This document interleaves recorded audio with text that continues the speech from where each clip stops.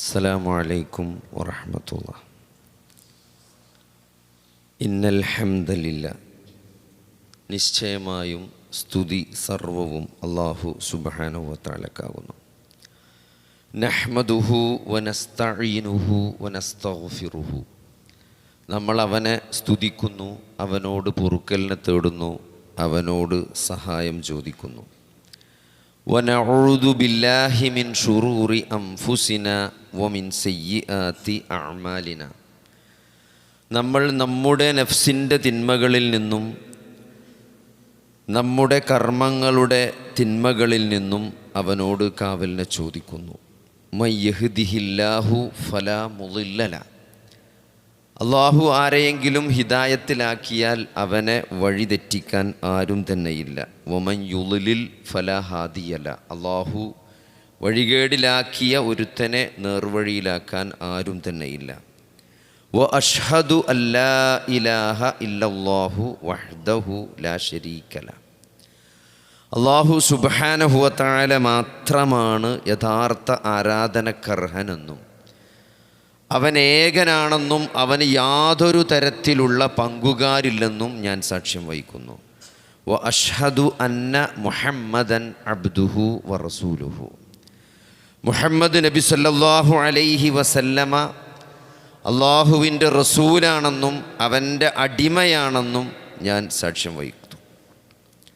അഊദു ബില്ലാഹി മിനശ് ശൈത്വാനിർ റജീം. യാ അയ്യുഹല്ലദീന ആമനു, അല്ലയോ സത്യവിശ്വാസികളെ, ഇത്തഖുല്ലാഹ ഹഖ്ക തുഖാതി, നിങ്ങൾ അള്ളാഹുവിനെ സൂക്ഷിക്കേണ്ട മുറപ്രകാരം സൂക്ഷിക്കണം. വലാ തമൂതുന്ന ഇല്ലാ വ അൻതും മുസ്ലിമൂൻ, നിങ്ങളൊരിക്കലും മുസ്ലിങ്ങളായിക്കൊണ്ടല്ലാതെ മരിക്കാൻ ഇടവരരുത്. യാ അയ്യുഹന്നാസ്, അല്ലയോ ജനങ്ങളെ, ഇത്തഖൂ റബ്ബക്കും, നിങ്ങൾ നിങ്ങളുടെ റബ്ബിനെ സൂക്ഷിക്കണം. അല്ലദീ ഖലഖകും മിൻ നഫ്സിൻ വാഹിദ, അവനൊരൊറ്റ ആത്മാവിൽ നിന്ന് നിങ്ങളെ സൃഷ്ടിച്ചിരിക്കുന്നു. വഖലഖ മിൻഹാ സൗജഹാ, അതിൽ നിന്ന് തന്നെ അതിൻ്റെ ഇണയെയും അവൻ സൃഷ്ടിച്ചു. വബസ്സ മിൻഹുമാ റിജാലൻ കസീറൻ വനിസാഅ, അവർ ഇരുവരിൽ നിന്നുമായി ധാരാളം ആണുങ്ങളെയും പെണ്ണുങ്ങളെയും അവൻ വ്യാപിപ്പിക്കുകയും ചെയ്തു. വത്തഖുല്ലാഹല്ലദീ തസാഅലൂന ബിഹി, ഏതൊരല്ലാഹുവിൻ്റെ പേരിലാണോ നിങ്ങൾ പരസ്പരം സഹായം ചോദിച്ചു കൊണ്ടിരിക്കുന്നത്, ആ ഒരു അല്ലാഹുവിനെ നിങ്ങൾ സൂക്ഷിക്കണം. വല്ലർഹാം, കുടുംബ ബന്ധങ്ങളെ നിങ്ങൾ സൂക്ഷിക്കണം. ഇന്നല്ലാഹ കാന അലൈക്കും റഖീബ, നിശ്ചയമായും അല്ലാഹു സുബ്ഹാനഹു വ തആല നിങ്ങളെ സദാ നിരീക്ഷിച്ചു കൊണ്ടിരിക്കുന്നവനാകുന്നു. യാ അയ്യുഹല്ലദീന ആമനു, അല്ലയോ സത്യവിശ്വാസികളെ, ഇത്തഖുല്ലാഹ്, നിങ്ങൾ അല്ലാഹുവിനെ സൂക്ഷിക്കണം. വഖൂലൂ ഖൗലൻ സദീദ, ഏറ്റവും ശരിയായ വാക്ക് നിങ്ങൾ പറയണം. യുസ്ലിഹ് ലക്കും അഅ്മാലക്കും, എങ്കിൽ നിങ്ങളുടെ കർമ്മങ്ങളെ അവൻ നിങ്ങൾക്ക് നന്നാക്കി തരും. വയഗ്ഫിർ ലക്കും ദുനൂബക്കും, നിങ്ങളുടെ പാപങ്ങളെ അവൻ നിങ്ങൾക്ക് പുറത്തു തരും. വമൻ യുതിഇല്ലാഹ വറസൂല, ആരെങ്കിലും അല്ലാഹുവിനെയും അവൻ്റെ റസൂലിനെയും അനുസരിച്ചാൽ ഫഖദ് ഫാസ ഫൗസൻ അളീമ, ഏറ്റവും മഹത്തായ വിജയമാണ് അവൻ നേടിയിരിക്കുന്നത്. അമ്മാ ബഅദ് ഫഇന്ന ഖൈറൽ ഹദീസ് കിതാബുല്ലാഹ്, സംസാരങ്ങളിൽ വെച്ച് ഏറ്റവും നല്ല സംസാരം അള്ളാഹുവിൻ്റെ സംസാരമായ വിശുദ്ധ ഖുർആനാണ്. വഖൈറൽ ഹദിയ്യു മുഹമ്മദിൻ സ്വല്ലല്ലാഹു അലൈഹി വസല്ലം, മാർഗദർശനങ്ങളിൽ വെച്ച് ഏറ്റവും നല്ല മാർഗദർശനം മുഹമ്മദ് നബി സല്ലല്ലാഹു അലൈഹി വസല്ലമ കൊണ്ടുവന്ന ആദർശമാണ്, മാർഗദർശനമാണ്. വശർറൽ ഉമൂരി മുഹ്ദസാത്തുഹാ, കാര്യങ്ങളിൽ വെച്ച് ഏറ്റവും ഷർറായിട്ടുള്ളത് ആ പ്രവാചകനും സഹാബത്തിനും ശേഷം മതത്തിൽ പുതുതായി ഉണ്ടാക്കപ്പെട്ട കാര്യങ്ങളാണ്. വകുല്ല മുഹ്ദസത്തിൻ ബിദ്അ, അങ്ങനത്തെ എല്ലാ പുത്തനാചാരങ്ങളും പുതുനിർമ്മിതികളും അത് ബിദ്അത്താണ്, അനാചാരമാണ്. വകുല്ല ബിദ്അത്തിൻ ളലാല, എല്ലാ അനാചാരങ്ങളും ബിദ്അത്തുകളും അത് വഴികേടാണ്. വകുല്ല ളലാലത്തിൻ ഫിന്നാർ, എല്ലാ വഴികേടുകളും അത് നരകത്തിലേക്കാണ്. സ്നേഹം നിറഞ്ഞ സത്യവിശ്വാസികളെ, സത്യവിശ്വാസിനികളെ,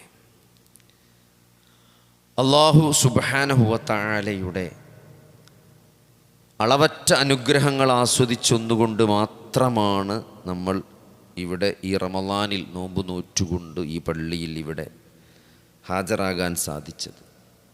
അൽഹംദുലില്ലാഹ്. അല്ലാഹു ഈ വിശുദ്ധ റമളാൻ അതിൻ്റെ ആത്മാവ് ഉൾക്കൊണ്ടുകൊണ്ട് ആ റമളാനിൽ അല്ലാഹുവോട് ഏറ്റവും കൂടുതൽ അടുത്ത് പാപമോചനം നേടി സ്വർഗം ഉറപ്പിക്കുന്ന ആളുകളിൽ അല്ലാഹു നമ്മളെ ഉൾപ്പെടുത്തുമാറാകട്ടെ. ഇനിയും ഒട്ടനവധി റമളാനുകൾക്ക് സാക്ഷിയാകാൻ അല്ലാഹു നമുക്കെല്ലാവർക്കും തൗഫീക്ക് നൽകുമാറാകട്ടെ. ഞാനിവിടെ തുടക്കത്തിൽ ഓതി വെച്ചത് ഖുതുബത്തുൽ ഹാജ എന്നറിയപ്പെടുന്ന അല്ലാഹുവിൻ്റെ റസൂൽ സല്ലല്ലാഹു അലൈഹി വസല്ലമ എല്ലാ പ്രസംഗങ്ങളിലും വെള്ളിയാഴ്ച ഖുതുബകളിലും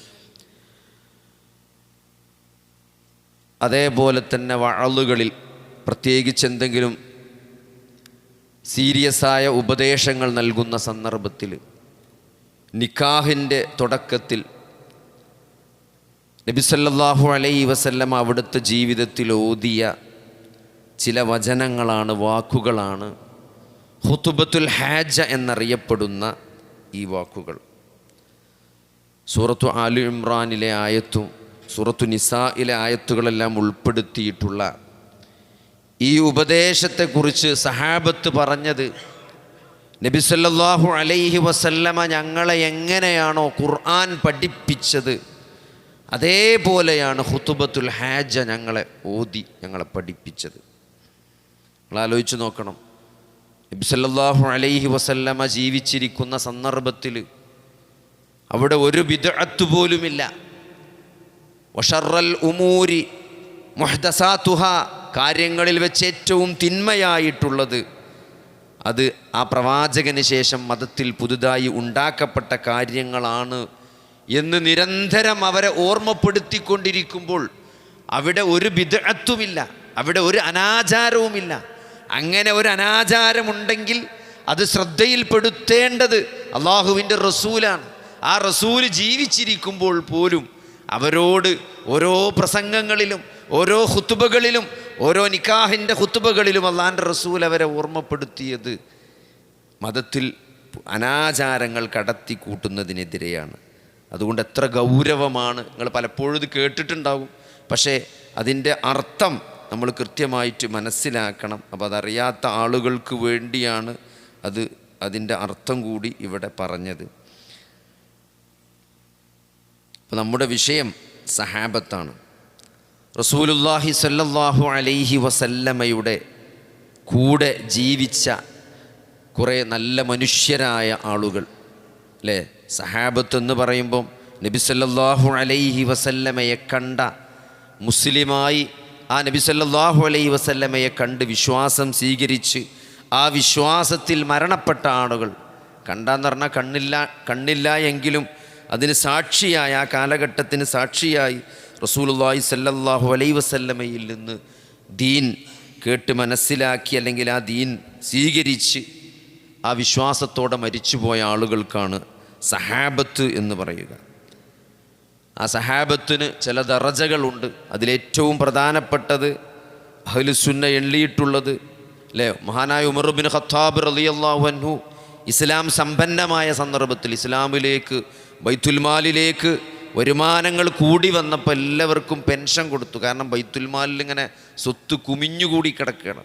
അപ്പോൾ എല്ലാവർക്കും പെൻഷൻ കൊടുത്തു, എല്ലാവർക്കും പൈസ കൊടുത്തു. അപ്പോൾ ആ പൈസ കൊടുത്തപ്പം അതിൽ ദറജ കണക്കാക്കിയതിൻ്റെ ഒരു മാനദണ്ഡമുണ്ട്. അതിലാദ്യം മുഹാജിറുകൾക്കാണ് ഏറ്റവും ശ്രേഷ്ഠത കൽപ്പിച്ചത്. മുഹാജിറുകളെന്ന് പറഞ്ഞാൽ നമുക്കറിയാം, മക്കയിൽ നിന്നെല്ലാം ഉപേക്ഷിച്ച് മദീനയിലേക്ക് വന്ന ഒരു കൂട്ടം ആളുകൾ. നബി സല്ലല്ലാഹു അലൈഹി വസല്ലമയുടെ തുടക്കകാലത്ത് ഇസ്ലാം സ്വീകരിച്ച ആളുകൾ അല്ലേ. അഷറൽ മുബശ്ശിരീൻ, സ്വർഗത്തെപ്പറ്റി സന്തോഷവാർത്ത അറിയിച്ച, സ്വർഗമുണ്ട് എന്ന് അള്ളാഹുവിൻ്റെ റസൂല് മുഖത്തു നോക്കി പറഞ്ഞ 10 ആളുകളുണ്ട് അല്ലേ. അവരാ മുഹാജിറുകളിൽ പെട്ട 10 ആളുകൾ, അഷറൽ മുബശ്ശിരീൻ എന്ന് നമ്മൾ പറയാറുണ്ട് സഹോദരങ്ങളെ. അവർ ഒന്നാമത് അബൂബക്കർ സിദ്ദീഖ് റളിയല്ലാഹു അൻഹു ഇസ്ലാം സ്വീകരിച്ച, ആദ്യമായി ഖദീജ ബീവിക്ക് ശേഷം ആണുങ്ങളിൽ നിന്ന് ആദ്യമായി ഇസ്ലാം സ്വീകരിച്ച അബൂബക്കർ സിദ്ദീഖ് റളിയല്ലാഹു നബി സല്ലല്ലാഹു അലൈഹി വസല്ലമയുടെ കൂട്ടുകാരനായിരുന്നു, നമുക്കറിയാം. ആ അബൂബക്കർ സിദ്ദീഖാണ് ആദ്യമായി ഇസ്ലാം സ്വീകരിച്ചത്. അങ്ങനെ ഉമർ ബിൻ ഖത്താബ് റളിയല്ലാഹു അൻഹു, ഉസ്മാൻ ബിൻ അഫ്ഫാൻ റളിയല്ലാഹു അൻഹു, അലി ഇബ്നു അബീ ത്വാലിബ് കുട്ടിയായിരിക്കുന്ന സന്ദർഭത്തിൽ അങ്ങനെ തുടങ്ങിയിട്ട് 10 ആളുകളുണ്ട്. ഈ 10 ആളുകളാണ് ഏറ്റവും ശ്രേഷ്ഠന്മാരായി ഗണിക്കപ്പെടുന്ന 10 ആളുകൾ. അങ്ങനെ മുഹാജിറുകൾ, അതിനുശേഷം അൻസാറുകളിൽ അല്ലേ, അതിൽ തന്നെ ബദറിൽ പങ്കെടുത്ത ആളുകളാണ് കൂടുതൽ ശ്രേഷ്ഠന്മാരെന്ന് കാണാം അല്ലേ. ബദറിൽ പങ്കെടുത്ത ഒരാൾ മദീന കാലഘട്ടത്തിൽ നബി സല്ലല്ലാഹു അലൈഹി വസല്ലമ മക്കയിലേക്ക് വരുന്നുണ്ടെന്ന് പറയുമ്പം, മക്ക നമുക്കറിയാം, മക്ക ഫത്ഹിൻ്റെ സമയം, മക്ക പിടിച്ചടക്കാൻ വേണ്ടിയിട്ട് മക്കയിലേക്ക് രഹസ്യമായി നബി സല്ലല്ലാഹു അലൈഹി വസല്ലമ പോകാനിരിക്കുകയാണ്. അപ്പോൾ അതിൻ്റെ ഇൻഫർമേഷൻ അവിടെ നേരത്തെ മദീനയിലെ ഒരു സഹാബി ചോർത്തി കൊടുക്കുന്നുണ്ട്. മദീനയിലെ ഒരാൾ നേരത്തെ അവിടെ വിവരം ചോർത്തി കൊടുക്കുന്നുണ്ട്. അപ്പോൾ അദ്ദേഹത്തെ പിടികൂടിയിട്ട് വധിച്ചു കളയട്ടെ എന്ന് ഉമർ ബിൻ ഖത്താബ് ചോദിക്കുന്ന സന്ദർഭത്തിൽ നബി സല്ലല്ലാഹു അലൈഹി വസല്ലമ പറയുന്നൊരു വാക്കുണ്ട്, അദ്ദേഹം ബദറിൽ പങ്കെടുത്ത ഒരാളാണ്. ബദറിൽ പങ്കെടുത്ത ആളുകൾക്ക് അള്ളാഹു അവരുടെ പാപങ്ങൾ പുറത്തു കൊടുത്തിട്ടുണ്ട് എന്ന് പറഞ്ഞതാണ്. അതുകൊണ്ട് അങ്ങനത്തെ ഒരാളെ വധിക്കാൻ പാടില്ല ഉമറെ എന്ന് നബി സല്ലല്ലാഹു അലൈഹി വസല്ലമ. അപ്പോൾ നിങ്ങൾ ആലോചിക്കുക, അത്രയും ശ്രേഷ്ഠതയുള്ളവരാണ് ആദ്യത്തെ ആ ബദർ എന്ന യുദ്ധത്തിൽ പങ്കെടുത്തവർ, പിന്നെ ഉഹുദിൽ പങ്കെടുത്തവർ അല്ലേ. അൻസ്വാരികൾ, മുഹാജിറുകൾക്ക് ശേഷം അൻസാറുകളെയാണ് ഈ ദീനിൽ ഏറ്റവും പ്രധാനപ്പെട്ട ആളുകളായി സഹാബികളുടെ കൂട്ടത്തിൽ അതിൻ്റെ ദറജയിൽ രണ്ടാമതായി നിൽക്കുന്ന ആളുകൾ. അപ്പോൾ ഇവിടെയൊക്കെ നമ്മൾ മനസ്സിലാക്കേണ്ടത് ഇവരാരാണ് സഹോദരങ്ങളെ അല്ലേ. അല്ലാഹു സുബ്ഹാനഹു വ തആല ഇന്നല്ലാഹ നളറ ഫീ ഖുലൂബിൽ ഇബാദ്, ഇന്നല്ലാഹ നളറ ഫീ ഖുലൂബിൽ ഇബാദ്. ഹദീസിൽ കാണാം, അള്ളാഹു മുകളിൽ നിന്ന് മുഴുവൻ ലോകത്ത് ജനിക്കാനിരിക്കുന്ന മുഴുവൻ മനുഷ്യരുടെയും ഹൃദയങ്ങളിലേക്ക് നോക്കി എന്നാണ് ഹദീസിൽ അങ്ങനെ കാണുന്നത്. ഹൃദയങ്ങളിലേക്ക് നോക്കി. ഫവജദ ഖൽബ മുഹമ്മദിൻ സ്വല്ലല്ലാഹു അലൈഹി വസല്ലം ഖൈറ ഖുലൂബിൽ ഇബാദ്. ഏറ്റവും ശ്രേഷ്ഠ ഹൃദയമായി അല്ലേ, ലോകത്ത് ജനിക്കാനിരിക്കുന്ന മുഴുവൻ മനുഷ്യരിൽ ഏറ്റവും നല്ല ഹൃദയമുള്ള വ്യക്തിയെയാണ് അള്ളാഹു റസൂലായി തെരഞ്ഞെടുത്ത്. ഫസ്തഫാഹു ലിനഫ്സിഹി എന്നാണ്. എന്നിട്ടോ അതിനുശേഷം സുമ്മ ലളറ ഫീ ഖുലൂബിൽ ഇബാദ് ബഅദ ഖൽബി മുഹമ്മദിൻ. നബി സല്ലല്ലാഹു അലൈഹി വസല്ലമക്ക് ശേഷം ഏറ്റവും നല്ല ഹൃദയമുള്ള ആളുകളെ അള്ളാഹു സെലക്ട് ചെയ്തു എന്നാണ്. ഫജഅലഹും വുസറാഅൻ നബിയ്യി യുഖാതിലൂന അലാ ദീനിഹി ഫമാ റഅൽ മുസ്ലിമൂന ഹസന ഫഹുവ ഇൻദല്ലാഹി ഹസന വമാ റഅ സയ്യിഅൻ ഫഹുവ ഇൻദല്ലാഹി സയ്യിഅൻ എന്നാണ്. അതായത് ബാക്കിയുള്ള ആളുകളിൽ ഏറ്റവും നല്ല ആളുകളെയാണ് ആ പ്രവാചകൻ്റെ കൂടെ സഹാബത്തായിട്ട് അള്ളാഹു തിരഞ്ഞെടുത്തത്. അതുകൊണ്ട് തന്നെ ആ ഒരു ഫളിൽ അവർക്കുണ്ടാകും. അവരുടെ സ്വഭാവത്തിൽ, അവരുടെ പെരുമാറ്റത്തിൽ, അവരുടെ ജീവിതത്തിൽ ഉണ്ടാവും. അവരെക്കുറിച്ച് അള്ളാഹു പറഞ്ഞത് ഖൈറന്നാസി ഖർനി അല്ലേ. നബി സ്വല്ലല്ലാഹു അലൈഹി വസല്ലം പറയുന്നത് ഖൈറുന്നാസി ഖർനി സുമ്മല്ലദീന യലൂനഹും സുമ്മല്ലദീന യലൂനഹും സുമ്മല്ലദീന യലൂനഹും. 3-4 പ്രാവശ്യം അത് റിപ്പീറ്റ് ചെയ്തു എന്നാണ്. ഖൈറുന്നാസി ഖർനി, ഏറ്റവും നല്ല ജനങ്ങൾ, മനുഷ്യരിൽ ഏറ്റവും നല്ല മനുഷ്യർ അത് എൻ്റെ നൂറ്റാണ്ടാണ്, എൻ്റെ നബിയുടെ കാലഘട്ടത്തിൽ നബിയുടെ കൂടെ ജീവിച്ച ആളുകളാണ്. അതിനുശേഷം അവർക്ക് ശേഷം വന്നവരാണ്. അപ്പോൾ ഇങ്ങനെയൊക്കെ കേൾക്കുമ്പോൾ ചിലപ്പോൾ നമുക്ക് ചെറിയ സംശയം തോന്നും. അത്രക്കൊക്കെ പറയാൻ മാത്രം ഉണ്ടോ സഹോദരങ്ങളെ? സഹാബത്തിനെ കുറിച്ച് അങ്ങനെ ഒരു സംശയം ഉണ്ടെങ്കിൽ നിങ്ങൾ നബി സല്ലല്ലാഹു അലൈഹി വസല്ലമയെയും സഹാബത്തിനെയും നിങ്ങൾ അറിഞ്ഞിട്ടില്ല. കുന്തും ഖൈറ ഉമ്മ ഉഖ്രിജതു ലിന്നാസ് തഅ്മുറൂന ബിൽ മഅറൂഫ് വതൻഹൗന അനിൽ മുൻകർ വതുഅ്മിനൂന ബില്ലാഹി വലൗ ആമന അഹ്ലുൽ കിതാബ് ലകാന ഖൈറൻ ലഹും എന്ന് പറഞ്ഞിട്ട് സൂറത്തു ആൽ ഇംറാനിലെ 110-ാമത്തെ ആയത്തുണ്ട്. അത് ആർക്കാണ് ഇറങ്ങിയത്? ആരോടാണത് പ്രൈമറി ആയിട്ട് അത് ആരോടാണ് അഭിസംബോധന ചെയ്യണത്? അത് അവരോടാണ്. കുന്തും ഖൈറ ഉമ്മ, നിങ്ങളാണ് ഏറ്റവും നല്ല മനുഷ്യർ. കാരണം ഉഖ്രിജത്ത് ലിന്നാസ്, ജനങ്ങൾക്ക് വേണ്ടി പുറപ്പെടുവിക്കപ്പെട്ട ഏറ്റവും നല്ല ഉമ്മത്ത്, ഏറ്റവും നല്ല സമൂഹം അത് നിങ്ങളാണ് എന്ന് അവരെ നോക്കിയിട്ടാണ്, അവരെ അഭിസംബോധന ചെയ്തുകൊണ്ടാണ് ഈ പ്രപഞ്ച സൃഷ്ടാവായ അല്ലാഹു സുബ്ഹാനഹു വ തആല പ്രഖ്യാപിച്ചത്. അതുകൊണ്ട് അതിലൊരു സംശയവും വേണ്ട. അതിൽ യാതൊരു സംശയമുണ്ട്. അബ്ദുല്ലാഹി ഇബ്നു മസ്ഊദ് റളിയല്ലാഹു അൻഹു പറയുന്നൊരു വാക്കുണ്ട്. ആരാണ് അള്ളാഹുവിൻ്റെ റസൂലിൻ്റെ സഹാബത്ത് എന്നറിയോ?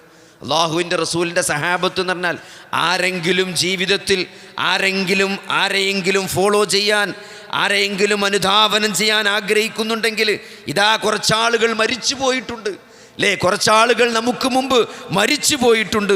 അവരെയാണ് നിങ്ങൾ തിരഞ്ഞെടുക്കേണ്ടത്. അതാരാണെന്നറിയ? അസ്ഹാബ് മുഹമ്മദിൻ സ്വല്ലല്ലാഹു അലൈഹി വസല്ലം അഫ്ളലു ഹാദിഹിൽ ഉമ്മ അബ്രഹാ ഖുലൂബൻ വഅഹ്മഖഹാ ഇൽമൻ വഅഖല്ലുഹാ തകല്ലുഫൻ ഇഖ്താറഹുമുല്ലാഹു ലിസ്വഹ്ബത്തി നബിയിഹി സ്വല്ലല്ലാഹു അലൈഹി വസല്ലം. ഏറ്റവും നല്ല ഹൃദയമുള്ള, ഏറ്റവും തഖ്വയുള്ള, ഏറ്റവും അഗാധമായ അറിവുള്ള, ഏറ്റവും നല്ല സ്വഭാവമുള്ള, ഏറ്റവും നല്ല മനുഷ്യർ, അവരെയാണ് അള്ളാഹുവിൻ്റെ റസൂലിൻ്റെ കൂടെ സഹവസിക്കാൻ അള്ളാഹു തിരഞ്ഞെടുത്തതെന്നാണ്. അതുകൊണ്ട് അവരെ ആരെങ്കിലും നിങ്ങളും ഫോളോ ചെയ്യാൻ, നേതാവായി തിരഞ്ഞെടുക്കാൻ, ജീവിതത്തിൽ അനുധാവനം ചെയ്യാൻ നിങ്ങൾ ആഗ്രഹിക്കുന്നുണ്ടെങ്കിൽ അത് അവരെയാണ് നിങ്ങൾ തിരഞ്ഞെടുക്കേണ്ടത് എന്നാണ്. സഹോദരങ്ങളെ, അള്ളാഹുവിൻ്റെ റസൂലിൻ്റെ സഹാബത്തിനെ കുറിച്ച് അള്ളാഹു തൃപ്തിപ്പെട്ടവർ അല്ലേ, റളിയല്ലാഹു അൻഹും, അള്ളാഹു അവരെക്കുറിച്ച് തൃപ്തിപ്പെട്ടു എന്ന് പറയാൻ മാത്രം അവരുടെ ജീവിതം അത്രയും റിച്ചാണ് അല്ലേ.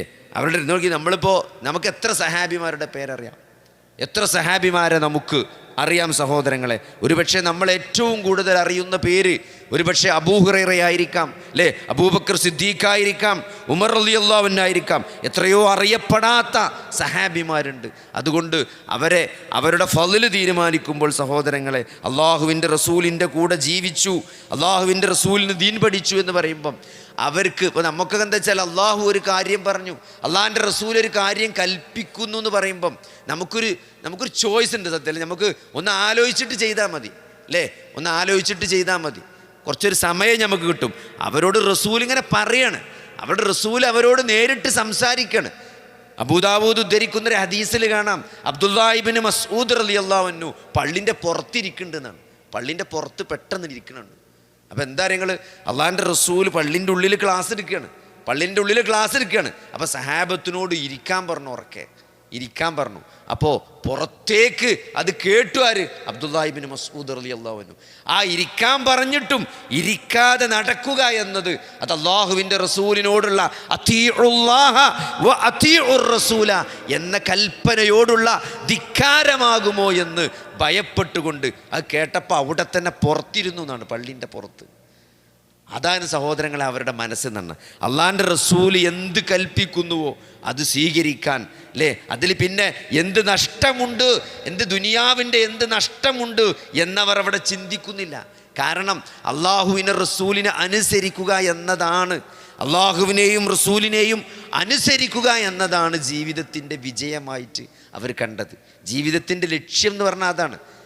നമ്മളെന്താ പറയുക, നമ്മൾ ആരൊക്കെയോ നമ്മളെ ജീവിതത്തിൻ്റെ ലക്ഷ്യമെന്നത് നമ്മൾ കൃത്യമായി മനസ്സിലാക്കാത്തത് കൊണ്ട് അത് നമ്മൾ വേറെന്തൊക്കെയായി തെറ്റിദ്ധരിച്ചിരിക്കുകയാണ് അല്ലേ. കഴിഞ്ഞ ദിവസം ഒരു വലിയ ഡോക്ടർ, വിശഗ്വരൻ, 77 വയസ്സായ, ലക്ഷക്കണക്കിന് രൂപ ഒരു ദിവസം തന്നെ വരുമാനമുള്ള, കോടിക്കണക്കിന് രൂപയുടെ ആസ്തിയുള്ള ഒരു വലിയ വിശഗ്വരൻ കഴിഞ്ഞ ദിവസം 77-ാമത്തെ വയസ്സിൽ ആത്മഹത്യ ചെയ്തു. ജീവിതത്തിൻ്റെ സായം സന്ധ്യയിൽ അല്ലേ. നമ്മളിങ്ങനെ ആലോചിച്ചാൽ ദുനിയാവിലെല്ലാം നേടി, ഇതിനേക്കാൾ കൂടുതൽ എന്താ നേടാനുള്ളത്? 3800 കിഡ്നി മാറ്റി വെച്ച ആളാണ്. പ്രശസ്തിക്ക് കുറവില്ല, പണത്തിന് കുറവില്ല. സ്വന്തം ഫാം ഹൗസിൽ വെച്ച് ആത്മഹത്യ ചെയ്തു. അതും തൂങ്ങി മരിച്ചു എന്നറിയില്ല നമ്മൾ അല്ലേ. എന്തൊക്കെ ഇഞ്ചക്ഷൻ വെച്ചൊക്കെ മരിച്ച സുഖമായിട്ട്, അറിയാത്ത മരണമൊക്കെ ഉണ്ട്. ഏറ്റവും പ്രയാസമേറിയ മരണമാണ് തൂങ്ങി മരിച്ചാണ്, ശ്വാസം കിട്ടാതെ. അപ്പം തന്നെ നമ്മൾ ആലോചിക്കും മാണ്ടില്ലേന്ന്. പക്ഷെ പിന്നെ ചോയ്സ് ഇല്ലല്ലോ. ഒരാൾ എന്തുകൊണ്ട് സഹോദരങ്ങളെ ജീവിതത്തിൻ്റെ ലക്ഷ്യം എന്താണെന്ന് മനസ്സിലാക്കുന്നിടത്ത് നമ്മൾ പരാജയപ്പെട്ടു.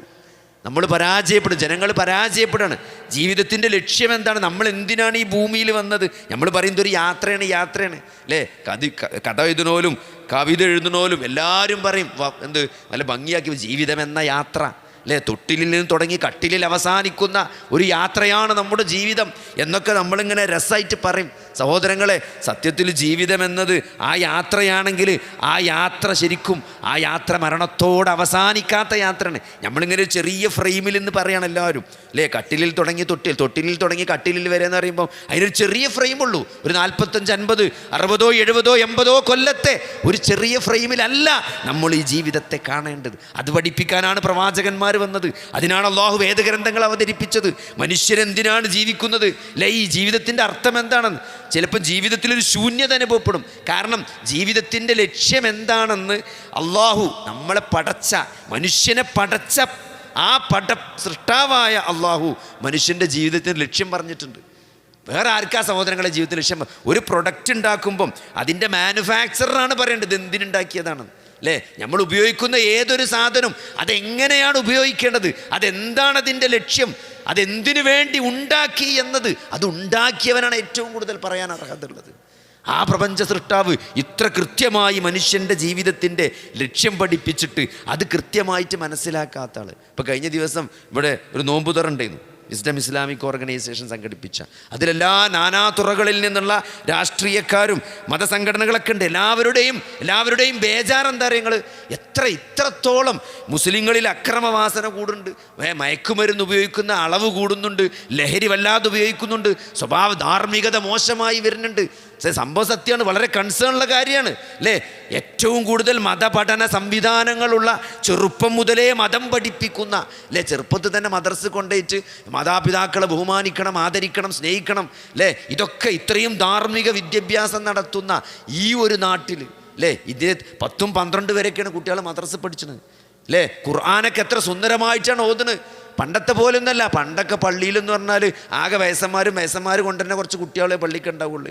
ഇപ്പം അങ്ങനെയല്ല, മുട്ടിന് പള്ളിയാണ്, എല്ലാ പള്ളിയും AC ആണ്. എന്താണ് തിരക്ക്, ദീനിൻ്റെ എല്ലാ സ്ഥലത്തും നല്ല തിരക്കാണ്. പക്ഷേ സഹോദരങ്ങളെ, എന്തുകൊണ്ടിങ്ങനെ സംഭവിക്കുന്നു? നമ്മൾ സീരിയസ് ആയിട്ട് ആലോചിക്കണം, എന്തുകൊണ്ട് അങ്ങനെയൊക്കെ സംഭവിക്കണത് അല്ലേ. ഖുർആൻ ഹിഫ്ള് കുറഞ്ഞുള്ളതുണ്ടോ? കഴിഞ്ഞ ദിവസം ഒരാൾ ഒരു സ്കൂളിലെ മാഷ് സംസാരിച്ച് പറയാണ്, ഹിഫ്ള് കഴിഞ്ഞുകൊണ്ട് ഇപ്പോൾ കുട്ടികൾ സ്കൂൾക്ക് വരും, 2-3 കൊല്ലം സ്കിപ്പ് ചെയ്ത് ഹിഫ്ളിന് പോയിട്ട് പിന്നെ നേരെ സ്കൂൾക്ക് കൊണ്ടുവരും. അപ്പോൾ ചിലപ്പോൾ നമുക്കൊരു അഡ്ജസ്റ്റ്മെൻറ്റിൽ 1-2 കൊല്ലം കൂട്ടി ചേർത്ത് കൊടുക്കേണ്ടി വരും, കാരണം വല്ലാണ്ടൊരു വ്യത്യാസം വരാതെക്കാൻ വേണ്ടി. അപ്പോൾ ഹിഫ്ളൊക്കെ ഖുർആനൊക്കെ പഠിച്ചതല്ലേ വിചാരിച്ച് നമ്മളൊരു സൗകര്യം അവർക്ക് ചെയ്തു കൊടുക്കും. പക്ഷേ എന്താ പറയുക, ഇന്ന് സ്കൂളിൽ ഏറ്റവും കച്ചറ കുട്ടികൾ ഹിഫ്ള് കഴിഞ്ഞ് വരുന്നവരാണ്. ഞാനിതിനെ ഹിഫ്ളിനെ മോശമായിട്ട് പറയില്ല, ഞങ്ങൾ ഒരിക്കലും ഇത് ക്ലിപ്പിട്ട് കാണാൻ അങ്ങനെ ഞാൻ പറഞ്ഞെന്തരോ, നമുക്ക് ചില കൺസേണുകളുണ്ട് അല്ലേ. പാകിസ്ഥാനിലൊക്കെ എല്ലാവരും എല്ലാ കുടുംബത്തിലും എന്ത് ചെയ്യും, 1-2 മക്കളെ ഹിഫ്ളാക്കും, ബാപ്പാക്കും മാക്കും സ്വർഗത്ത് പോകാൻ വേണ്ടിയിട്ട് മക്കളെ ഹിഫ്ളാക്കുന്ന ആൾക്കാരുണ്ട്. പാകിസ്ഥാനിലാണ് വളരെ വ്യാപകമായിട്ടുള്ളത്.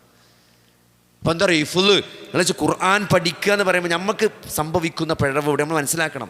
നമ്മൾ മദ്രസാ സംവിധാനങ്ങളുണ്ട്, ദീൻ പഠിപ്പിക്കുന്നുണ്ട്, എന്നിട്ടും എന്തുകൊണ്ട് ഇങ്ങനെ സംഭവിക്കുന്നു എന്ന് ചോദിക്കുമ്പം നമ്മളെ ഇൽമ് എന്നുള്ളത് ശരിക്കും ഈ ഇൽമ് എന്ന് പറയുന്ന സാധനമുണ്ട് അല്ലേ.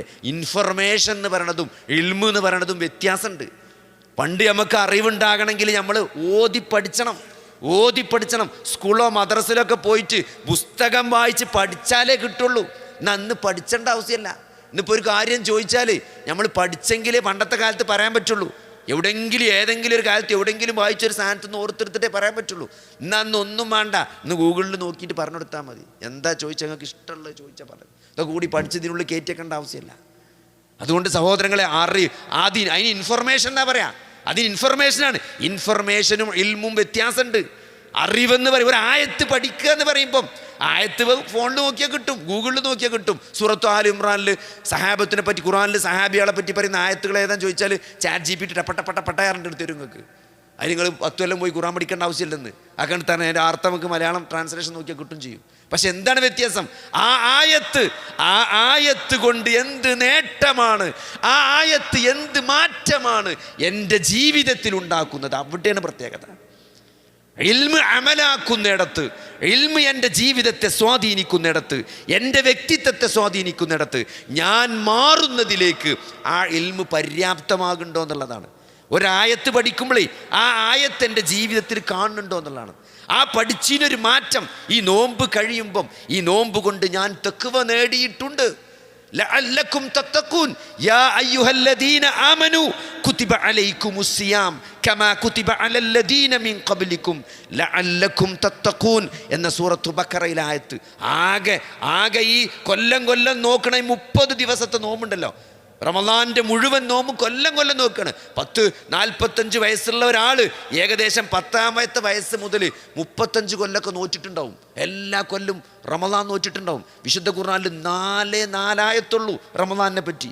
4 ആയത്ത് സൂറത്തു ബഖറയിൽ 3 ആയത്ത് ആദ്യം, പിന്നൊരു പ്രാർത്ഥനയുമായി ബന്ധപ്പെട്ട് വൈദാ സഅലക ഇബാദി എന്ന ആയത്ത്, അത് കഴിഞ്ഞിട്ട് ഉഹില്ല ലക്കും ലൈലത്തുസ് സിയാമി എന്ന നോമ്പിൻ്റെ ഹുക്കുമുമായി ബന്ധപ്പെട്ടൊരായത്തും.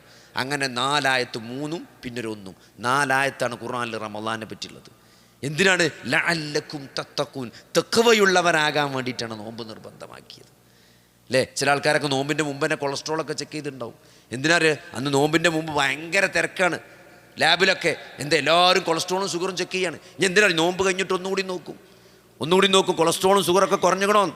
അതിനു വേണ്ടി അല്ല സഹോദരങ്ങളെ നോമ്പ് നിർബന്ധമാക്കിയത്. ലഅല്ലക്കും തത്തഖൂൻ, നിങ്ങൾ എത്രത്തോളം തെറ്റുകളിൽ നിന്ന് മാറി നിന്നു എന്നുള്ളതാണ്. അള്ളാഹുവിനെ എത്രത്തോളം സൂക്ഷിച്ചു എന്നുള്ളതാണ്. ഇബാദത്തുകളിൽ എത്ര താല്പര്യം കാണിച്ചു എന്നുള്ളതാണ്. ഖുർആൻ എത്ര ഓതി, ആ ഖുർആൻ എത്ര പഠിച്ചു, ആ ഖുർആൻ എത്ര അമലായി വന്നു, ആ ഖുർആനിനോടുള്ള നിങ്ങളുടെ സമീപനം എന്ത്. അത് റമളാനിന് ശേഷം നിങ്ങളുടെ പേഴ്സണാലിറ്റിയിൽ ഒരു മാറ്റമുണ്ടായോ? ഈ നോമ്പ് കൊണ്ട് നിങ്ങളുടെ വ്യക്തിത്വത്തിൽ ഒരു മാറ്റമുണ്ടായോ? സ്വകാര്യമായി കൊണ്ട് നടക്കുന്ന ചില തെറ്റുകളുണ്ട് അല്ലേ? രഹസ്യമായി അശ്ലീലങ്ങൾ കാണുന്ന ആളുകളുണ്ട്. അത്ഭുതപ്പെടുത്തും. പള്ളിയിലെ സൊഫിൽ നിസ്കരിക്കുന്ന ആളുകൾ, ആദ്യത്തെ 2ാമത്തെയൊക്കെ സൊഫിൽ പള്ളിയിൽ സ്ഥിരം കാണുന്ന ആളുകൾ രഹസ്യമായി അശ്ലീലങ്ങൾ കാണുന്നുണ്ട് എന്നറിയുമ്പം സഹോദരങ്ങളെ അത് പേടിയന്നല്ലേ, ബേജാറന്നല്ലേ? ഇതൊക്കെ കേട്ടിട്ടും അറിഞ്ഞിട്ടും തെറ്റുകളിൽ നിന്ന് മാറി നിൽക്കാൻ പറ്റുന്നില്ലെന്ന് അറിയുമ്പം അത് വളരെ ഗൗരവമുള്ള വിഷയമാണ്. സഹോദരങ്ങളെ, അതാണ് തഖ്വ. ഈ ആയത്ത് കൊണ്ട്, ഈ നമസ്കാരം കൊണ്ട്, നോമ്പ് കൊണ്ട്, ഇന്ന സ്വലാത്ത തൻഹാ അനിൽ ഫഹ്ശാഇ വൽ മുൻകർ, അല്ലേ? മ്ലേച്ഛവൃത്തികളിൽ നിന്ന്, നീചവൃത്തികളിൽ നിന്ന് നമസ്കാരം മനുഷ്യനെ തടയുമെന്ന് പറയുമ്പം അത് തടയുന്നുണ്ടോ സഹോദരങ്ങളെ? അത് തടയുന്നില്ലെങ്കിൽ നമസ്കാരത്തിനല്ല കുഴപ്പം, അല്ലേ? നമസ്കാരം എന്ന ആ പ്രക്രിയക്കല്ല കുഴപ്പം, ആ വ്യക്തിക്കാണ് കുഴപ്പം. അയാളുടെ നമസ്കാരം ശരിയായിട്ടില്ല. അയാൾ നമസ്കാരത്തെ മനസ്സിലാക്കേണ്ട പോലെ മനസ്സിലാക്കിയിട്ടില്ല. അതേപോലെ സഹോദരങ്ങളെ നോമ്പ്, അതാ പറഞ്ഞത്, ഈ ഒരു തഖ്വ, ആ തഖ്വയുണ്ടാകാനാണ് നോമ്പ്. അപ്പോൾ നോമ്പ് കഴിയുമ്പം എൻ്റെ തഖ്വയിൽ മാറ്റമുണ്ടായോ? എൻ്റെ നിസ്കാരമൊക്കെ ഒന്നുകൂടി നന്നായോ? ഒന്നുകൂടി സ്ട്രക്ചേർഡായോ? അല്ലേ? ഞാൻ ജമാഅത്തിന് സ്ട്രിക്റ്റ് അല്ലാത്ത ഒരാൾ നോമ്പ് കഴിയുന്നതോടെ സ്ട്രിക്റ്റ് ആകണം.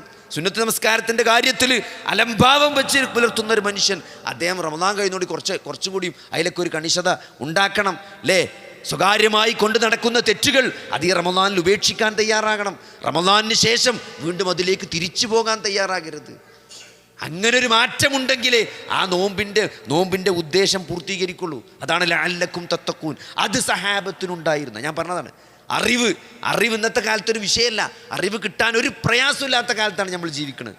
ഏറ്റവും നന്നായി 1 മാസം 2 മാസമൊക്കെ വഴിദൂരം സഞ്ചരിച്ചിട്ടാണ് സഹാബത്ത് ഒരു ഹദീസ്, അല്ലേ?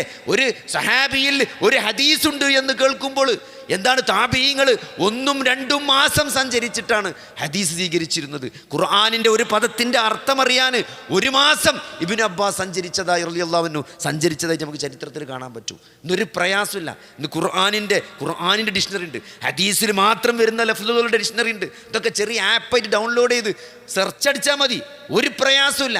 ഓരോ തഫ്സീറുകൾ എല്ലാം അവൈലബിൾ ആണ് ഇംഗ്ലീഷിലും. ഇനിയിപ്പോൾ പല അറബി ആപ്പുകളും അതിൻ്റെ മേലെ എന്ത് കാണിക്കുന്ന നിങ്ങൾ ഇംഗ്ലീഷ് അറബി ഓപ്ഷൻ കാണിക്കും. അതേ സാധനം ഒരു ബട്ടൺ നിൽക്കി അതിൻ്റെ ഇംഗ്ലീഷിന് വരും. അറബി അറിയില്ലെങ്കിലും സഹോദരങ്ങളെ, കാര്യങ്ങൾ മനസ്സിലാക്കാൻ മാത്രം ഇൻഫർമേഷൻ അതിൻ്റെ ഏറ്റവും വികസിച്ച് നിൽക്കുന്നൊരു കാലഘട്ടത്തിലാണ് നമ്മൾ ജീവിക്കുന്നത്. അതുകൊണ്ട് അറിവല്ല പ്രശ്നം, ഇൻഫർമേഷൻ അല്ല പ്രശ്നം. ആ അറിവിനെ പ്രയോഗവൽക്കരിക്കുക. അവിടെയാണ് സഹാബത്ത് നമ്മുടെ മുന്നിൽ മാതൃകയാകുന്നത്. അള്ളാൻ്റെ റസൂൽ എന്ത് പറഞ്ഞോ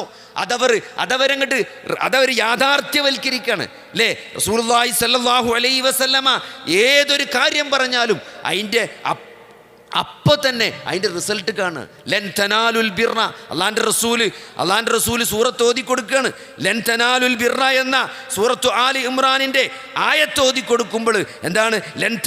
ലൻ തനാലുൽ ബിർറ ഹത്താ തുൻഫിഖൂ മിമ്മാ തുഹിബ്ബൂൻ വമാ തുൻഫിഖൂ മിൻ ഷൈഇൻ ഫഇന്നല്ലാഹ ബിഹി അലീം.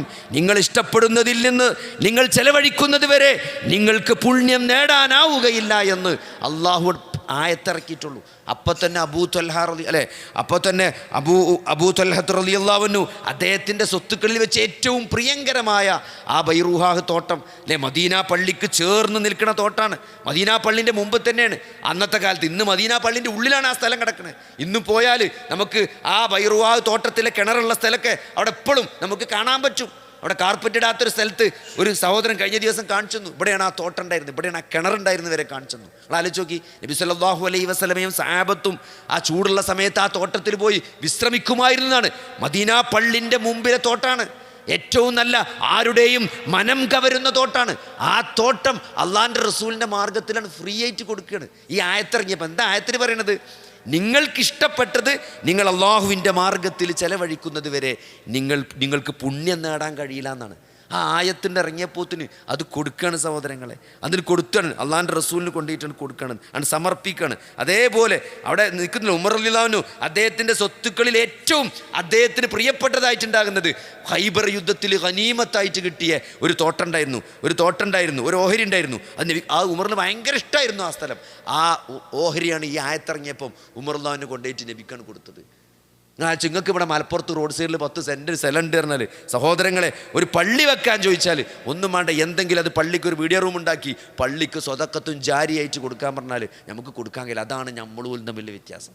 നമ്മളെന്താ പറയുക, ഇപ്പം തൽക്കാലം എന്തെങ്കിലും തരാമെന്നാ പറയുക. അതൊന്നും ഇപ്പോൾ ആലോചിക്കാൻ പറ്റില്ല. എന്താ അപ്പം അതൊന്നും ആലോചിക്കാൻ പറ്റില്ല. ഇപ്പം എന്തെങ്കിലും ആണെങ്കിൽ ചെറിയ പൈസ തന്ന് നമ്മൾ ഒഴിവാക്കുക ചെയ്യുക. അങ്ങനത്തെ ഒന്നും നമുക്ക് ആലോചിക്കാൻ പറ്റാത്ത കാര്യമാണ് അല്ലേ. റോഡ് സൈഡിൽ നല്ലൊരു സെൻറ്റ്, ഒരു 10 സെൻറ്റ് സ്ഥലം, ഒരു റൂം ഉണ്ടാക്കിയിട്ട് അതിൻ്റെ വാടക ഈ പള്ളിക്ക്, ഈ മദ്രസക്ക്, ഈ സ്ഥാപനത്തേക്ക് കാലാകാലം കൊടുക്കണം എന്ന് പറയുമ്പം അത് കാലാകാലം സ്വതക്കത്തുൻ ജാരിയ എന്നാണ്. മരിച്ചങ്ങട്ട് പിരിയുമ്പം 3 കാര്യങ്ങളാണ് ബാക്കിയാകുക. അത് അള്ളാഹിൻ്റെ റസൂൽ ഓരെ പഠിപ്പിച്ചു സഹോദരങ്ങളെ. ഒരു മനുഷ്യൻ മരിച്ചാൽ 3 കാര്യമാണ് ബാക്കിയാകുക, ബാക്കിയൊക്കെ മുറിഞ്ഞു പോകുകയാണ്. എന്താണ്? ഒന്ന് വലദുൻ സ്വാലിഹുൻ, സ്വാലിഹായ സന്താനാണ് അല്ലേ. സ്വതക്കത്തുൻ ജാരിയ, ജാരിയായ സ്വതക്ക. ഇതേപോലത്തെ ഒരു സ്വതക്ക, കാലാകാലം നിൽക്കുന്നൊരു സ്വതക്ക ഉണ്ടല്ലോ, നിലനിൽക്കുന്നൊരു വഖഫോ എന്തെങ്കിലും ഒരു സ്വതക്ക ഉണ്ടെങ്കിൽ അത് മരിക്കോളം കബർക്ക് ഇങ്ങനെ വന്നുകൊണ്ടിരിക്കും. അപ്പോൾ അവരതിന് തയ്യാറായിരുന്നു. നമുക്കത് ആലോചിക്കാൻ പറ്റില്ല. നമ്മൾ ദുനിയാവിലേക്ക് തൂങ്ങി നിൽക്കുകയാണ്. നമ്മളെന്താ പറയുക, നമ്മളിതൊക്കെ ആസ്വദിച്ചിട്ട് നമ്മൾ മരിച്ചു പോകുള്ളൂ എന്നുള്ള നമ്മളെ വിചാരം. സഹോദരങ്ങളെ, എത്ര വലിയ ആൾക്കാരാണെങ്കിലും മരണം എന്ന് പറഞ്ഞാൽ എത്ര സമ്പത്തുകൾ, നിങ്ങൾക്ക് ജീവൻ്റെ വില മനസ്സിലാവും അല്ലേ. മരിക്കുകയാണ്, ഒരു മരണാസന്നനായി കിടക്കുന്ന ഒരാൾ ജീവിതത്തിലേക്ക് തിരിച്ചു വരിക എന്ന് പറഞ്ഞാൽ അതിനേക്കാൾ വലിയ സന്തോഷമല്ല എന്നാണ്. അതിന് എത്ര പൈസ കൊടുക്കും. ഇവിടെ എത്ര വലിയ മുതലാളിയാണെങ്കിലും അയാളുടെ സമ്പാദ്യം മുഴുവൻ കൊടുത്തിട്ടാണെങ്കിലും ഒരു അസുഖം ചികിത്സിച്ച് മാറ്റാൻ പറ്റുന്നുണ്ടെങ്കിൽ അയാൾ മാറ്റുന്നതാണ് അല്ലേ. എനിക്കറിയുന്ന ഞാനൊക്കെ ഈ ഫീൽഡിലേക്ക് പ്രവേശിക്കുമ്പോൾ തന്നെ ഉള്ളൊരു വലിയ ഡോക്ടറുണ്ട്, ഞാനറിയണേ, വേറെ നാട്ടുകാരനാണ്. അദ്ദേഹം ഇപ്പോൾ ഒരു സുഹൃത്ത് കഴിഞ്ഞ ദിവസം പറഞ്ഞു, അദ്ദേഹത്തിൻ്റെ ലങ്ങും ഹൃദയവും, ശ്വാസകോശവും ഹൃദയവും ഒന്നിച്ച് മാറ്റി വെച്ചേക്കാണ്. 75-80 വയസ്സ് പ്രായമാണ്. ശ്വാസകോശവും ഹൃദയവും അമേരിക്ക കൊണ്ടുപോയിട്ട് 30 കോടി റുപ്യ ചിലവ്. 30 കോടി റുപ്യക്ക് ഒരു പുരുഷായുസിൽ സമ്പാദിച്ച മുഴുവൻ അദ്ദേഹം ചിലവാക്കിയിട്ടുണ്ടാവുന്നതാണ് എനിക്ക് തോന്നുന്നത്. എനിക്ക് അത്ര കണക്കൂട്ടിയാലും എത്തിക്കിട്ടില്ല 30 കോടി. പക്ഷേ 75 വയസ്സിൽ ഇനി എത്ര പോവും മാക്സിമം പോയാൽ കൊടുക്കും. അതാണ് മനുഷ്യൻ സഹോദരങ്ങളെ. അതുകൊണ്ട് ഇത് അത്ര എങ്ങനെ പോയാലും അത്രേ പോകുള്ളൂ സഹോദരൻ. അത് കഴിഞ്ഞാൽ ഞാൻ പറഞ്ഞേ, നമ്മൾ ഫ്രെയിം മാറ്റണം. ജീവിതത്തിൻ്റെ ലക്ഷ്യമായിട്ട് നമ്മൾ അവിടേക്ക് തിരിച്ചു വരണം. ജീവിതത്തിൻ്റെ ലക്ഷ്യം എന്നത് ഈ മരണത്തോട് അവസാനിക്കുന്ന ഒരു ചെറിയ ഫ്രെയിമിൽ നിന്ന് ഒരു വിശ്വാസി ഒരു വലിയ ഫ്രെയിമിലേക്ക് ജീവിതത്തെ മാറ്റണം എന്നുള്ളതാണ്. ആ ഫ്രെയിം എന്താണ്? മരണത്തോടുകൂടി ആരംഭിക്കുന്നതാണ് യഥാർത്ഥ ജീവിതമെന്ന ഒരു വലിയ ഫ്രെയിമിലേക്ക് നമുക്ക് കാര്യങ്ങൾ ചിന്തിക്കാൻ പറ്റണം. അപ്പോഴേ ഇതൊക്കെ നമുക്ക് മനസ്സിലാക്കാൻ പറ്റും. അപ്പോഴേ ഒരാൾ ജീവിത ലക്ഷ്യത്തെക്കുറിച്ച് ബോധവാനാകുള്ളൂ. അതാണ് സഹാബത്ത് മനസ്സിലാക്കിയത്. വബിൽ ആഖിറതി ഹും യൂഖിനൂൻ. വിശ്വാസികളെ പറ്റി പറഞ്ഞുകൊടുത്ത് സൂറത്തുൽ ബഖറയിൽ ഖുർആന്റെ തുടക്കത്തിൽ അല്ലാഹു അടിവരട്ട് പറഞ്ഞതാണ് വബിൽ ആഖിറതി ഹും യൂഖിനൂൻ. ആരാണ് വിശ്വാസികൾ? അല്ലദീന യുഅ്മിനൂന ബിൽ ഗൈബി വയുഖീമൂന സ്വലാത്ത വമിമ്മാ റസഖ്നാഹും യുൻഫിഖൂൻ വല്ലദീന യുഅ്മിനൂന ബിമാ ഉൻസില ഇലൈക വമാ ഉൻസില മിൻ ഖബ്ലിക് വബിൽ ആഖിറതി ഹും യൂഖിനൂൻ. ആരാണ് വിശ്വാസികൾ? അവർ ഗൈബിൽ വിശ്വസിക്കുന്നവരാണ്. അത് വല്ലാത്തൊരു വിശ്വാസമാണ്. സ്വർഗമുണ്ട്, നരകമുണ്ട്, ഒന്നും കണ്ടിട്ടല്ല, അല്ലേ? മലക്കുണ്ട്, പ്രവാചകന്മാർ, ആദൻ നബി ഉണ്ട്, മൂസാ നബി ഉണ്ട്, ഈസാ നബി ഉണ്ട്. നിങ്ങൾ വല്ലതും കണ്ടുകണോ? ഈസാ നബിനെ കണ്ടുകണോ? മൂസാ നബിനെ കണ്ടുകണോ? മൂസാ നബിൻ്റെ വടി കണ്ടുകണോ? പക്ഷേ ആ വടിയിൽ നമ്മൾ വിശ്വസിക്കുന്നുണ്ട്, അങ്ങനെ വടി ഉണ്ടായിരുന്നു എന്നുള്ളത്. അതാണ് വിശ്വാസം. അത് ഗൈബാണ്, അല്ലേ? നമ്മളെ സംബന്ധിച്ചിടത്തോളം ഗൈബായ വിശ്വാസമാണ്. യുഅ്മിനൂന ബിൽ ഗൈബ് വയുഖീമൂന സ്വലാത്ത, നമസ്കാരം നിലനിർത്തും, അല്ലേ? എന്നിട്ട് പിന്നെ പറയുകയാണത് മുൻപ് അവതരിച്ച വേദഗ്രന്ഥങ്ങൾ, അതൊക്കെ വിശ്വസിക്കും നമ്മൾ. പിന്നെ വബിൽ ആഖിറതി ഹും യൂഖിനൂൻ, മരണാനന്തര ജീവിതത്തിൽ അവർ അടിയുറച്ച് ദൃഢമായി വിശ്വസിക്കുന്നുണ്ട്. അത് സഹാബത്തിനുണ്ടായിരുന്നു. അത് സഹാബത്ത് മരിച്ചു ചെന്നാൽ സ്വർഗം കിട്ടുമെന്നത്. നിങ്ങൾ ആലോചിക്കി, ഒരാൾ യുദ്ധത്തിന് പോകുക എന്ന് പറഞ്ഞാൽ തന്നെ നിങ്ങൾ ആലോചിക്കി. പണ്ടത്തെ കാലത്തെ യുദ്ധം എന്നാണ് ഇന്നത്തെ മാതിരത്തെ ബങ്കറിൻ്റെ ഉള്ളിൽ കയറി ഒളിച്ചിക്കല്ല. യുദ്ധം എന്ന് പറഞ്ഞാൽ നേരെ മുന്നിക്കാണ് ചെല്ലുകയാണ്. കുന്തും വാളും ആണ്ട് പോയി മുന്നിൽ നിന്നാൽ മരിക്കാനുള്ള ചാൻസ് 90% മുകളിലാണ് യുദ്ധത്തിന് പോകുക പറഞ്ഞാൽ. മുന്നിൽ പോയി നിൽക്കുക എന്ന് പറഞ്ഞാൽ പണ്ടത്തെ മാതിരത്തെ യുദ്ധമല്ല. അപ്പോൾ ഒരാൾ യുദ്ധത്തിന് പോകാൻ തയ്യാറായി എന്ന് പറഞ്ഞാൽ തന്നെ അയാളുടെ മനസ്സെന്താണ്? മരിക്കാൻ തയ്യാറായി എന്നുള്ളതാണ്. സഹോദരങ്ങളെ, എന്തിനാണ് നമ്മൾ ജീവിക്കുന്നത്, അല്ലേ? ആ ജീവിതത്തിൻ്റെ ലക്ഷ്യം എന്താണ്? മരണാനന്തര ജീവിതത്തിൽ അള്ളാഹുവിൻ്റെ തൃപ്തി നേടണം, സ്വർഗം കിട്ടണം, അള്ളാഹുവിൻ്റെ വിരുന്നായ സൽക്കാരമായ ആ സ്വർഗത്തിൽ പ്രവേശിക്കണം. ഈ 2 കണ്ണുകൊണ്ട് എൻ്റെ റബ്ബിനെ കാണണം. അതാണ് ഒരു വിശ്വാസിയുടെ ഏറ്റവും വലിയ ആഗ്രഹം, ലക്ഷ്യതാണ്. ആ ലക്ഷ്യത്തിലേക്കുള്ള എളുപ്പമാണെന്ത്? ജിഹാദ് എന്നുള്ളത്. അതങ്ങനെ മനസ്സിലാക്കുമ്പോൾ അതൊരു പ്രയാസം ഉണ്ടാവില്ല. നേരെ മറിച്ച് നമ്മൾ കാണുന്നത് എന്താണ്? നമ്മൾ കാണുന്നത് അതൊക്കെ സ്വർഗം കിട്ടാപ്പോൾ യുദ്ധത്തിന് പോകണമെന്നില്ലല്ലോ, അല്ലേ? നിസ്കരിച്ച് നോമ്പ് പോയിട്ട് സ്വർഗം കിട്ടില്ലെന്ന് നമ്മൾ വിചാരിച്ച. തൽക്കാലം അങ്ങോട്ട് പോകാതെ വന്നാലും സ്കൂട്ടായാലും നമ്മളിപ്പോൾ നിസ്കരിച്ച് സിർക്ക് ചെയ്യാന്നാ പോരെ, സിർക്ക് ചെയ്യാന്നവർ, അതാണ് നമ്മൾ നോക്കുക. സിർക്ക് ചെയ്യാന്നാലും സ്വർഗം കിട്ടുമല്ലോ. അത്രങ്ങനത്തെ സ്വർഗം മതി എന്നാണ്. പക്ഷേ അവർ സഹോദരങ്ങളെ മത്സരിക്കുന്നു, അല്ലേ? നിങ്ങളാച്ച് യുദ്ധത്തിന് പോകാനുള്ള ഒരു മനസ്സ് എന്ന് പറയുമ്പം അത് വല്ലാത്തൊരു മനസ്സാണ്. അതുകൊണ്ടാണ് സഹോദരങ്ങളെ ആ യുദ്ധത്തിന്, ജിഹാദിന് അങ്ങനെ പ്രതിഫലം കൊടുക്കുന്നത്. സ്വർഗമല്ലാതെ പ്രതിഫലമില്ല, അല്ലേ? ജിഹാദിന് സ്വർഗമല്ലാതെ ഖിതാലായ ആ യുദ്ധത്തിൽ ഒരാൾ പങ്കെടുത്താൽ അതിന് സ്വർഗമല്ലാതെ പ്രതിഫലമില്ല എന്ന് പറഞ്ഞാൽ എന്തുകൊണ്ടാണ്? അതങ്ങനെയാണ്. ആ ഒരു മനസ്സുള്ളവനെ അതിന് പോകാൻ പറ്റുള്ളൂ. അതുകൊണ്ട് സഹോദരങ്ങളെ, അത് തെളിയിച്ചവരാണ് സഹാബത്ത്. ആ ആറ്റിറ്റ്യൂഡ് നമുക്ക് കാണിച്ചു തന്നവരാണ് സഹാബത്ത്. അതിനും മാതൃകയായി നിൽക്കുന്നവരാണ് സഹാബത്ത്. ഓരോ സഹാബികളും അതാണ് നമ്മളെ പഠിപ്പിക്കുന്നത്, അല്ലേ? നമ്മളെ സംബന്ധിച്ചിടത്തോളം എന്താ വെച്ചാൽ, ഖൈർ എന്ന് പറഞ്ഞാൽ നമുക്കിപ്പോൾ ജീവിതത്തിൻ്റെ കുറേ ഈ മെറ്റീരിയലിസ്റ്റിക് ആയിട്ടുള്ള കുറേ സാധനങ്ങളാണ് നമ്മളെ സംബന്ധിച്ചിടത്തോളം സന്തോഷം എന്ന് പറയുന്നത്, അല്ലേ? കുറച്ച് പൈസ, കുറച്ച് സൗകര്യങ്ങൾ, സമ്പത്തും സൗകര്യങ്ങളെയും നമ്മൾ സന്തോഷമായി കാണുന്നു. അല്ലെങ്കിൽ അതാണ് ജീവിതത്തിലെ ഖൈർ. ജീവിതത്തിൽ നല്ല സുഖമാണെന്ന് പറഞ്ഞാൽ എന്താണ് അർത്ഥം? നല്ല സുഖമാണെന്ന് പറഞ്ഞാൽ സമയത്തിന് നിസ്കരിച്ചിട്ടുണ്ട്, ഇബാദത്ത് ചെയ്യേണ്ടതൊന്നുമല്ല. ഇപ്പം സുഖമാണ്, വരുമാനമൊക്കെ ഉണ്ട്, വലിയ അസുഖമൊന്നുമില്ല, എന്നാണ് ഇപ്പോൾ സുഖമാണെന്ന് പറഞ്ഞാൽ. അങ്ങനെ നമ്മൾ ഉദ്ദേശിക്കണത്. സഹോദരങ്ങളെ, ആ ഡയമെൻഷനിൽ നിന്ന് നമ്മൾ മാറി ചിന്തിക്കണം, അല്ലേ? എന്താണ് നബി സല്ലല്ലാഹു അലൈഹി വസല്ലമയെക്കുറിച്ച്, നബി സല്ലല്ലാഹു അലൈഹി വസല്ലമയുടെ പട്ടിണിയെക്കുറിച്ച് ഇപ്പം നമ്മൾ സഹാബത്തിനെ പറ്റി പറഞ്ഞു. ഉമർ റളിയല്ലാഹു അൻഹു പല ദിവസവും നബി സല്ലല്ലാഹു അലൈഹി വസല്ലം പറഞ്ഞു, നബി സല്ലല്ലാഹു അലൈഹി വസല്ലമ പല ദിവസവും പട്ടിണി കാരണം ചുരുണ്ട് കിടക്കുന്നത് ഞാൻ കണ്ടിട്ടുണ്ട് എന്നാണ്. ആഴ്ചക്ക് പട്ടിണി കൊണ്ട് ചുരുണ്ട് കിടക്കുക, അല്ലേ? സഹാബത്ത് കാണിച്ചു കൊടുക്കുന്നുണ്ട്. അവരുടെ വയറ്റിൽ ഒരു കല്ല്, വിശപ്പ് കാരണം ഹന്തക്കിന് കിടങ്ങ് കുഴിക്കുമ്പം തിന്നാൻ കിട്ടാൻ പട്ടിണി കൊണ്ട് കിടങ്ങ് കുഴിക്കുമ്പം കല്ല് കെട്ടി വെച്ചേക്കാണ്, തുണിയും പുതപ്പൊക്കെ കെട്ടി വെച്ചേക്കാണ്. ആ സഹാബത്ത് അത് നബിക്ക് കാണിച്ചു കൊടുത്തപ്പോൾ നബി പൊന്തിച്ച് കാണിച്ചു കൊടുത്തു എന്നാണ്. 2 കല്ലാണ് അവിടെ കെട്ടിയത്. ഒരു കുറച്ച് തുണിയെ കെട്ടിയിട്ടുള്ളൂ. അതാണ് സഹോദരങ്ങൾ അള്ളാൻ്റെ റസൂല്. അത്രയും, അല്ലേ? ചുരുണ്ട് കിടക്കുക എന്ന് പറഞ്ഞാൽ ആലോചിക്കും, പട്ടിണി കൊണ്ട് ചുരുണ്ട് കിടക്കുക എന്ന് പറഞ്ഞാൽ. ആയിഷ ബീവി പറയാണ്, ആല് മുഹമ്മദ് തുടർച്ചയായിട്ട് 3 ദിവസം ഗോതമ്പിൻ്റെ റൊട്ടി കറി കൂട്ടി തിന്നിട്ടില്ല എന്ന് പറയുമ്പോൾ എത്ര ദരിദ്രനായിരുന്നു അള്ളാൻ്റെ റസൂല്, അല്ലേ? എത്ര ദരിദ്രനായിരുന്നു അള്ളാൻ്റെ റസൂല്. 3 ദിവസം തുടർച്ചയായിട്ട് കറിയും ഗോതമ്പ് പത്തിരി കറിയും കൂട്ടി തിന്നിട്ടില്ല എന്നറിയുമ്പോൾ, ഒരിക്കൽ പോലും വയറ് നിറച്ച് തിന്നിട്ടില്ല എന്നറിയുമ്പോൾ, ഒരിക്കൽ പോലും, ബുഖാരി ഉദ്ധരിക്കുന്ന ഹദീസിലാണ്, ഒരിക്കൽ പോലും അള്ളാൻ്റെ റസൂല് വയറ് നിറച്ച് തിന്നിട്ടില്ല എന്ന്, അല്ലേ? അബൂ ഹുറൈറ റളിയല്ലാഹു അൻഹു മുമ്പിൽ ഭക്ഷണം കൊണ്ടുവരികയാണ്, വലിയ വിഭവസമൃദ്ധമായ ഭക്ഷണം. അബൂ ഹുറൈറ റളിയല്ലാഹു അൻഹു വിങ്ങി പൊട്ടിക്കരയാണ്. വിങ്ങിപ്പോരി. എന്തിനാ കരയണേ? അള്ളാൻ്റെ റസൂൽ ഇങ്ങനെ ഒരു ഭക്ഷണം കണ്ടിട്ടില്ല എന്ന്. തിന്നൽ പോട്ടെ, അള്ളാൻ്റെ റസൂൽ ഇങ്ങനത്തെ ഒരു ഭക്ഷണം കണ്ടിട്ടില്ല എന്നാണ്. അതാണ് കാരണം. ഇതൊന്നും അള്ളാൻ്റെ റസൂലിൻ്റെ മക്ക കാലഘട്ടമാണ് വിചാരിക്കണ്ട. മദീന കാലഘട്ടത്തിൽ അറേബ്യയുടെ പകുതിയിലധികം ഇസ്ലാമിൻ്റെ കീഴിൽ നിൽക്കുന്ന സന്ദർഭത്തിൽ ഉമർ റളിയല്ലാഹു നബിൻ്റെ റൂമുക്ക് വരികയാണ്. റൂമുക്ക് വരുമ്പം നബി സല്ലല്ലാഹു അലൈഹി വസല്ലമ ആ വിരിപ്പിന്ന് എഴുന്നേറ്റ് വരികയാണ്. ആ പുറത്തിങ്ങനെ ഈത്തപ്പനൻ്റെ പരുത്ത അടയാളം അങ്ങനെ നബിൻ്റെ പുറത്ത് കണ്ടു എന്നാണ് അല്ലേ, നബിൻ്റെ പുറത്ത് കാണുകയാണ്.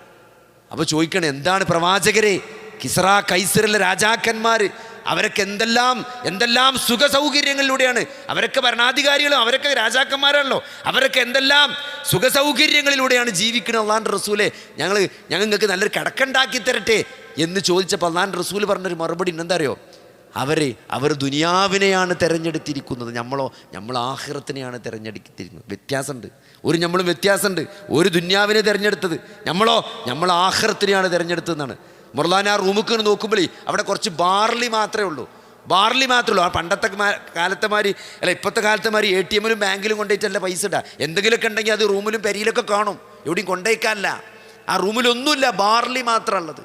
അള്ളാഹുവിൻ്റെ റസൂൽ മരിക്കുമ്പം പടയങ്കി പണയത്തിലാണ്. അത്രയും ദരിദ്രനായിട്ട് അല്ലേ, അഹീനി മിസ്കീനൻ വാമിത്തുനി മിസ്കീനൻ, മിസ്കീങ്ങളിൽ എന്നെ ജീവിപ്പിക്കണേ, മിസ്കീങ്ങളിൽ എന്നെ എന്നെ മരിപ്പിക്കണേ എന്ന് പ്രാർത്ഥിച്ച അള്ളാഹുവിൻ്റെ റസൂൽ എന്നാണ്. അള്ളാഹുവിൻ്റെ റസൂൽ അങ്ങനെ സമ്പത്ത് ഇഷ്ടപ്പെട്ടിരുന്നില്ല, കിട്ടായിട്ടല്ല, അള്ള കൊടുക്കായിട്ടല്ല, നബിക്ക് ഇഷ്ടമുണ്ടായിരുന്നില്ല എന്നാണ്. സഹോദരങ്ങൾ, നിങ്ങളെല്ലാവരും മിസ്കീനാണെന്നല്ല പറഞ്ഞത്. ഇതൊക്കെ ജീവിതത്തോടുള്ളൊരു ആറ്റിറ്റ്യൂഡാണ്. നമ്മൾ ഹൈറായിട്ട് കാണുന്നതിനെ നമ്മളതിനൊക്കെ അമിതമായ പ്രാധാന്യം നൽകിയോ എന്ന് നമ്മൾ സംശയിക്കേണ്ടിയിരിക്കണം. അതുകൊണ്ട് ആ സഹാബത്തിൻ്റെ ചരിത്രം അല്ലേ, ഉമർ റളിയല്ലാഹുവിനെ പിന്നെ നമുക്ക് കാണാൻ പറ്റും. ആ നബി സല്ലല്ലാഹു അലൈഹി വസല്ലമയിൽ നിന്ന് പാഠം ഉൾക്കൊണ്ട ഉമർ റളിയല്ലാഹുവിനെ പിന്നെ നമുക്ക് കാണാൻ പറ്റും. അദ്ദേഹത്തിന് ഒരു ഡ്രസ്സാണ്ടായിരുന്ന, ആകെ ഒറ്റ ഡ്രസ്സ്. ആരായിരുന്നു സഹോദരങ്ങൾ ഉമർ? 20 ഭൗതിക സാമ്രാജ്യത്തിൻ്റെയും ഒരു ആത്മീയ സാമ്രാജ്യത്തിൻ്റെയും അധിപനായി ചരിത്രം രേഖപ്പെടുത്തിയ മനുഷ്യനാണ് ഖലീഫ ഉമർ അല്ലേ. ഉമറിൻ്റെ കാലത്ത് റോമിനെ കീഴടക്കി. അതിൽ പേർഷ്യന്ന് ദൂതം വന്നൊക്കെയാണ് ആരെ കാണാൻ? ഖലീഫ ഉമറിനെ കാണാൻ. എന്നിട്ട് മദീനത്ത് വന്നിട്ട് കൊട്ടാരം അന്വേഷിക്കാണ്. അങ്ങനെ കൊട്ടാരം കാണില്ല. അവസാനം ഉമർ പള്ളി ഉണ്ടാവുമെന്നാണ് പറഞ്ഞു. പള്ളി ചെന്നപ്പം അവിടുന്ന് ആരോ പറഞ്ഞു പള്ളിയിൽ നിന്ന് ഇപ്പോൾ പോയിട്ടുണ്ട്. അങ്ങനെ വഴിയിലൂടെ അവിടെ കുട്ടികളെ കണ്ടപ്പോൾ കുട്ടികളോട് ചോദിച്ചു, കുട്ടികൾ പറഞ്ഞു അവിടെ ഒരു മരത്തിൻ്റെ വീട്ടിൽ കിടക്കുന്നുണ്ട്, അവിടെ ഈ നേരത്ത് ചിലപ്പം കുറച്ച് നേരം കിടക്കലിട്ടെന്ന്. അവിടെ ചെന്നപ്പം അവിടെ അങ്ങനെ മണ്ണിൽ കിടക്കുന്ന ഖലീഫ ഉമറിനെയാണ് അവർ കാണുന്നത്.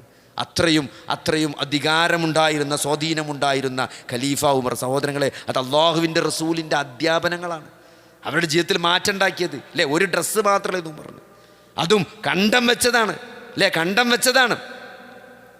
ബൈത്തുൽ മുഖദ്ദിസ് കീഴ്പ്പെടുത്തിയ സന്ദർഭമുണ്ട്. ബൈത്തുൽ മുഖദ്ദിസ് കീഴ്പ്പെടുത്തിയ സന്ദർഭത്തിൽ അതിൻ്റെ താക്കോല് കിട്ടണമെങ്കിൽ ഖലീഫ നേരിട്ട് ഹാജരാകണമെന്ന് അവിടുന്ന് അന്നത്തെ യഹൂദന്മാർ അന്നത്തെ സേനാനായകൻ അവിടുത്തെ യുദ്ധം ജയിച്ചടക്കിയ, ബൈത്തുൽ മുഖദ്ദിസ് ജയിച്ചടക്കിയ മുസ്ലിം സേനാനായകന് പോലും ചാവി കൊടുക്കൂല എന്നാണ്. ചാവി കൊടുക്കണമെങ്കിൽ നിങ്ങളെ ഖലീഫ നേരിട്ട് വരണം എന്നാണ് പറഞ്ഞത്.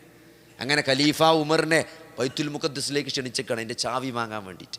അപ്പോൾ ഇവിടുന്ന് ആരാ പോണറിയങ്ങൾ? ഇവിടുന്ന് ഖലീഫ ഉമറും ഒരു ഭൃത്യനും ഒരു കഴുതിയും കൂടിയാണ് പോകുന്നത്. അപ്പോൾ കഴുത വളരെ വീക്കാണ്. അപ്പോൾ രണ്ടാളും കൂടി ഇരുന്ന് അതിന് താങ്ങൂല. അപ്പോൾ അതിന് പ്രയാസപ്പെടുത്തേണ്ട വിചാരിച്ചിട്ട് ഒരാൾ പോവുക, ഒരാൾ നടക്കുക. കുറച്ച് കഴിഞ്ഞാൽ നടക്കുന്ന ആൾ കയറും, മറ്റേ ആൾ ഇറങ്ങും, മറ്റേ ആളൊപ്പം നടക്കുക. അങ്ങനെ ബൈത്തുൽ മുഖദ്ദസ് വരെ മാറി ടേൺ വെച്ച് മാറി ഖലീഫ ഉമർ ബിൻ ഖത്താബ് റളിയല്ലാഹു അൻഹു ഭൃത്യനും കൂടി എത്തിയെന്നാണ്. അങ്ങനെ ബൈത്തുൽ മുഖദ്ദസിൻ്റെ അവിടെ എത്തിയപ്പം ഈ കുറേ സ്ഥലത്ത് 16 or 17 സ്ഥലത്ത് കീറി തുന്നിക്കണെന്നാണ് പറഞ്ഞത്. ആ കുപ്പായം കണ്ടിട്ട് അന്നത്തെ മുസ്ലിം സേനാ നായകന് തന്നെ ഒരു ഇടങ്ങേറ്. അപ്പോൾ അദ്ദേഹം ചോദിച്ചു, നല്ലൊരു ഡ്രസ്സ് കൊണ്ടിട്ടിട്ടാന്ന് ചോദിച്ചപ്പോഴേ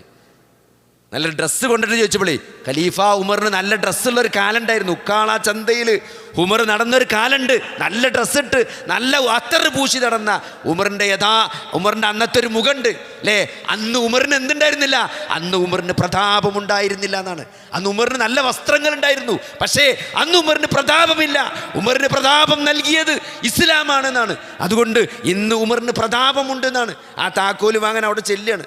എന്നിട്ട് സഹോദരങ്ങളെ, അവിടെ എത്തുന്ന സമയത്ത് സത്യത്തിൽ ഈ ഭൃത്യൻ്റെ ടേണാണ്. ഈ നബി ഉമർ റളിയല്ലാഹുവിൻ്റെ കൂടെ ഉണ്ടായിരുന്ന ഭൃത്യനാണ് ആ സമയത്ത് കഴുതൻ്റെ പുറത്ത് നിൽക്കുന്നത്. അപ്പോൾ എല്ലാവരും കഴുതപ്പുറത്ത് നിൽക്കുന്നത് ഖലീഫയാണെന്നാണ് വിചാരിച്ചത്. അവിടെ എത്തിയപ്പോൾ ഭൃത്യൻ താഴത്തേക്ക് ഇറങ്ങിയിട്ടാണ് ഉമർ റളിയല്ലാഹു അങ്ങോട്ട് കയറി ചെല്ലുന്നത്. നിങ്ങൾ ആലോചിച്ച് നോക്കി, അത്രയും സിമ്പിളായിട്ട് ഒരു സിമ്പിളായ മനുഷ്യനാക്കി ഉമർ റളിയല്ലാഹുവിനെ മാറ്റിയത് എന്താ? നിങ്ങൾ അള്ളാഹുവിൻ്റെ റസൂലിൻ്റെ അധ്യാപനങ്ങളാണ്. അങ്ങനെ മാറാൻ അവർക്ക് സാധിച്ചു എന്നുള്ളതാണ്. ആ മാറ്റമുണ്ടാക്കിയ ആ വിശുദ്ധ ഖുർആനിൻ്റെയും നബി സല്ലല്ലാഹു അലൈഹി വസല്ലമയുടെ ശിക്ഷണത്തിൻ്റെയും തർബിയത്തിൻ്റെയും മാറ്റമാണ് അവരിൽ കണ്ടത്. അത് സ്വീകരിക്കാൻ അവരുടെ മനസ്സ് പാകപ്പെടും. അതിങ്ങനെ വെമ്പൽ കൊള്ളും. എന്ത് പറഞ്ഞാൽ കേൾക്കാൻ നിൽക്കുകയാണ് അല്ലേ? പറയണതിന് മുമ്പ് തന്നെ ചെയ്യുമോ എന്നാണ്. നീ അള്ളാഹുവിൻ്റെ റസൂലിൻ്റെ മുകളിൽ നിങ്ങൾ ശബ്ദം ഉയർത്തരുതെന്ന് ഖുർആനിൽ ആയത്തിറങ്ങി അല്ലേ? ഉമർ റളിയല്ലാഹു എപ്പോഴും സംസാരിക്കുമ്പോൾ കുറച്ച് ഉറക്കനാണ് സംസാരിക്കുക.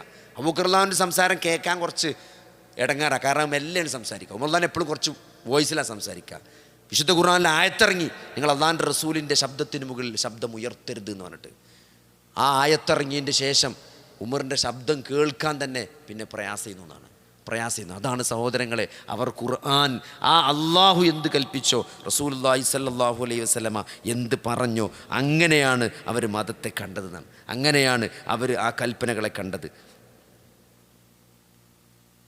അതേപോലെ തന്നെ മഹാനായ ഉമർ ഇബ്നുൽ ഖത്താബ് റളിയല്ലാഹുവിൻ്റെ ചരിത്രം കാണാം. ബൈത്തുൽ മാലിൽ ഈ സമ്പത്ത് വന്ന സന്ദർഭത്തിൽ അത് മുഹാജിറുകൾക്കും അൻസാറുകൾക്കൊക്കെ വീതിച്ചു കൊടുത്തൊരു സന്ദർഭമില്ല. ഈ ബൈത്തുൽ മാലിലെ പൈസ എല്ലാവർക്കും കുറേശ്ശെ കൊടുത്തപ്പം ആ സന്ദർഭത്തിൽ മകൻ അബ്ദുല്ലാഹി ഇബ്നു ഉമറിന്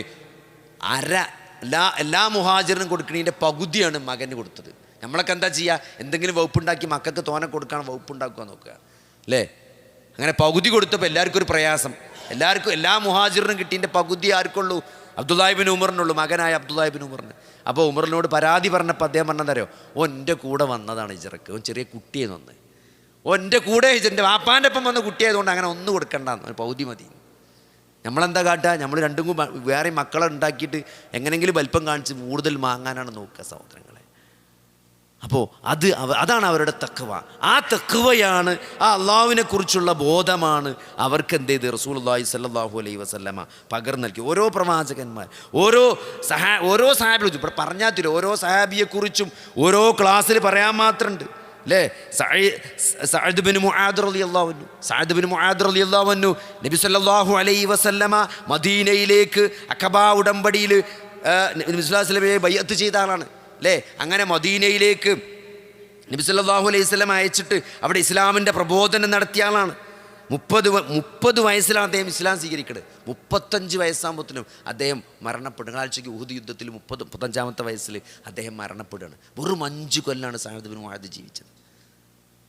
റസൂലുള്ളാഹി സ്വല്ലല്ലാഹു അലൈഹി വസല്ലമ അദ്ദേഹത്തെ പറ്റി നോക്കി, അദ്ദേഹം മരിച്ച സന്ദർഭത്തിൽ അള്ളാഹുവിൻ്റെ അർശ് കുലുങ്ങിയെന്നാണ്.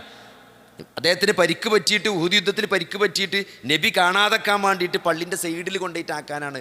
അതായത് പള്ളിൻ്റെ ഈ സൈഡ് ഭാഗത്ത് പെട്ടെന്ന് കാണാത്ത ഭാഗത്ത് കൊണ്ടുപോയി കിടത്താനാണ് അദ്ദേഹം പറഞ്ഞത്. നിങ്ങൾ ആലോചിച്ച് നോക്കി, നമ്മളൊക്കെയാണ് എന്താ ചെയ്യുക? എല്ലാവരും കാണുന്നിടത്ത് കൊണ്ടുപോയി കിടത്തിയെന്നാണ് പറയുക. നമ്മളിങ്ങനെ കിടക്കല്ലേ മുറിയേറ്റ് കണ്ട് എല്ലാവരും കാണാൻ വന്ന ഫോട്ടോ ഇട്ട് ഇൻസ്റ്റാഗ്രാമിലും ഫേസ്ബുക്കിലൊക്കെ ഫോട്ടോ ഇട്ട് കണ്ട് അഡിറ്റ് ചെയ്യണ്. അവിടെ വയലിന് പോയപ്പോൾ സുഞ്ഞാടന്ന് അഡിറ്റ് ചെയ്യണ്. നമ്മൾ എല്ലായിടത്തും ഇടുക ചെയ്യുക. ഇത് പള്ളിൻ്റെ സൈഡിൽ തന്നെ കൊണ്ടുപോയി കിടത്തിയാൽ മതി, കാണാത്ത ഭാഗത്ത്. അപ്പോൾ ചോദിക്കണ്ടേ എന്തിനാ അവിടെ കിടത്തണമെന്ന്? എൻ്റെ രക്തം കണ്ട് അള്ളാഹിൻ്റെ റസൂലിൻ്റെ മനസ്സ് വിഷമിക്കാൻ പാടില്ല എന്നാണ്. അള്ളാഹിൻ്റെ റസൂലിൻ്റെ മനസ്സ് എൻ്റെ മേത്തെ ചോര കണ്ട് വിഷമിക്കരുതെന്ന്. കാരണം അത്രയും പരിക്ക് പറ്റി, അത്രയും മുറിവേറ്റിട്ടുണ്ട്. രക്ഷപ്പെടാനാകാത്ത മുറിവുമായിട്ടാണ് അദ്ദേഹം അവിടെ ഷഹീദാണ്. നിങ്ങൾ ചോദിക്കുക പള്ളിൻ്റെ സൈഡിൽ കണ്ടിട്ട് നബി സല്ലല്ലാഹു അലൈഹി വസല്ലമ അദ്ദേഹത്തിൻ്റെ ജനാസ നമസ്കരിച്ചിട്ട് ആകാശത്തേക്ക് നോക്കി ചിരിച്ചു എന്നാണ്. അള്ളാഹുവിൻ്റെ അർശ് കുലുങ്ങി എന്ന് പറയുമ്പം അള്ളാഹുവിൻ്റെ അർശ് പ്രകമ്പനം കൊണ്ടു എന്നാണ്. സഅദ് ബിൻ മുആദ് മരിച്ചപ്പോൾ നിങ്ങൾ ആലോചിക്കുക, നിങ്ങൾ ഒരു മനുഷ്യനെ കൊണ്ട് ഇത് സാധിക്കുമോ സഹോദരങ്ങളെ? നമ്മളെ കൊണ്ട് പറ്റൂലേ സഹോദരങ്ങളെ? ഒരു മനുഷ്യനെ കൊണ്ട് അങ്ങനെ സംഭവിച്ചിട്ടുണ്ടെങ്കിൽ അള്ളാഹുവിൻ്റെ അർശ് കുലുങ്ങിന്ന്. പിന്നെ മാത്രമല്ല മലക്കുകൾ വരുന്നതാണ്. ഓരോരുത്തർ മരിക്കുമ്പം അവരുടെ റൂഹ് കൊണ്ടുപോകാൻ വേണ്ടി മലക്കുകൾ വരുന്നതാണ്. അതാ മരിക്കണ മനുഷ്യൻ്റെ ദർജക്കനുസരിച്ചാണ് മലക്കുകൾ വരിക. അള്ളാഹിൻ്റെ റസൂൽ നോക്കിയിട്ട് പറഞ്ഞെന്തറിയോ, ചിരിച്ചിട്ട് പറഞ്ഞെന്തറിയോ, 75,000 മലക്കുകളാണ് സഅദ് ബിൻ മുആദിൻ്റെ റൂഹ് കൊണ്ടാൻ വേണ്ടിയിട്ട് ആകാശലോകത്തു നിന്ന് ഇറങ്ങി വന്നത് എന്നാണ്. നിങ്ങളാഴ്ച ഒരു മനുഷ്യനെ കൊണ്ട് അല്ലേ 30 മുതൽ ഒരു 5 വർഷത്തെ ജീവിതം കൊണ്ട് ഒരു മനുഷ്യനെ അങ്ങനെ ജീവിതം അടയാളപ്പെടുത്താൻ സാധിച്ചെങ്കിൽ സഹോദരന്മാരെ, നമ്മളൊക്കെ എത്ര കൊല്ലായി ഈ ഭൂമുഖത്ത് ജീവിക്കണം? 45, 50, 30, 20, 15 സഹോദരങ്ങളെ 75 കൊല്ലമായി ഈ ഭൂമിയിൽ ജീവിക്കുന്ന നമ്മൾ ആലോചിക്കണ്ടേ, നമ്മളെ കൊണ്ട് ഒരാളെങ്കിലും മുസ്ലിം ആയിട്ടുണ്ടോ? സഅദ് ബിൻ മുആദ് ഇസ്ലാം സ്വീകരിച്ചിട്ട് നേരെ തൻ്റെ ഗോത്രത്തിലേക്കാണ് പോയത്. അവിടെയുള്ള മുഴുവൻ ആളുകളും അദ്ദേഹം കെലിമ ചൊല്ലിച്ചു എന്നാണ്. ഇസ്ലാമിൻ്റെ മഹത്വം പറഞ്ഞ് അള്ളാഹുവിനെ ആരാധിക്കണമെന്നവരെ ബോധ്യപ്പെടുത്തി ഒരാളല്ലാത്തൊരു മുഴുവൻ മുസ്ലിമായി എന്നാണ്. ആ ഒരാൾ പിന്നീട് വീണ്ടും ഉഹുദിൻ്റെ സമയത്ത് മുസ്ലിമായിട്ട് ഉഹുദിലേക്ക് വരുന്നുണ്ടെന്നാണ്. ആ ബാക്കിയുള്ള ഒരാൾ ഉഹുദിൻ്റെ സമയത്ത് നേരെ മുസ്ലിമായിട്ട് യുദ്ധത്തിനാണ് വരുന്നത്. എന്താണ് അദ്ദേഹത്തെ പറ്റിയുള്ള അള്ളാഹുവിൻ്റെ റസൂൽ പറഞ്ഞത്? എന്താണ്? വളരെ കുറച്ച് ചിലവ് വളരെ വലിയ നേട്ടം നേടിയ മനുഷ്യൻ. കാരണം എന്താ? ഒരു നിസ്കാരം, ഒരു നോമ്പോ, ഒരു ഹജ്ജോ, ഒരു ഖുർആൻ ഒരു പേജ് പോലും ഓതാത്തൊരു മനുഷ്യൻ നേരെ ലായിലാളി നേരെ ഉതുക്ക് വന്ന് മരിച്ച് ഷഹീദായി സ്വർഗ്ഗത്ത് കടന്നുപോയി. എന്താ അപ്പം അതൊക്കെ? എന്താണ് സഹോദരങ്ങൾ? അതൊക്കെ ആ മനസ്സാണ്. അതിനൊക്കെ പിന്നിൽ ആരാണ് സഹോദരങ്ങൾ? ആ ഗോത്രം മുഴുവൻ ഇസ്ലാം സ്വീകരിച്ചു എന്നാണ്.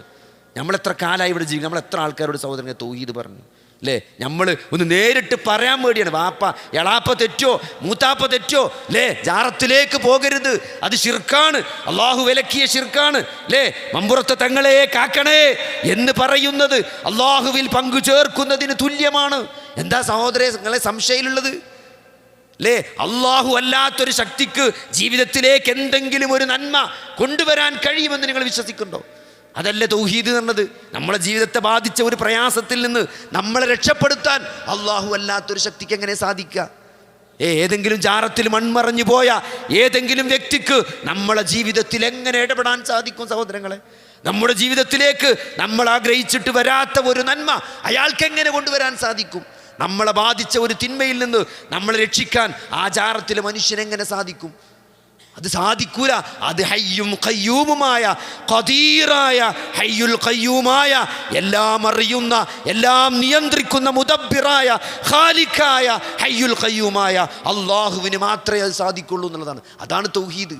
അതവിടെ കൊണ്ട് അത് പറയുമ്പം സഹോദരങ്ങളെ കുടുംബക്കാർ തെറ്റും അല്ലേ? ഞാനെങ്ങനെ പറയാം? ഭിന്നിപ്പുണ്ടാക്കണോൻ, ഫിത്ന ഉണ്ടാക്കണോൻ, കുടുംബത്തിൽ പ്രശ്നം ഉണ്ടാക്കണോ എന്ന് പറയും. സഹോദരങ്ങളെ അങ്ങനെയാണെങ്കിൽ അള്ളാഹുവിൻ്റെ റസൂലിന് എത്ര ആളുകൾ പറഞ്ഞിട്ടുണ്ട് അല്ലേ? ഫിത്നക്കാരൻ, കുഴപ്പക്കാരൻ, ഈ സമൂഹത്തെ ചിന്ന ഭിന്നമാക്കിയവൻ അല്ലേ? ഇതൊക്കെ നബി പ്രവാചകന്മാർ ഏറ്റുവാങ്ങിയ ആക്ഷേപമാണത്. ഒരാക്ഷേപകൻ്റെ ആക്ഷേപവും അവർ ഭയപ്പെട്ടിട്ടില്ല എന്നാണ്. അതാണ് സഹോദരങ്ങളെ സഹാബത്ത്. നിങ്ങൾ ആലോചിച്ച് നോക്കി, വാപ്പാനെ യുദ്ധത്തിൽ സ്വന്തം വാപ്പാനെ കൊല്ലുക, സ്വന്തം മക്കളെ കൊല്ലുക, ഇതൊക്കെ ആലോചിക്കാൻ പറ്റുമോ? അതൊക്കെ ആര്? അറബികളാണ് അല്ലേ? ഒരു സ്വന്തം ഒട്ടകത്തിൻ്റെ കയറിന് വേണ്ടി വരെ യുദ്ധം ചെയ്യുന്ന ആളുകളാണ് അറബികൾ എന്ന് പറഞ്ഞാൽ. അവർ വാപ്പാനൊക്കെ അത്രയും ഇപ്പം എനിക്ക് ഓർമ്മ എന്താ പറയുക, കഴിഞ്ഞ് അവർ വാപ്പാനൊക്കെ ഭയങ്കരമായിട്ട് ആദരിക്കുകയും സ്നേഹിക്കുകയും ചെയ്യുന്നവരാണ് അറബികൾ. പണ്ട് ജാഹിലിയ കാലത്തെ അങ്ങനെയാണ്. കഴിഞ്ഞ ദിവസം ഒരു സുഹൃത്ത് ഗൾഫിൽ പോയി സന്ദർശിച്ചപ്പോൾ അദ്ദേഹം തൻ്റെ അറബിയുടെ ഒരു പോരീശ പറഞ്ഞുതരാം. എനിക്ക് അദ്ദേഹത്തിൻ്റെ അറബിൻ്റെ ഒരു മഹത്വം പറഞ്ഞുതരാം. എന്താ അറിയോ? എൻ്റെ അറബി ഭയങ്കര നല്ലവനാണ്, ചെറുപ്പക്കാരനാണ്, എൻ്റെ ഭയങ്കര നല്ലവനാണ്. അപ്പോൾ അതിൻ്റെ ഒരു ഉദാഹരണം, ആ നന്മക്കുള്ള ഒരു ഉദാഹരണം എന്താ പറയുക? ഓൻ്റെ ഒരു ബാപ്പുണ്ട്, കുറച്ച് വയസ്സൊക്കെ കഴിയണ്, ഭയങ്കര ദേഷ്യവും ഭയങ്കര ചൂടാകലാണ്, ഭയങ്കര ചൂടനുമാണ്, ദേഷ്യക്കാരനുമാണ്. അപ്പോൾ ഓൻ്റെ പെരീക്കിൻ്റെ ഒരു പണി, കേസിൻ്റെ എന്തോ ഒരു പണിക്ക് പറഞ്ഞയച്ചു. മകൻ അറബി, മകൻ്റെ പെരീക്ക് ഓൻ്റെ അറബിൻ്റെ പെരീക്ക് പണിക്ക് പറഞ്ഞപ്പോൾ അവിടെ എൻ്റെ വാപ്പ ഉണ്ടാവും. വാപ്പ പണിയെടുക്കുന്നിടത്തേക്ക് വരും. ഓൻ പറയാണ് വാപ്പ പണിയെടുക്കുന്നിടത്തേക്ക് വരും. എന്നിട്ട് അന്നെങ്ങനെ ചീത്തറിയും, ഇത് ചെയ്ത് ശരിയായിട്ടില്ല, ഈ വയറങ്ങട്ടാണ്, ഈ വയറങ്ങട്ട്, അങ്ങനെ പറഞ്ഞുകൊണ്ടിരിക്കും. അപ്പം ഉണ്ടല്ലോ, എൻ്റെ വാപ്പാനോട് ഒന്നും തോന്നരുതിട്ട് എനിക്ക്, എൻ്റെ വാപ്പാനോട് എനിക്കൊന്നും തോന്നരുത്. എനിക്ക് എപ്പോൾ എൻ്റെ വാപ്പാനോട് ദേഷ്യം വരുന്നുണ്ടോ അപ്പോൾ ഈ ഫോൺ എടുക്കുക, എന്നെ വിളിക്കുക, എന്നെ ചീത്ത അറിഞ്ഞോട്ടി. നാളെ പരലോകത്തേക്ക് വെക്കരുതിട്ട്. എൻ്റെ വാപ്പാൻ്റെ സ്വഭാവമാണ് അങ്ങനെ. വാപ്പാനെ സ്നേഹിക്കണവരാണ് അറബികൾ. നിങ്ങൾ സ്നേഹിക്കുമോ? എൻ്റെ വാപ്പുണ്ട്, ആ തന്ത അങ്ങനെ തന്നെ നമ്മൾ പറയാം. നമ്മളവന് പണിക്കിടുമ്പോൾ എന്താ പറയുക? ഒരു തന്ത ഉണ്ടാവും, എൻ്റെ വാപ്പയാണ്, പണ്ടൊന്നും കാലം കാട്ട അലമ്പാണ്, അതുകൊണ്ട് കേട്ടില്ല എന്ന് വിചാരിച്ചുകൊണ്ട് നമ്മൾ പറയാം. എന്താ പറഞ്ഞത്? എൻ്റെ വാപ്പുണ്ട് അവിടെ, അയാൾ കുറച്ച് റോങ് ആയിട്ട് പറയും, പക്ഷേ ഉണ്ടല്ലോ അത് അങ്ങനെ ഒരു സ്വഭാവമാണ്, ഇത് കാര്യമാക്കരുത് കേട്ടോ. എനിക്ക് എന്തെങ്കിലും ദേഷ്യം വരെ അപ്പം എന്നെ വിളിച്ചാൽ ചീത്തറിയാം. അത്രയും സ്നേഹമുള്ളവരാണ് അവർ. ഞാൻ പറഞ്ഞത് അങ്ങനെ ജാഹിലിയ അറബികൾ വാപ്പാക്കും വേണ്ടി യുദ്ധം ചെയ്യണവരാണ്. ആ വാപ്പാനെ എതിർപക്ഷത്തുനിന്ന് കൊല്ലുക, അതിനെങ്ങനെ സാധിക്കുക സഹോദരങ്ങളെ? ഇസ്ലാമിന് വേണ്ടി അവർ ചെയ്തു. ആരാണ് ഖാലിദ് ബിൻ വലീദ്? ഉഹുദിൽ മുസ്ലിങ്ങളെ സർവനാശത്തിന് കാരണമായ മനുഷ്യനാണ്. നമ്മളെ പേര് ഖാലിദ് ബിൻ വലീദ് റളിയല്ലാഹു അൻഹു എന്നാ പറയാ. 70-ലധികം സഹാബികൾ ഉഹുദിൽ കൊല്ലപ്പെട്ടു. ആരുടെ തന്ത്രമാണ്? ഖാലിദ് ബിൻ വലീദിൻ്റെ തന്ത്രമാണ്. അവിടെ കിടങ്ങിലിങ്ങനെ തോൽക്കുകയാണെന്ന് കണ്ടപ്പം അപ്പം തന്നെ മണ്ടി കഴിച്ചിലായി. എന്നിട്ടൊരു താഴ്ന്ന സ്ഥലത്ത് കിടങ്ങിൽ ഒളിച്ചു നിൽക്കുകയാണ്. അപ്പോൾ അള്ളാഹുവിൻ്റെ റസൂല് ആ അമ്പ് ചെയ്യാൻ വേണ്ടി നിർത്തിയ ആളുകളൊക്കെ ആ കൽപ്പന ലംഘിച്ച് അവിടെ നിന്ന് ഇറങ്ങിപ്പോയ ചാൻസ് കിട്ടിയപ്പോൾ തിരിച്ചടിച്ചു. അത് ഖാലിദ് ബിൻ വലീദിൻ്റെ യുദ്ധതന്ത്രമാണ്. മൂന്നാളുകളാണ് ഉഹുദിൽ മുസ്ലിങ്ങൾക്ക് നാശം ഉണ്ടാക്കിയത്. ഒന്ന് Khalid bin Walid, 2 Ikrima bin Abu Jahl, 3 Abu Sufyan. നിങ്ങൾ ആലോചിച്ച് നോക്കി, 70 സഹാബികളാണ് ഷഹീദായത്. അള്ളാഹിൻ്റെ റസൂലിൻ്റെ മുഖത്താണ് മുറിവേറ്റത്, പല്ല് പൊട്ടി അല്ലേ. ആ തലയോ അതിൻ്റെ ഹെൽമെറ്റിൻ്റെ 2 ആണികൾ കവിളിൽ ആഴ്ന്നിറങ്ങിയതാണ്. എത്ര അത് വലിച്ചെടുക്കാൻ വേണ്ടിയിട്ട് ഒരു സഹാബി വന്നിട്ട് പല്ലുകൊണ്ട് വലിച്ചെടുക്കുന്നുണ്ട്. ഉഹുദ് യുദ്ധത്തിൻ്റെ ചരിത്രം നമ്മൾ സീറയിൽ വായിച്ചാൽ നമുക്ക് കാണാൻ പറ്റും. കണ്ണ് നനഞ്ഞ് കുതിരുങ്ങളെ, താടി രോമത്തിലൂടെ കണ്ണീര് വരുങ്ങളെ. കാരണം നബി സല്ലല്ലാഹു അലൈഹി വസല്ലം മുഖത്ത് ആഴ്ന്നിറങ്ങിയ ആണി ഒരു സഹാബി വലിച്ചിട്ട് ഊരിയപ്പോൾ ആ സഹാബിൻ്റെ മുന്നത്തെ പല്ലുണ് ചാടിപ്പോയി എന്നാണ്. ആണിൻ്റെ കൂടെ പല്ലുണ് പോകുന്നു. അപ്പോൾ ആണി എത്ര ആഴത്തിലായിരിക്കും ഇറങ്ങിയിട്ടുണ്ടാകുക? 2ാമത്തെ ആണി ഊരിയപ്പോൾ 2ാമത്തെ പല്ലും പോയി എന്നാണ്. 2ാമത്തെ പല്ലും പോയി. അത്രയും മുറിവേറ്റ നബിയുടെ മുഖത്ത് മുറിവേറ്റ, നബിയുടെ പല്ല് പൊട്ടിയ അല്ലേ. നബിക്ക് എന്താണ് ത്വൽഹത്ത് ബിൻ ഉബൈദില്ലാഹ് റളിയല്ലാഹു അൻഹു 24 വലിയ മുറിവുകളായിരുന്നു എന്നാണ്. വലത് കൈ പിന്നെ പൊന്തിയിട്ടില്ല എന്നാണ്. ത്വൽഹ റളിയല്ലാഹു അൻഹുവിൻ്റെ വലത് കൈ പിന്നെ പൊന്തിയിട്ടില്ല എന്നാണ്. കാലാകാലം അത് ഡാമേജ് കിടക്കുന്നു. അള്ളാഹിൻ്റെ റസൂലിനെ സംരക്ഷിച്ചത് കാരണം അള്ളാഹിൻ്റെ റസൂലിന് വന്ന വെട്ടും കുത്തൊക്കെ നേരെ മൂപ്പരാണ് ഏറ്റെടുത്തത്. ആ ദേഹത്ത് ഒരു അടയാളമില്ലാത്ത ഭാഗം കാണാൻ പറ്റില്ല എന്നാണ്. ആ ഊഹുദിലേറ്റ മുറിവിൻ്റെ വലുപ്പമാണ്. വിരലുകൾ ചിലത് നഷ്ടപ്പെട്ടിരുന്നു എന്നാണ്. വലത് കൈയിൻ്റെ സ്വാധീനം എന്നേക്കുമായി നഷ്ടപ്പെട്ടു എന്നാണ്. ത്വൽഹ റളിയല്ലാഹു അൻഹു നടന്നു പോകുമ്പോൾ അള്ളാഹിൻ്റെ റസൂൽ പറയാൻ തരോ, ജീവിച്ചിരിക്കുന്ന ഷഹീദിനെ കാണണമെങ്കിൽ കണ്ടോളി എന്നാ പറയാം. ജീവിച്ചിരിക്കുന്ന ഷഹീദിനെ സ്വന്തം ശരീരം കൊണ്ട് അള്ളാഹുവിൻ്റെ റസൂലിനെ ഡിഫെൻഡ് ചെയ്തവരാണ് അവർ. അതാണ് സഹോദരങ്ങളെ സഹാബത്ത്. ആ ത്വൽഹ റളിയല്ലാഹു അൻഹു, ആ ഉഹുദ്, നിങ്ങൾ ആലോചിച്ച് നോക്കി.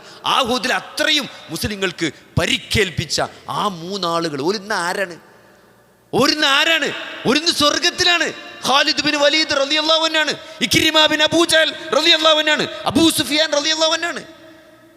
കൊന്നവരും കൊല്ലപ്പെട്ടവരും സ്വർഗത്തിൽ. ഇതെന്താ സഹോദരൻ, ഇതിൻ്റെ ലോജിക്ക് എന്താ? കൊന്നവരും കൊല്ലപ്പെട്ടവരും സ്വർഗത്തിൽ പോവുക. ഈ ജീവിതത്തിൻ്റെ അർത്ഥം മനസ്സിലാകാതെ ഇങ്ങനെ അന്തം വിട്ട് നിൽക്കുന്നുണ്ടെങ്കിൽ ഇത് ആലോചിച്ചാൽ മതി. ജീവിതത്തിന് വലിയ അർത്ഥമൊന്നുമില്ല. ഇങ്ങനെ കുറേ ഉണ്ടാക്കണമെന്നോ. നിങ്ങൾ ആലോചിക്കി എന്താ ഇപ്പം അവസ്ഥ? സ്വന്തം മക്കളെയും സ്വന്തം വാപ്പാനെയൊക്കെ ബദറുൽ ഉഹുദിലെ ആൾക്കാർ അങ്ങോട്ടും ഇങ്ങോട്ടും കൊന്നൊക്കെയാണ്. പിന്നെ ജീവിച്ച ഈ ഇത്രയും നാശങ്ങളും പരിക്കുണ്ടാക്കിയ അംസാർ റളിയല്ലാഹു അൻഹു. ആരാണ് അംസാർ റളിയല്ലാഹു അൻഹു? അബൂജഹൽ അള്ളാഹിൻ്റെ റസൂലിനെ അങ്ങോട്ട് അടിച്ചിട്ട് മുറിവേൽപ്പിച്ച് രക്തം വരെ വന്നു. അള്ളാഹിൻ്റെ റസൂലിനെ മേന്ന് അടിച്ചിട്ട് ലാ ഇലാഹ ഇല്ലല്ലാഹ് പറഞ്ഞിനാണ് അടിച്ചത്. ഈ ലാ ഇലാഹ ഇല്ലല്ലാഹ് പ്രചരിപ്പിച്ചതിൻ്റെ പേരിലാണ് അള്ളാഹിൻ്റെ റസൂലിനെ ദേഹോപദ്രവം ഏൽപ്പിച്ചത്. അംസാർ റളിയല്ലാഹു അൻഹു സ്ഥലത്തുണ്ടായിരുന്നില്ല. അംസാർ റളിയല്ലാഹു അൻഹു ഏതോ യാത്രക്ക് കഴിഞ്ഞ് വരുമ്പോൾ വിവരം കിട്ടി, അങ്ങാടിയിൽ നിന്ന് വിവരം കിട്ടി, മുഹമ്മദിനെ അബൂജഹൽ നല്ല പൂസിക്കണ്. നേരെ പോവാണ് അബൂജഹലിൻ്റെ അടുത്തേക്ക്. കയ്യിലുണ്ടായിരുന്ന അമ്പുമ്പിലിൻ്റെ ആ വില്ലോണ്ട് അബൂജഹലിൻ്റെ മണ്ടക്കാണ് ആദ്യം കൊടുത്ത്. എന്നിട്ട് എന്താ മുഹമ്മദിനെ കാട്ടിയെന്ന് ചോദിച്ചത്. എന്താണ് മുഹമ്മദിനെ കാണിച്ചത് ചോദിക്കാനും പറയാൻ ആരില്ല എന്ന് വിചാരിച്ചോ? അതുകൊണ്ട് ലാ ഇലാഹ ഇല്ലല്ലാഹ് മുഹമ്മദ് ലാ ഇലാഹ ഇല്ലല്ലാഹ് പറഞ്ഞുകൊണ്ടാണ് അവനെ ഉപദ്രവിച്ചതെങ്കിൽ ഞാനും ഇതാ പ്രഖ്യാപിക്കുന്നു ലാ ഇലാഹ ഇല്ലല്ലാഹ് എന്നാണ്. അത് വിശ്വസിച്ചിട്ടൊന്നല്ല, അപ്പം അങ്ങനെ പറഞ്ഞ ലാ ഇലാഹ ഇല്ലല്ലാഹ് ഇല്ലേ, പിന്നെയാണ് വിശ്വസിച്ചത്. സഹോദരങ്ങൾ, അതാണ് അംസാർ. ആ അംസാർ അള്ളാഹുവിനെയാണ് ഉഹുദിൽ കൊന്നത്, ഉഹുദിൽ ഷഹീദായത്. എത്ര ദേഷ്യമുണ്ട്, എത്ര സങ്കടം ഉണ്ടാവും നബിക്ക്. നിങ്ങൾ ആലോചിച്ച് നോക്കി അല്ലേ. ആ വയസ്സിൻ്റെ മുഖത്തേക്ക് നോക്കാൻ നബി സ്വല്ലല്ലാഹു അലൈഹി വസല്ലം പ്രയാസപ്പെട്ടു എന്നാണ്. പക്ഷെ വയസ്സി മുസ്ലിമായി, കൽപ്പന വന്നു നോക്കണമെന്ന്. അങ്ങനെ മുഖം തിരിക്കാൻ പാടില്ല എന്ന് കൽപ്പന വന്നു. വയസ്സി മുസ്ലിമായി അല്ലേ, മുസ്ലിമായി ഇസ്ലാം സ്വീകരിച്ചു. എന്താ ഇതിൻ്റെ ലോജിക്ക് സഹോദരങ്ങളെ? കൊന്നവരും കൊല്ലപ്പെട്ടവരൊക്കെ സ്വർഗത്ത് പോവുക, ഒരേ സ്വർഗത്തേക്ക് എല്ലാവരും പോവുക. എന്താ ഇതിൻ്റെ ലോജിക്ക്? ഇതിൻ്റെ ലോജിക്ക് എന്താ നിങ്ങൾ? അള്ളാഹുവിനെ മാത്രം ആരാധിക്കുക എന്നുള്ളതിന് അത്രയും മഹത്വമുണ്ട്. ചെയ്ത പാപങ്ങൾ മുഴുവൻ അള്ളാഹു നിങ്ങൾക്ക് പുറത്തു തരുന്നതാണ്. അത്രയും കാരുണ്യവാനാണ് അള്ളാഹു. തെറ്റ് മനസ്സിലാക്കി തിരിച്ചു നടന്നാൽ, തൗബ ആത്മാർത്ഥമാണെങ്കിൽ, നിങ്ങളുടെ മനസ്സിലൊരു ഖേദമുണ്ടായാൽ, ഞാൻ ചെയ്ത് തെറ്റായിപ്പോയി, അത് അസത്യമാണല്ലോ, സത്യം ഇതാണല്ലോ എന്ന് നിങ്ങൾ പ്രഖ്യാപിച്ചാൽ, അള്ളാഹു മാത്രമാണ് ആരാധനക്കർഹൻ എന്ന് പ്രഖ്യാപിക്കാൻ ഒരാൾ തയ്യാറായാൽ സകലതും അള്ളാഹു പുറത്തു തരും. അതുകൊണ്ടല്ലേ ഖാലിദ് ബിൻ വലീദ് സ്വർഗത്ത് പോണ സഹോദരങ്ങളെ. അതുകൊണ്ട് ഇങ്ങനെ കുറേ ആലോചിക്കണ്ട. പടച്ചോന്തൊക്കെ പറഞ്ഞെന്നാണ്, നമ്മൾ ആലോചിച്ച് തല പുണ്ണാക്കേണ്ട ഒരു ആവശ്യമില്ല. എന്താ ഇപ്പോൾ മരിച്ചോലും കൊന്നോരൊക്കെ സ്വർഗത്തിലും? അത് പടച്ചോൻ്റെ ലോജിക്കാണ്. ലാ ഇലാഹ ഇല്ലല്ലാഹ് അത്രയും മഹത്വമുണ്ട്. ആരാണ് ഈ ദീൻ സത്യപ്പെടുത്തുന്നത് എന്നുള്ളൊരു ടെസ്റ്റ് മാത്രമാണ് ഈ ജീവിതം. അള്ളാഹുവിൻ്റെയും റസൂലിൻ്റെയും ഈ കൽപ്പനകൾ, അതായത് ഈ ദീൻ, അതാര് ജീവിതം കൊണ്ട് സത്യപ്പെടുത്തുന്നോ, ആ സത്യപ്പെടുത്തുന്നതിൻ്റെ ഒരു തോത് അല്ലേ, ഏറ്റവും നല്ല രൂപത്തിൽ ആരാണോ സത്യപ്പെടുത്തുന്നത്, സത്യപ്പെടുത്താൻ എല്ലാവർക്കും പറ്റും. ആ സത്യപ്പെടുന്നതിന് ഒരു ദർജയൊക്കെ ഉണ്ട്. അതാരാണോ അല്ലേ. ഇപ്പോൾ മുസ്ലിം എന്ന് പറഞ്ഞാൽ എന്താ നമ്മൾ പറയാം? മുസ്ലിം എന്ന് പറഞ്ഞാൽ ഇപ്പം എന്താ, ഒരു പേരുണ്ട്. എപ്പോഴെങ്കിലുമൊക്കെ ഒന്ന് വെള്ളിയാഴ്ച പള്ളിയൊക്കെ വരും അല്ലേ, മരിച്ച മോനെ നമ്മൾ മറയും നമ്മളെ ഖബർസ്ഥാനിൽ ഓനെ കൊണ്ടുപോകും, ഓനാ മുസ്ലിം എന്ന് പറഞ്ഞാൽ. പക്ഷെ മുഅ്മിൻ എന്ന് പറയുമ്പോഴോ നമ്മൾ ഇതിലായിട്ട് പറഞ്ഞത് ദീനിൻ്റെ അടിസ്ഥാനത്തിലല്ല പറഞ്ഞത്, നമ്മളെ ഒരു കാഴ്ചപ്പാടാണ് പറഞ്ഞത്. ഒരു മുസ്ലിം പറഞ്ഞാൽ ഓന് പേര് മുസ്ലിം ഉണ്ട് അല്ലേ, ഓൻ മുസ്ലിം കുടുംബത്തിൽ ഉണ്ടായതാണ്, അല്ലെ ഓൻ്റെ പേര് മുസ്ലിം ഉണ്ട്, ഓനെ മരിച്ചാൽ നമ്മളെ ഖബർസ്ഥാനക്ക് എന്തായാലും കൊണ്ടുവരും. ഇപ്പോൾ നിസ്കരിച്ചിട്ടില്ലെങ്കിലും നോമ്പ് വെച്ചിട്ടില്ലെങ്കിലും ഓനെ നമ്മൾ അവിടെ മറയും.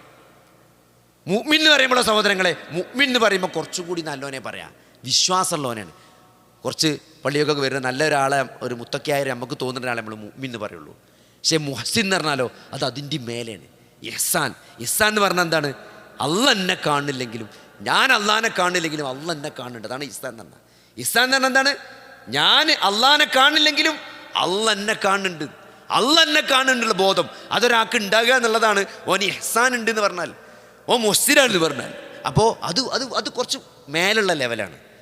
ഇപ്പോൾ സഹോദരങ്ങളെ, ആ ഒരു ദറജയിലേക്ക് അല്ലേ, അവർ മുഹ്സിനീങ്ങളായിരുന്നു, അവർ അള്ളാഹുവിനെ ഭയപ്പെട്ടിരുന്നു. അള്ളാഹു കാണുന്നുണ്ട്, അറിയുന്നുണ്ട്, കേൾക്കുന്നുണ്ട്.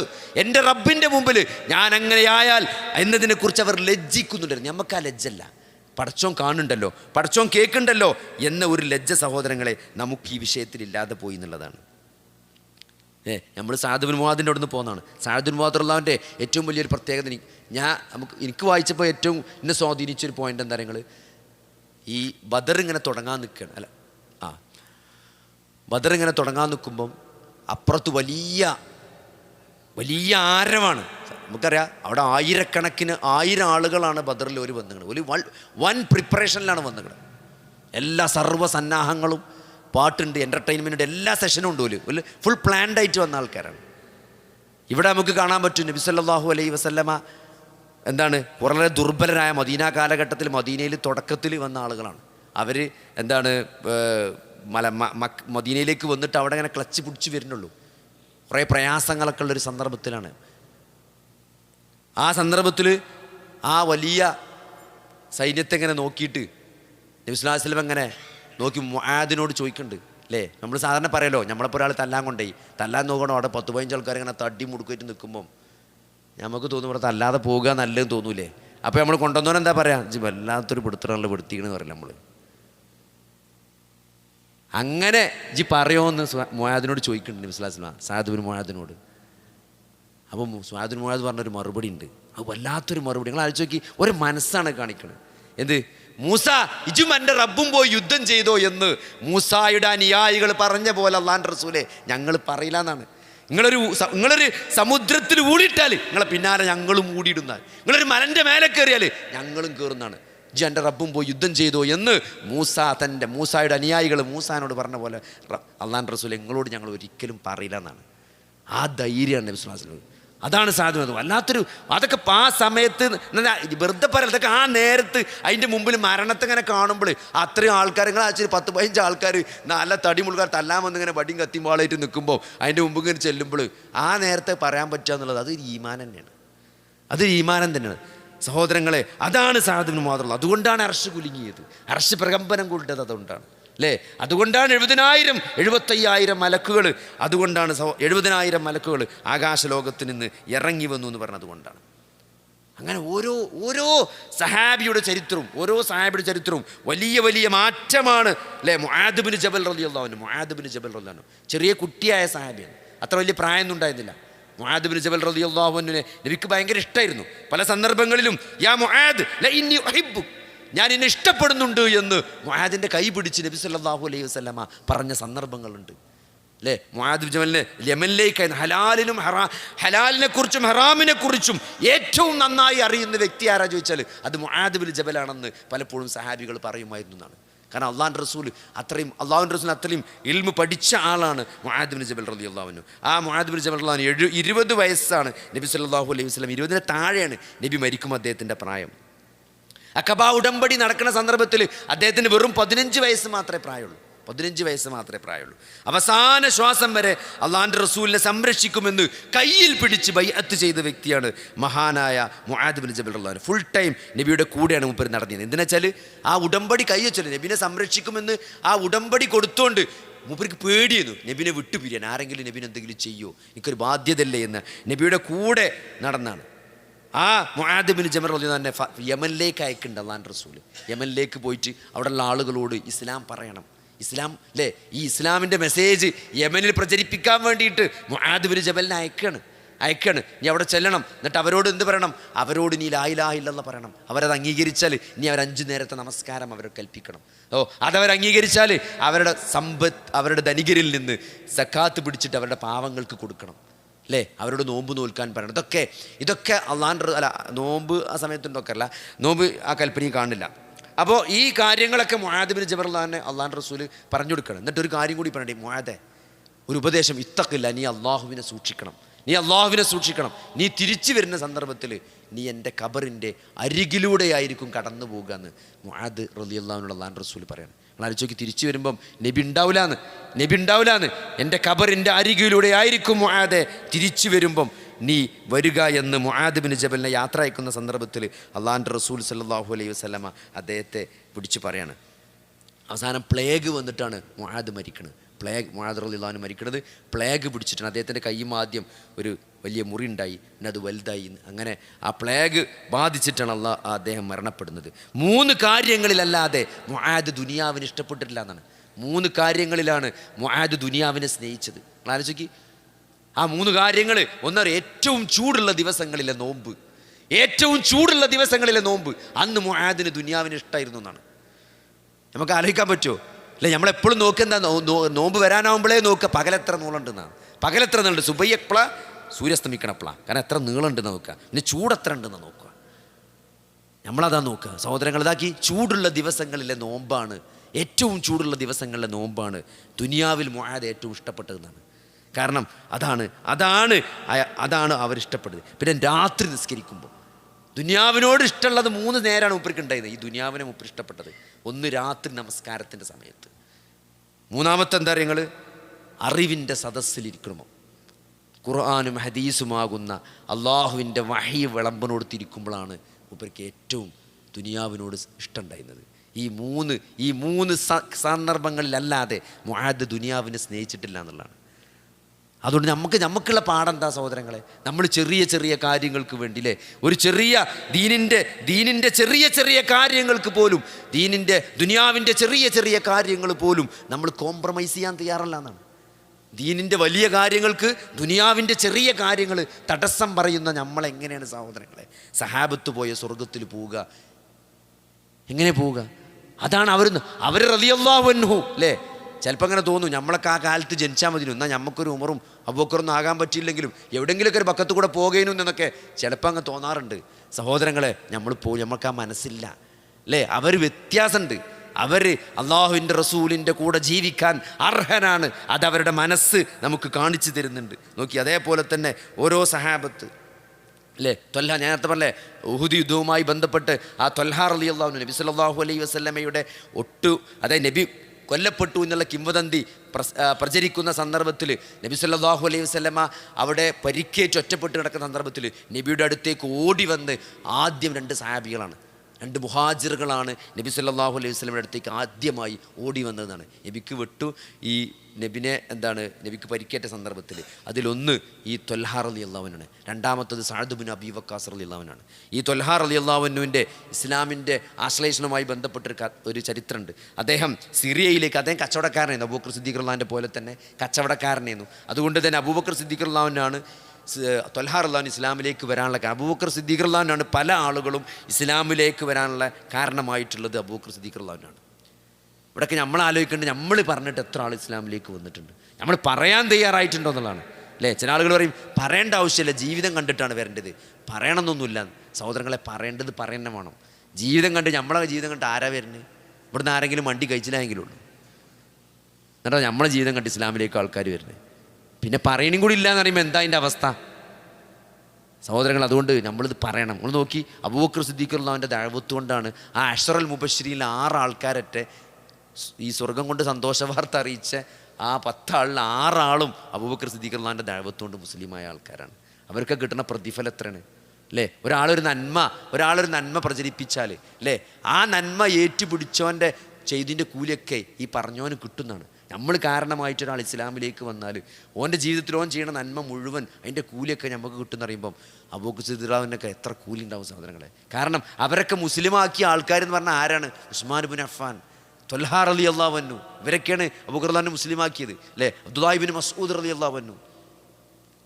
അപ്പോൾ ആ സിറിയയിലേക്കുള്ള യാത്രയിൽ അദ്ദേഹം കച്ചവടക്കാരനായിരുന്നു. അപ്പോൾ ചെറുപ്പത്തിൽ 15 വയസ്സിലെ മൂപ്പര് കച്ചവടക്കാരനാണ്. അപ്പോൾ ആ ചെറിയ പ്രായത്തിൽ കച്ചവടത്തിന് സിറിയയിലേക്ക് പോയ സന്ദർഭത്തിൽ ഒരു പാതിരി അദ്ദേഹത്തോട് ചോദിക്കുന്നുണ്ട്, നിങ്ങൾ മക്കത്തു നിന്നാണോ വരുന്നതെന്ന്, നിങ്ങൾ മക്കത്തു നിന്നാണോ വരുന്നത്, അവിടെ അഹ്മദ് എന്ന് പേരിലൊരു പ്രവാചകൻ വന്നിട്ടുണ്ടോ എന്ന് ചോദിച്ചപ്പം മൂപ്പര് യാത്ര തിരിക്കണ മൂപ്പര് മക്കത്തു നിന്ന് പോരുന്ന സന്ദർഭത്തിൽ മക്കൾ അങ്ങനെ ന്യൂസൊന്നും കേട്ടിട്ടില്ല. തിരിച്ചു വന്ന ഉടനെ നേരെ മൂപ്പരുമാർക്ക് അങ്ങാടി പോയിട്ട് ഇവിടെ എന്ത് പുതിയ ന്യൂസ് ഉണ്ടോയെന്നാണ് ചോദിച്ചാൽ. ഇവിടെ പുതിയ ന്യൂസ് ഉണ്ട്, ഇവിടെ പുതിയ ഒരാൾ ലാ ഇലാഹ ഇല്ലല്ലാഹ് എന്ന് പറഞ്ഞാൽ ഈ ലാത്തനെയും മനാത്തനെയും ഉസ്സനെയൊന്നും വിളിച്ചാൻ പാടില്ല, ഞാൻ അള്ളാനെ മാത്രമേ വിളിച്ചാൻ പാടുള്ളൂ എന്ന് പറഞ്ഞിട്ട് ഇവിടെ പുതിയൊരു പടപ്പിറങ്ങിക്കണെന്ന് പറഞ്ഞു. ഇവിടെ പുതിയൊരു പടപ്പ് വന്നിങ്ങനെ. അത് കൂടുതൽ അറിയണമെങ്കിൽ അബൂ ഖുഹാഫൻ്റെ മകനോട് പോയി ചോദിച്ചാൽ മതി. ആരാ അബൂ ഖുഹാഫൻ്റെ മകൻ? അബൂബക്കർ സിദ്ദീഖ് റളിയല്ലാഹു അൻഹു. മൂപ്പരോട് ചോദിച്ചാൽ അറിയാം കൂടുതൽ ഡീറ്റെയിൽസ്. അങ്ങനെ അബൂബക്കർ സിദ്ദീഖ് റളിയല്ലാഹു അൻഹു പോയി കാണുകയാണ്. അങ്ങനെ വിവരങ്ങളൊക്കെ അറിഞ്ഞിട്ട് അത് കാരണം മൂപ്പർക്ക് അവിടുന്ന് പാതിരി പറഞ്ഞെടുത്തതും ഏകദേശ അടയാളങ്ങളൊക്കെ വെച്ച് നോക്കുമ്പം അത് നബി സല്ലല്ലാഹു അലൈഹി വസല്ലമയെ മൂപ്പർക്ക് ബോധ്യപ്പെട്ട് അപ്പം തന്നെ മുസ്ലിമാകാണ്. അവിടെ കുടുംബന്മാരുടെ വാപ്പെന്ത് വിചാരിക്കുന്നു? അതായത് 15 വയസ്സായ ഒരു കുട്ടി, ഒരു 15 വയസ്സായ ഒരാൾ ഒരു ഇസ്ലാം സ്വീകരിക്കണം എന്നുണ്ടെങ്കിൽ ആ വീട്ടിലെന്ത് സമ്മർദ്ദം ഉണ്ടാവും. എങ്ങനെ പെരീക്ക് കയറിച്ചില്ല? സ്വന്തമായിട്ട് വീടും കൂടിയൊന്നും ഇല്ലാത്ത ഒരാൾ ലാ ഇലാഹ ഇല്ലല്ലാഹ് ചൊല്ലിയിട്ട് എങ്ങനെ പെരീക്ക് കയറിച്ചില്ല? നമ്മൾ സ്വന്തം പെരയും കുടിയും എല്ലാം സ്വന്തമായിട്ടുണ്ടായിട്ട് പോലും ഒന്ന് ലാ ഇലാഹ ഇല്ലല്ലാഹ് നിവർത്തി നട്ടല് നിവർത്തി ലാ ഇലാഹ ഇല്ലല്ലാഹ് പറയാൻ പറ്റാത്ത ആൾക്കാരാണ് നമ്മൾ. നമ്മൾ ആലോചിക്കേണ്ടതാണ്. നമ്മൾ തമ്മിൽ വ്യത്യാസമാണ്. 15 വയസ്സിൽ ആ ലാ ഇലാഹ ഇല്ലല്ലാഹ് സ്വീകരിച്ച് ആ വീട്ടിൽ കയറിച്ചെല്ലാതെ ധൈര്യം എന്ന് പറഞ്ഞാൽ അത് സഹോദരങ്ങളെ അതാണ്. അങ്ങനെയാണ് അവർ അള്ളാഹുവിനും റസൂലിനും ഉത്തരം കൊടുത്തത്. ആ ഉത്തരം ഈ ഉത്തരം നമ്മളെ ഉത്തരം വ്യത്യാസമുണ്ട്. അതുതന്നെയാണ് നമ്മളും തമ്മിലുള്ള വ്യത്യാസം. അതേപോലെ സഹോദരങ്ങളെ എന്താണ് അബ്ദുല്ലാഹി ഇബ്നു ഉമർ റളിയല്ലാഹു അൻഹു. അബ്ദുല്ലാഹി ഇബ്നു ഉമർ റളിയല്ലാഹു അൻഹു ആരാണ്? മുത്തബിഉസ് സുന്ന.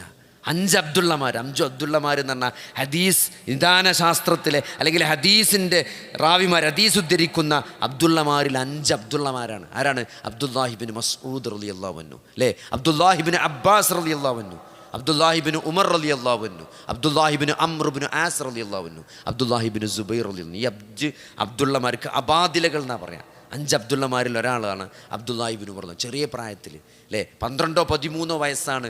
ബദർ നടക്കുമ്പോൾ ബദർക്ക് പങ്കെടുക്കാൻ വേണ്ടി വരുന്നുണ്ട്. നബി ഇങ്ങനെ നോക്കിയിട്ട് പ്രായമായിട്ടില്ല കാരണം തിരിച്ചയച്ചാണ്. അടുത്തല്ല ആയിട്ടില്ലാറല്ലേ, നമ്മൾ പന്തലിക്ക കഴിഞ്ഞാലേ ഈ 5 അടിൻ്റെ പന്തലിക്കൊക്കെ ചെന്നാണ്ടാവും കെട്ടിക്കാണ്ട്. നമ്മൾ ഉയരം കൂടുതലാണെങ്കിൽ പള്ളിയിലൊരു മുണ്ടൊക്കെ കെട്ടിയാണ്ട് ഇങ്ങനെയൊക്കെ ഇപ്പോൾ ഒന്നും ഇല്ല ഒന്നുമില്ലേ. അപ്പോൾ അതേമാതിരി അവിടെ അബ്ദുല്ലാഹി ഇബ്നു ഉമർ 12 വയസ്സായതുകൊണ്ട് തിരിച്ചയച്ചു എന്നാണ്, പ്രായമല്ലാത്തതുകൊണ്ട് അല്ലേ. ഉഹുദിൽ പിന്നെ അദ്ദേഹം യുദ്ധങ്ങളിലൊക്കെ പങ്കെടുക്കുന്നുണ്ട്, ഖന്തക്കിൽ പങ്കെടുക്കുന്നുണ്ട്. ആലോചിച്ചൊക്കെ അബ്ദുല്ലാഹി ഇബ്നു മുത്തബിഉസ് സുന്ന എന്നാണ്. എന്താ മുത്തബിഉസ് സുന്ന എന്ന് പറഞ്ഞാൽ? സാധാരണ നബി സല്ലല്ലാഹു അലൈഹി വസല്ലമയെ ഫോളോ ചെയ്യുക എന്ന് പറഞ്ഞാൽ നബി സല്ലല്ലാഹു അലൈഹി വസല്ലമ കൽപ്പിച്ച കാര്യങ്ങളുണ്ട്, അതിലൊക്കെ ഫോളോ ചെയ്യും. എന്നാൽ നബി സല്ലല്ലാഹു അലൈഹി വസല്ലമ ചെയ്ത കുറേ കാര്യങ്ങളുണ്ട്, അതിലൊന്നും സുന്നത്തായിട്ട് ഗണിക്കാത്ത കുറേ കാര്യങ്ങൾ. ഇപ്പോൾ നബി സല്ലല്ലാഹു അലൈഹി വസല്ലമ ഈത്തപ്പഴ കഴിച്ചു അല്ലെങ്കിൽ ഈത്തപ്പനയുടെ ആ ഓലയിൽ കിടന്നുറങ്ങി എന്ന് പറഞ്ഞാൽ അതിൻ്റെ അർത്ഥം ആ ഓലയിൽ കിടന്നുറങ്ങൽ സുന്നത്തുണ്ടെന്നല്ല, അങ്ങനെ സുന്നത്തില്ല. അങ്ങനത്തെ ചര്യകൾ. ഇപ്പോൾ നബി ഇന്ന സ്ഥലത്ത് മൂത്രയിക്കാനിരുന്നു അല്ലെങ്കിൽ നബി സല്ലല്ലാഹു അലൈഹി വസല്ലമ ഇന്ന വഴിയിലൂടെ പോയപ്പോൾ അവിടുന്ന് ചിരിച്ചു, അപ്പോൾ അവിടെ പോയി ചിരിക്കുക എന്ന് അങ്ങനെ സുന്നത്തില്ല ഇസ്ലാമിൽ. പക്ഷേ അബ്ദുല്ലാഹി ഇബ്നു ഉമർ റളിയല്ലാഹു അൻഹു സുന്നത്തിനെ എത്രത്തോളം ഫോളോ ചെയ്തു എന്നല്ലേ. നബി എന്തൊക്കെ ചെയ്തു അതൊക്കെ മൂപ്പര് ചെയ്യുന്നതാണ്. നബി സാധാരണ നടക്കാത്ത വഴിയുടെ മൂപ്പരിങ്ങനെ നടന്നു പോകുന്നുണ്ടാവും. എന്നിട്ട് ചിലപ്പോൾ അവിടുന്ന് ഇങ്ങനെ താന്നിക്കുണ്ടാവും. അപ്പോൾ എന്താ ഇവിടുന്ന് താണിച്ചപ്പോൾ ഇവിടെ എത്തിയപ്പോൾ നബി ഒന്ന് താന്നീനു. അവിടെ നിന്ന് അന്നെന്തോ ഒരു മരം ഒന്നും ഉണ്ടായപ്പോൾ ആ മരമൊക്കെ പിന്നെ മുറിച്ച് പോയിട്ടുണ്ടാവും. എന്നാലും അവിടെ എത്തുമ്പോൾ മൂപ്പര് എന്ത് ചെയ്യും? ഒന്നുണ്ടാവും ഇവിടെ നബി താന്നീനു അല്ലേ. ഇവിടെ എത്തിയപ്പോൾ നബി ഒന്ന് ചിരിച്ചിരുന്നു, ആ മൂപ്പര് അവിടെ എത്തുമ്പോൾ ചിരിച്ചു. അങ്ങനെ നബിനെ ഫോളോ ചെയ്ത ആളാണ്. അതാണ് മുത്തബിഉസ് സുന്ന. അബ്ദുല്ലാഹി ഇബ്നു ഉമർ എനിക്ക് തോന്നി ജീവിതത്തിൽ 700-800 അടിമകളെ മോചിപ്പിച്ച മനുഷ്യനാണ്. 700-800 അടിമകളെ മോചിപ്പിക്കുക. അതായത് ഒരു നല്ല അടിമ ഉണ്ട് എന്നാണ്, ഒരു മുസ്ലിം അള്ളാഹിനെ പറ്റി നല്ല വിശ്വാസമുള്ള ഒരു അടിമ ഉണ്ട് എന്ന് കണ്ട അപ്പം പോയിട്ട് മോചിപ്പിക്കുന്നതാണ്. എത്രത്തോളം എന്ന് വെച്ചാൽ ഇബ്നു ഉമർ നടന്നു പോകുമ്പം ചില അടിമകൾ വെറുതെ നിസ്കരിച്ചിന മാതിരി കാട്ടുന്നതാണ്. വെറുതെ നിസ്കരിച്ചിന മാതിരി കാട്ടും. അപ്പം നിസ്കരിച്ച അപ്പം തന്നെ പൈസ കൊടുത്തണം അവനെ മോചിപ്പിക്കുന്നതാണ്. എന്നിട്ട് ആൾക്കാർ പറഞ്ഞു നിങ്ങളെ പറ്റിക്കാണ് വരുന്നത്, നിങ്ങൾ ആര് പറ്റിച്ചാലും പടച്ചോൻ്റെ മനസ്സ് കാണുന്നുണ്ടെന്നാണ് ഇബ്നു ഉമർ പറഞ്ഞ മറുപടി. പടച്ചോൻ എൻ്റെ നോക്കുന്നുണ്ട്, എന്നെ മനസ്സിലാക്കുന്നുണ്ട്, അതുകൊണ്ട് ഇന്ന ഓൽക്കല്ലേ പറ്റിക്കാൻ പറ്റുള്ളൂ, പടച്ചോൻ എന്നെ പറ്റിക്കൂല എന്നാണ്. അതിനാണ് കൊടുത്ത മറുപടി അതാണ്, അല്ലാതെ പിൻവലിച്ചേക്കല്ല. അങ്ങനെ 700-800 ഒരു കഥ, ഒരു ചരിത്രം കാണാൻ പറ്റും. അദ്ദേഹം ഒരിക്കങ്ങനെ പോകുമ്പം ഒരു ആട്ടിടേനെ കാണുന്നുണ്ട്. ഒരു ആട്ടിടേന് നിറച്ച ആട്ടും പറ്റങ്ങനെ ഉണ്ട് ആ ആട്ടിടേൻ്റെ അടുത്ത്. അപ്പോൾ മൂപ്പര് ചോദിക്കും, പരീക്ഷിക്കാൻ വേണ്ടി മൂപ്പര് ചോദിക്കുന്നതാണ്, ഒരാടിനെ ഒന്ന് അറക്കാൻ വേണ്ടി തരുമോ എന്ന് വെച്ച്. ഒരാടിനെ ചുടാൻ വേണ്ടിയിട്ട് ഒരാടിനെ ഇന്ന് ചെറിയൊരാടിനെ പിടിച്ച് അറക്കട്ടെ എന്ന്. അപ്പോൾ ആ ആട്ടിടേയും കൊടുത്ത മറുപടി എന്താ? ഇതിൻ്റെ മുതലാളി ഇവിടെ അല്ല എന്നാണ്. ഇതിൻ്റെ മുതലാളി ഇവിടെ അല്ല, കാരണം ഞാൻ അത് മേക്കുന്ന ആളാണ്, ഞാനെങ്ങനെ ഈ നാടിനെ പിടിച്ചു തരിക? ഇതിൻ്റെ മുതലാളി യജമാനം ഇവിടെ അല്ല, അതുകൊണ്ട് തരാൻ പറ്റില്ല. അപ്പോൾ ഇബ്നു ഉമർ പറഞ്ഞു, അബ്ദുല്ലാഹി ഇബ്നു റളിയല്ലാഹു പറയുന്നത് എന്താണ്, അതിപ്പോൾ ചെന്നായി പിടിച്ചു പറഞ്ഞാൽ പോരെ, കുറേ ആടില്ലേ, എത്രങ്ങാനും ആടുണ്ട്, ഇതിന്നൊന്നും പോയാൽ മുതലാളിയുടെ അടുത്ത് ചെല്ലുമ്പോൾ അതിനെ ചെന്നായി പിടിച്ചു പറഞ്ഞാൽ പോരെ. ആ മുതലാളിനോട് അതൊക്കെ പറയാം. ആകാശത്തേക്ക് ഇങ്ങനെ നോക്കിയതാണ്, ആകാശത്തേക്ക് ഇങ്ങനെ നോക്കി, പടച്ചോനോട് എന്താ പറയാ, പടച്ചോനോട് എന്താ പറയാ അല്ലേ? മുതലാളിനോട് ചെന്നായിനെ പിടിച്ചു എന്ന് പറയാം. നാളെ റബ്ബിൻ്റെ കോടതി ചെല്ലുമ്പോഴേ അവിടെ എന്താ പറയാ, അയിനല്ല. അപ്പം അല്ല ഇവിടെ അള്ളാൻ എന്താ മനസ്സിലാക്കിയെന്ന് കണ്ണിന്ന് വെള്ളം അങ്ങനെ ഉറ്റു വീണു ഇബ്നു ഉമറിന്. കാരണം വാങ്ങാൻ പാടില്ല, ആ അടിമൻ്റെ മനസ്സെന്താണെന്ന് അറിയാൻ വേണ്ടി ചോദിച്ചാണ്. ആ ആട്ടിടേൻ്റെ അത് ആരുടെ അടിമയാണെന്ന് മനസ്സിലാക്കിയിട്ട് മുതലാളിനെ പോയി കണ്ട് പൈസ കൊടുത്ത് മോചിപ്പിച്ചു ആദ്യം. മാത്രമല്ല ഈ ആടിന് മുഴുവൻ ആടും പറ്റത്തിൻ്റെ വില കെട്ടിയിട്ട് ആ ആടും വില കെട്ടിയിട്ട് ഈ ഉടമക്ക് കൊടുത്തിട്ട് ആടും മുഴുവൻ ഈ അടിമക്ക് ഫ്രീ ആയിട്ട് കൊടുത്തു. ഈ ആടിനെ ജിരുത്തോന്ന് പറഞ്ഞു. അതാണ് ഇബ്നു ഉമർ, അതാണ് ഇബ്നു ഉമർ പറഞ്ഞു. അത്രയും ധർമ്മിഷ്ഠനായിരുന്നു എന്നാണ്. കിട്ടുന്നത് മുഴുവൻ സ്വതക്കായിട്ട് അങ്ങനെ കൂടെ ഒന്നും ജീവിതത്തിലൊന്നും സമ്പാദിക്കാത്തതാണ്, അങ്ങനെ ബാക്കി വെക്കണമല്ല, കിട്ടുന്ന ചാൻസിൽ അടിമകളെ മോചിപ്പിച്ച് കർമ്മ നിരതനായി മുന്നോട്ട് പോയ ഒരു സഹാബിയാണ് ഇബ്നു ഉമർ റളിയല്ലാഹു അല്ലേ? ആ ചെറിയ പ്രായത്തിൽ അള്ളാഹുവിൻ്റെ റസൂലിൻ്റെ സുന്നത്തുകളെ അത്രത്തോളം. നമ്മളൊക്കെ സുന്നത്ത് പറഞ്ഞാൽ എന്താണ്, നമ്മൾ സുന്നത്ത് എന്ന് പറയണത് എന്തിനറിയൊക്കെ, ചെയ്താൽ കുഴപ്പമില്ലാത്തിന് നമ്മൾ സുന്നത്ത് തരാം, അല്ല ചെയ്തിട്ടില്ലെങ്കിൽ കുഴപ്പമില്ലാത്തിന്. നമ്മളെ സുന്നത്ത് പറഞ്ഞ കാഴ്ചപ്പാടെന്നെ അതാണ്. ആ താടിയല്ലേ ആ സുന്നത്താണ്, അത് വെച്ചിട്ടില്ലെങ്കിൽ കുഴപ്പമില്ല അല്ലേ? ചെയ്തില്ല സുന്നത്ത് നിസ്കാരം എന്ന് പറഞ്ഞാൽ നിസ്കരിച്ചില്ലെങ്കിൽ കുഴപ്പമില്ല, ചെയ്തിട്ടില്ലെങ്കിലും കുഴപ്പമില്ല, അതാണ് നമ്മളെ സുന്നത്ത്. സഹോദരങ്ങളെ, സുന്നത്ത് എന്ന് പറഞ്ഞാൽ അള്ളാഹിൻ്റെ റസൂലിൻ്റെ ചര്യ, ആ ചര്യ അറിയാനും അത് അനുധാവനം ചെയ്യാനും എത്രത്തോളം താല്പര്യമാണ് ഇബ്നു ഉമർ കാണിച്ചത്. അവിടെയാണ് നമ്മളും വെച്ച് നമ്മളെ സുന്നത്തും മൂപ്പര സുന്നത്തും നോക്കിയാൽ മതി. മൂപ്പര് സുന്നത്ത് അറിയണ എന്തിനാ അറിയങ്ങൾ, അത് ഫോളോ ചെയ്യാൻ വേണ്ടി സുന്നത്ത് പരമാവധി മനസ്സിലാക്കിയിട്ട് അത് ഫോളോ ചെയ്യാണ്. നമ്മളെങ്ങനെയും ചെയ്യാതെക്കാൻ വകുപ്പുണ്ടോ? ഫർലാണോ സുന്നത്താണോ നമ്മൾ ചോദിക്കണം എന്തിനറിയോ, തൽക്കാലം ചെയ്യാൻ ഉദ്ദേശമില്ല എന്നുള്ളത്. ഞാൻ രണ്ടും വ്യത്യാസം. നമ്മളെ നിലപാട് അവിടെയാണ്. അതുകൊണ്ട് സഹോദരങ്ങളെ മാറണം. നമ്മൾ മാറേണ്ടതുണ്ട്. സഹാബികൾ നമ്മുടെ മാതൃകയായിട്ട് മാറുകയാണെങ്കിൽ വലിയ മാറ്റങ്ങളുണ്ടാവും അല്ലേ? അബ്ദുല്ലാഹി ഇബ്നു മസ്ഊദ് റളിയല്ലാഹു പറഞ്ഞില്ലേ, ആരെങ്കിലും നിങ്ങൾ ഫോളോ ചെയ്യാൻ ആഗ്രഹിക്കുന്നുണ്ടെങ്കിൽ അത് അസ്ഹാബ് മുഹമ്മദാണ്. അവരാണ് ഏറ്റവും തഖ്വയുള്ളവർ, അവരാണ് ഏറ്റവും ആഴമേറിയ അറിവുള്ളവർ. ഖുർആനിലെ ആയത്തുകളെക്കുറിച്ച് അബ്ദുല്ലാഹി ഇബ്നു മസ്ഊദ് ആരാണ് സഹോദരങ്ങളെ? അബ്ദുല്ലാഹി ഇബ്നു മസ്ഊദ് ആരാണ് അല്ലേ? ഒരടിമയായിരുന്നു. ഉഖബത്ത് ബിൻ അബീ മുഅയ്തയുടെ ആട്ടിടയനായിരുന്നു, അടിമയായിരുന്നു ഇബ്നു മസ്ഊദ് റളിയല്ലാഹു അൻഹു അല്ലേ? ഇതേപോലെ അബൂബക്കർ സിദ്ദീഖും നബി സ്വല്ലല്ലാഹു അലൈഹി വസല്ലം ഇങ്ങനെ കടന്നു പോവുകയാണ്. അപ്പോൾ ആട്ടിനെ മേച്ചുകൊണ്ട് ഇങ്ങനെ പോവുകയാണ് ഇബ്നു മസ്ഊദ്. ചെറിയ കാലുകളുള്ള വളരെ കാണാനൊന്നും ഭംഗിയില്ലാത്ത ചെറിയൊരു മനുഷ്യനാണ് ഇബ്നു മസ്ഊദ് റളിയല്ലാഹു അൻഹു അല്ലേ? അപ്പോൾ ഒരാടിനെ നബിക്ക് നല്ല വിശപ്പുണ്ട്. അപ്പോൾ ആടിനെ പാല് കിട്ടുമെന്ന് ചോദിക്കുകയാണ്. അപ്പോഴതിന് കൊടുത്ത മറുപടി തരുമോ, ഇത് എൻ്റെ ആടല്ല എന്നുള്ളതാണ്. പാല് തരുമോ ഈ ആടിനെ കറക്കട്ടെ എന്ന് ചോദിച്ചപ്പം ഇതിൻ്റെ ആടല്ല എന്നാണ് പറഞ്ഞത്. അപ്പോൾ നബി സ്വല്ലല്ലാഹു അലൈഹി വസല്ലം ചോദിച്ചു, പാലില്ലാത്തൊരാടിനെ കാണിച്ചു തരുമെന്നാണ്. പാലില്ലാത്ത ഒരാടിനെ കാണിച്ചു തരുമെന്ന്. അങ്ങനെ പാലില്ലാത്തൊരാടിനെ കാണിച്ചു കൊടുക്കുകയാണ്, കറവല്ലാത്തൊരാടിനെ. ആ കറവ നബി സ്വല്ലല്ലാഹു അലൈഹി വസല്ലം അതിനെ കറന്നിട്ട് പാല് കുടിച്ചു. എന്നിട്ട് നബിയും കുടിച്ചു, അബൂബക്കർ സിദ്ദീഖ് റളിയല്ലാഹു അൻഹു കുടിച്ചു, ഇബ്നു മസ്ഊദ് റളിയല്ലാഹു അൻഹു കൊടുത്തു എന്നാണ്. അങ്ങനെയാണ്. അപ്പോൾ മൂപ്പര് പറഞ്ഞു, ഇതിൻ്റെ അറിവ് എനിക്കൊന്ന് പറഞ്ഞു തരുമോ എന്ന് ചോദിക്കണം. ഇതിനെക്കുറിച്ചുള്ള അറിവ് എനിക്ക് പറഞ്ഞിരിക്കുമ്പോഴും ഇസ്ലാമിനെ കുറിച്ചാണ് എന്ത് ചെയ്യുന്നത് നബി സ്വല്ലല്ലാഹു അലൈഹി വസല്ലം ഇബ്നു മസ്ഊദിന് പറഞ്ഞു കൊടുക്കുന്നത്. ആ സമയത്ത് ഇബ്നു മസ്ഊദിൻ്റെ മനസ്സ് മാറുകയാണ്. നിങ്ങൾ ആലോചിച്ച് നോക്കി, ഇബ്നു മസ്ഊദിൻ്റെ മനസ്സ് മാറി അല്ലേ? അങ്ങനെ ഇബ്നു മസ്ഊദ് ഇസ്ലാം സ്വീകരിക്കുകയാണ്. ആരാണ് സഹോദരൻ? പിൽക്കാലത്ത് അബ്ദുല്ലാഹി ഇബ്നു മസ്ഊദ് എന്ന് പറഞ്ഞ ആരാണ്? അറിവ് കൊണ്ട് അള്ളാഹു ശക്തിപ്പെടുത്തി അല്ലേ? ഒരാളും ഒരു നോട്ട് ചെയ്യാത്തൊരു വ്യക്തിയാണ് സത്യത്തിൽ. പക്ഷേ വിശുദ്ധ ഖുർആനിലെ ആഴത്തിലുള്ള അറിവ് നബി സല്ലല്ലാഹു അലൈഹി വസല്ലമ ഇബ്നു മസ്ഊദിൻ്റെ ഓത്ത് ഭയങ്കര സൗന്ദര്യമുള്ള ഓത്താണ്. സൗന്ദര്യം എന്ന് പറഞ്ഞാൽ അത് ആരെങ്കിലും ഖുർആൻ അവതരിച്ച അതേപോലെ പഠിക്കാൻ ആഗ്രഹിക്കുന്നില്ല, ഇബ്നു മസ്ഊദിൽ നിന്ന് പഠിക്കണം എന്നാണ് ഇബ്നു മസ്ഊദ് ഓതുന്നത്. നബി സ്വല്ലല്ലാഹു അലൈഹി വസല്ലമക്ക് ഇബ്നു മസ്ഊദിൻ്റെ ഓത്ത് ഇഷ്ടമായിരുന്നു. നബി ഇബ്നു മസ്ഊദിനെ കൊണ്ട് ഖുർആൻ ഓതിപ്പിക്കുന്നു. നബി ഇങ്ങനെ കേട്ട് ആസ്വദിക്കുന്നതാണ് അല്ലേ? സഹോദരങ്ങളെ, എന്തെങ്കിലും ഖുർആൻ ഒന്ന് കേട്ട് ആസ്വദിക്കാൻ നമ്മൾ വിചാരിച്ചിട്ടുണ്ടോ? ഓതല് പോട്ടെ അല്ലേ? നബിക്ക് ഇറങ്ങിയതാണ് ഖുർആൻ. എന്നിട്ട് നബി പോലും ഇബ്നു മസ്ഊദിനെ കൊണ്ട് ഖുർആൻ ഓദിക്കാണ്, അത് കേൾക്കാൻ വേണ്ടിയിട്ട്. നമ്മൾ എത്ര ഖുർആൻ കേൾക്കലുണ്ട്? നമ്മൾ കേൾക്കുമ്പോൾ എന്താ അതോടങ്ങനെ ഓണാക്കിയാൽ നമ്മൾ വേറെ പണിയെടുക്കണ്ടാവും. അതാണ് നമ്മളെ ഖുർആൻ കേൾക്കലെന്ന് പറഞ്ഞാൽ. സഹോദരങ്ങളെ, അങ്ങനെയല്ല. ഖുർആൻ അത് ഫസ്തമിഉ എന്നാണ്. അതിനെ ശ്രദ്ധിച്ച് കേൾക്കണം. ഖുർആനോടൊട്ട് അള്ളാഹിൻ്റെ കലാമാണ്. അതിലേക്ക് ശ്രദ്ധ കൊടുക്കുന്നില്ലെങ്കിൽ അത് പൂട്ടിയേക്കാന്നല്ലേ. അങ്ങനെ പാട്ടും വാർത്തിടുന്ന മാതിരി ഇടേണ്ട സാധനമല്ല ഖുർആൻ. അല്ലേ? അതാണ് ആ ഇബ്നു മസ്ഊദിനെ കൊണ്ട് അള്ളാഹുവിൻ്റെ റസൂൽ ഖുർആൻ ഓദിച്ചു എന്നാണ് അല്ലേ? ഇബ്നു മസ്ഊദ് പിൽക്കാലത്ത് കൂഫയിലെ ഗവർണർ അല്ലേ, കൂഫയിലെ അധികാരിയായി. ദീൻ എത്ര ശിഷ്യന്മാരുണ്ടായി ഇബ്നു മസ്ഊദിന്? ആയിരക്കണക്കിന് ശിഷ്യന്മാരെ ദീന് പഠിപ്പിച്ച വ്യക്തിയാണ് മഹാനായ ഇബ്നു മസ്ഊദ് അല്ലേ? ഉഖബത്ത് ബിൻ അബീ മുഅയ്തയുടെ ആട്ടിടനായ ഒരു മനുഷ്യനെ അള്ളാഹു എത്രത്തോളം ഉയർത്തി. ഇബ്നു മസ്ഊദിനെ അറിയാത്ത ലോകത്തെ മുസ്ലിങ്ങൾ ആരാളുള്ളത് അല്ലേ? ഇസ്ലാമിനെ കുറച്ചെങ്കിലും ഒരു ഇൽമുള്ള ഒരു മുസ്ലിം ഇബ്നു മസ്ഊദിനെ അറിയാത്തതായിട്ട് ലോകത്തിലാരും ഉണ്ടാവില്ല. അത്രയും ഉയർന്ന ഒരു ദറജയിലേക്ക് ഒരാട്ടിടേനെ അള്ളാഹു ഉയർത്തിയെന്തുകൊണ്ടാണ്? ഈ ദീനിനെ കൊണ്ടാണ്, ഈ ദീനിൻ്റെ അറിവ് കൊണ്ടാണ്. അപ്പോൾ അതുകൊണ്ട് സഹോദരങ്ങളെ, ഖുർആൻ പഠിക്കുക, അതാണ് അതിന് പ്രചോദനം കിട്ടേണ്ടത്. ഇബ്നു മസ്ഊദിൻ്റെ ചരിത്രത്തിൽ നിന്ന് നമുക്ക് കിട്ടേണ്ട പ്രചോദനം എന്താ പറയുക? ഇബ്നു മസ്ഊദിൻ്റെ ഒരു ചരിത്രമുണ്ട്. അള്ളാഹുവിൻ്റെ റസൂൽ മരിച്ചു, അള്ളാഹുവിൻ്റെ റസൂൽ വഫാത്തായി. അങ്ങനെ കൂഫയിലെ ഖാളിയായിട്ട് നിയമിച്ചത് ആരാണ് അറിയുന്നത്? ഉമർ റളിയല്ലാഹു അൻഹു കൂഫയിലെ ഖാളിയായിട്ട് നിയമിച്ചത് അബ്ദുല്ലാഹി ഇബ്നു മസ്ഊദിനെയാണ്.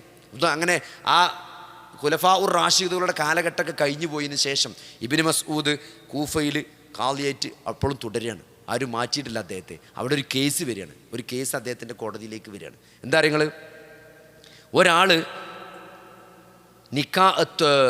മഹർ നിശ്ചയിക്കാതെ കല്യാണം കഴിച്ചു. അതായത് കല്യാണം കഴിക്കണം തോന്നി, അപ്പം മൂപ്പരെടുത്ത് മഹറൊന്നും കൊടുക്കാനില്ല. അപ്പം മൂപ്പരെന്ത് ചെയ്തു വെച്ചാൽ മഹർ കടം പറഞ്ഞു. അപ്പോൾ അതൊക്കെ അന്നത്തെ കാലത്ത് നടക്കും. മഹർ കടം പറഞ്ഞിട്ട് ഉണ്ടാവുമ്പം തരാമെന്ന് പറഞ്ഞിട്ട് എന്ത് ചെയ്തു? പെണ്ണ് സമ്മതിച്ചാൽ ഓക്കെയാണ്. അപ്പോൾ ഉണ്ടാവുമ്പം തരാമെന്ന് പറഞ്ഞിട്ട് എത്രയൊന്നും പറഞ്ഞു, ഉണ്ടാവുമ്പോൾ എന്തെങ്കിലുമൊക്കെ മഹർ എൻ്റെ പറഞ്ഞിട്ട് മൂപ്പര് കല്യാണം കഴിച്ചു. കുറച്ച് കഴിഞ്ഞ് മൂപ്പര് മരിച്ചു. മരിച്ചാൽ അനന്തരാവകാശ സ്വത്തിൽ നിന്ന് ആദ്യം കടാണ് കൊടുക്കേണ്ടത്, എന്നിട്ടാണ് പിന്നെ ബാക്കി കൊടുക്കാൻ പറ്റുള്ളൂ. അപ്പോൾ സ്വത്തോരിയേക്കാൻ നിൽക്കുമ്പോൾ ആദ്യം മഹർ വീട്ടണം. അപ്പോൾ എത്ര കൊടുക്കുക? എന്തെങ്കിലും തരാനായിട്ടാണ് കെട്ടിക്കണത്, ഇനിയിപ്പോൾ എത്ര കൊടുക്കുക? ഒരു കണക്കൂല്ലല്ലോ. അപ്പോൾ ഇബ്നു മസ്ഊദ് റളിയല്ലാഹു അൻഹു ഒരു മാസം സമയം ചോദിച്ചു. കോടതി പിരിഞ്ഞു. ഒരു മാസം കഴിഞ്ഞിട്ടേ ഇനി വിധി പറയുള്ളൂ. കാരണം അള്ളാഹുവിൻ്റെ റസൂലിൻ്റെ കാലത്ത് ഇങ്ങനെ ഒരു സംഭവം ഉണ്ടായിട്ടില്ല. അതുകൊണ്ട് ഇപ്പോൾ എങ്ങനെ പറയാൻ പറ്റില്ലല്ലോ, നമുക്ക് അള്ളാഹുവിൻ്റെ റസൂലിൻ്റെ ചര്യമാണല്ലോ. അങ്ങനെ മൂപ്പര് അന്ന് അറിയണ എല്ലാവർക്കും കത്തയച്ചു. അന്ന് ഇമെയിലോ വാട്സപ്പും ഇതൊന്നുമില്ല, ടെലിഗ്രാമൊന്നുമില്ല. അതുകൊണ്ട് ചോദിച്ച് മനസ്സിലാക്കണമെങ്കിൽ കത്തയക്കണം, ഇവിടുന്ന് ആളെ വിടണം. മദീനയിലേക്കൊക്കെ ആളെ വിട്ടു. ഇങ്ങനെ സംഭവം ഉണ്ടായിട്ടുണ്ട്. പള്ളിയിൽ വിളംബരം ചെയ്തു. ആർക്കെങ്കിലും അള്ളാഹുവിൻ്റെ റസൂലിൻ്റെ കാലത്ത് ഇങ്ങനെ ഒരു സംഭവം ഉണ്ടെങ്കിൽ, എന്തെങ്കിലും അള്ളാഹുവിൻ്റെ റസൂലിൽ നിന്ന് എന്തെങ്കിലും ഒരു കാര്യം ആർക്കെങ്കിലും ഈ വിഷയത്തിൽ അറിയെങ്കിൽ ഇബ്നു മസ്ഊദിനെ അറിയിക്കണമെന്നുണ്ട്. കത്തയച്ചു, അറിയിക്കേണ്ടവരൊക്കെ അറിയിച്ചു. ഒരു വിവരം കിട്ടിയില്ല. ഒരു മാസം കഴിഞ്ഞ് കോടതി വീണ്ടും കൂടുകയാണ്. ഇന്ന് വിധി പറയണം. ഇന്ന് വിധി പറയേണ്ട ദിവസമാണ്. ഈ വിഷയത്തിൽ ഒരു അള്ളാഹുവിൻ്റെ റസൂലിന് ഒരു വിവരം കിട്ടിയിട്ടില്ല, ഒരു ചര്യം കിട്ടിയിട്ടില്ല. ഇബ്നു മസ്ഊദ് ആലോചിച്ചിട്ട് അവസാനം എന്ത് പറഞ്ഞറിയോ? ആദ്യ ഭാര്യയ്ക്ക് ഇയാൾ മുമ്പ് കല്യാണം കഴിച്ച പെണ്ണിന് എന്താണോ കൊടുത്തത് അതേ മഹർ ഈ പെണ്ണിനും കൊടുക്കാൻ തീരുമാനിച്ചു. അതാണ് മൂപ്പരെ വിധി. ആ വിധി പ്രഖ്യാപിച്ചതോടുകൂടി സദസ്സിൽ നിന്ന് ഒരാൾ എണീറ്റ് വന്നിട്ട് അയാൾ പറഞ്ഞു, ഇബ്നു മസ്ഊദ് അള്ളാഹുവിൻ്റെ റസൂല് എന്താണോ വിധിച്ചത് അതാണ് താങ്കളും വിധിച്ചത് എന്നാണ്. അപ്പോൾ സന്തോഷത്തെക്കാളേറെ അപ്പോൾ പെട്ടെന്ന് മൂപ്പർക്ക് ദേഷ്യം വന്ന്. കാരണം എന്താ വെച്ചാൽ ഞാൻ ഒരു മാസമായിട്ട് ചോദിച്ചടക്കുകയാണ്, ഒരു മാസമായിട്ട് അന്വേഷിച്ചടക്കുകയാണ്. പറഞ്ഞു ഞാൻ അറിഞ്ഞിട്ടില്ല, നിങ്ങൾ ചോദിച്ചാൽ ഞാൻ അറിഞ്ഞിട്ടില്ല. അള്ളാഹിൻ്റെ റസൂലിൻ്റെ കാലത്ത് ഇതേപോലെ ഉണ്ടായി. അള്ളാഹിൻ്റെ റസൂൽ ഇതന്നെയാണെന്ന് തീരുമാനിച്ചത്. അപ്പോൾ ഞാൻ അത് ചോദിച്ചെടുത്തിട്ട് ഞങ്ങൾ ചോദിച്ചത് ഞാൻ അറിഞ്ഞിട്ടില്ല, അത്രേ ഉള്ളൂ. പക്ഷേ ഇബ്നു മസ്ഊദിന് ജീവിതത്തിൽ ഏറ്റവും സന്തോഷം തോന്നിയതാണ് അള്ളാഹുവിൻ്റെ റസൂൽ എന്താണോ വിധിച്ചത് അതുതന്നെയാണ് ഇബ്നു മസ്ഊദും വിധിച്ചത്. അതുകൊണ്ട് സഹോദരങ്ങളെ, ആരെ നോക്കി അള്ളാഹു അവരെ ഉയർത്തി എന്ന് പറയുമ്പം അത് എന്തുകൊണ്ടാണ് സഹോദരങ്ങളെ? ഒരു ആട്ടിടയനെ ഈ ഒരു ദറജയിലേക്ക് അള്ളാഹു ഉയർത്തി എന്ന് പറയുമ്പം അല്ലേ? അതാഅ് ഇബ്നു റബീഅ ആരാണ്? ഒരു ചെറിയ മനുഷ്യനാണ്, കാണാനൊരു ചൊർക്കില്ലാത്ത ചെറിയ മനുഷ്യൻ. അതായത് സാധാരണ അന്നത്തെ ആൾക്കാർ ഇരുന്ന അതാഅ് നിന്നാൽ അതാഅ് ഇരിക്കണേക്കാൾ ചെറുതേക്കാരം. എന്താ വെച്ചാൽ നമ്മളിങ്ങനെ ഒരു സ്ഥലത്ത് ഇരിക്കുക, ഒരു ചങ്ങായി നിൽക്കുക, ആ നിൽക്കണോ നമ്മളെക്കാൾ ചെറുതാണ്. ഇവന് ഓൻ്റെ അവസ്ഥ എന്താ? ഓൻ്റെ കോംപ്ലക്സ് എത്രയ്ക്കാരം? ഓനെ കളിയാക്കാണ്. അങ്ങനെ ഉമ്മാൻ്റെ അടുത്ത് വന്നിട്ട് പറയണ കുട്ടി എല്ലാവരും കളിയാക്കണം, ഉയരില്ലാത്തതുകൊണ്ട് എല്ലാവരും കളിയാക്കാണ്. ആ ഉമ്മ കൊടുത്തൊരു മറുപടി ഉണ്ട്, അള്ളാഹുവിൻ്റെ ഗ്രന്ഥം കൊണ്ട് അള്ളാഹു ചില ആളുകളെ ഉയർത്തുന്നതാണ്. അവിടെ ഖുർആൻ പഠിച്ചാൽ അത് നല്ല പണ്ഡിതനാകാൻ നോക്കുന്ന എന്നാൽ വലിയ ആളാകാന്നാണ്, വലിയ ആളാകാൻ. അങ്ങനെ ഇബ്നു അബ്ബാസിൻ്റെ അടുത്ത് നിന്ന് ദീൻ പഠിക്കണം അത്താഴ്. നിങ്ങൾ ആലോചിക്കും, ഇബ്നു അബ്ബാസിൻ്റെ ദീൻ പഠിക്കണം അത്താഴ് ഇബ്നു അബ്ബാസിന് എത്രയോ സാധനങ്ങൾ ഉദ്ധരിച്ചതായി ആത്താഴ് നമുക്ക് കാണാൻ പറ്റുമ്പോൾ. ആ അത്താഴ് ഇബ്നു അബ്ബാസിൽ നിന്ന് ഉദ്ധരിക്കാണ് അല്ലേ? ഒരു വിഷയത്തിൽ അമവി കാലഘട്ടത്തിൽ അമവി ഖലീഫ ഒരു വിഷയത്തിൽ ഒരു കൺഫ്യൂഷൻ ഉണ്ടായ സമയത്തിൽ ആർക്കാണ് ഏറ്റവും വിവരമുള്ളതെന്ന് അന്വേഷിക്കും. അത്താഴ് എന്ന് പറഞ്ഞ ഒരു പണ്ഡിതൻ ജീവിച്ചിരിപ്പുണ്ട്, അയാളുടെ അടുത്തേക്ക് പോകണമെന്നാണ്. അങ്ങനെ അയാൾ മദീന പള്ളിയോട് ചേർന്നൊരു വീട്ടിൽ ഒരു ചെറ്റക്കൂട്ടിൽ താമസിക്കുന്നുണ്ട്. അപ്പോൾ ഖലീഫ വിളിപ്പിച്ചു എന്നാണ്, ചെല്ലാൻ പറഞ്ഞു എന്നാണ്. ദീന് അങ്ങോട്ട് കൊട്ടാരത്തിൽ പോയി വിളമ്പൂലെന്നാണ്, ഇങ്ങോട്ട് വരണം എന്നാണ് പറഞ്ഞത്.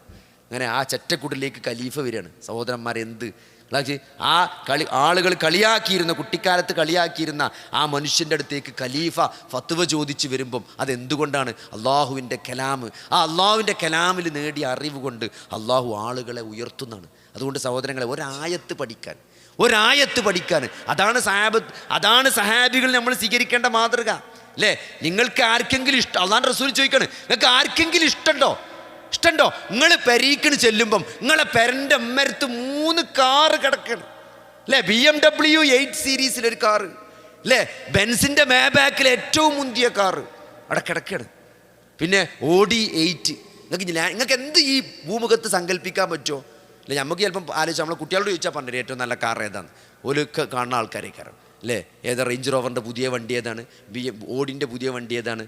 ഒക്കെ ഓല് പറഞ്ഞുതരും. അങ്ങനത്തെ നിങ്ങൾക്ക് സങ്കല്പിക്കാൻ പറ്റിയ ഒരു 4x4ഉം ഒരു സ്പോർട്സ് കാറും ഒരു സാധാരണ കാറും ഏറ്റവും മുന്തിയ 3 കാറ് നിങ്ങളെ മരത്ത് ഇങ്ങനെ നിർത്തിയിട്ടൊക്കെയാണ്.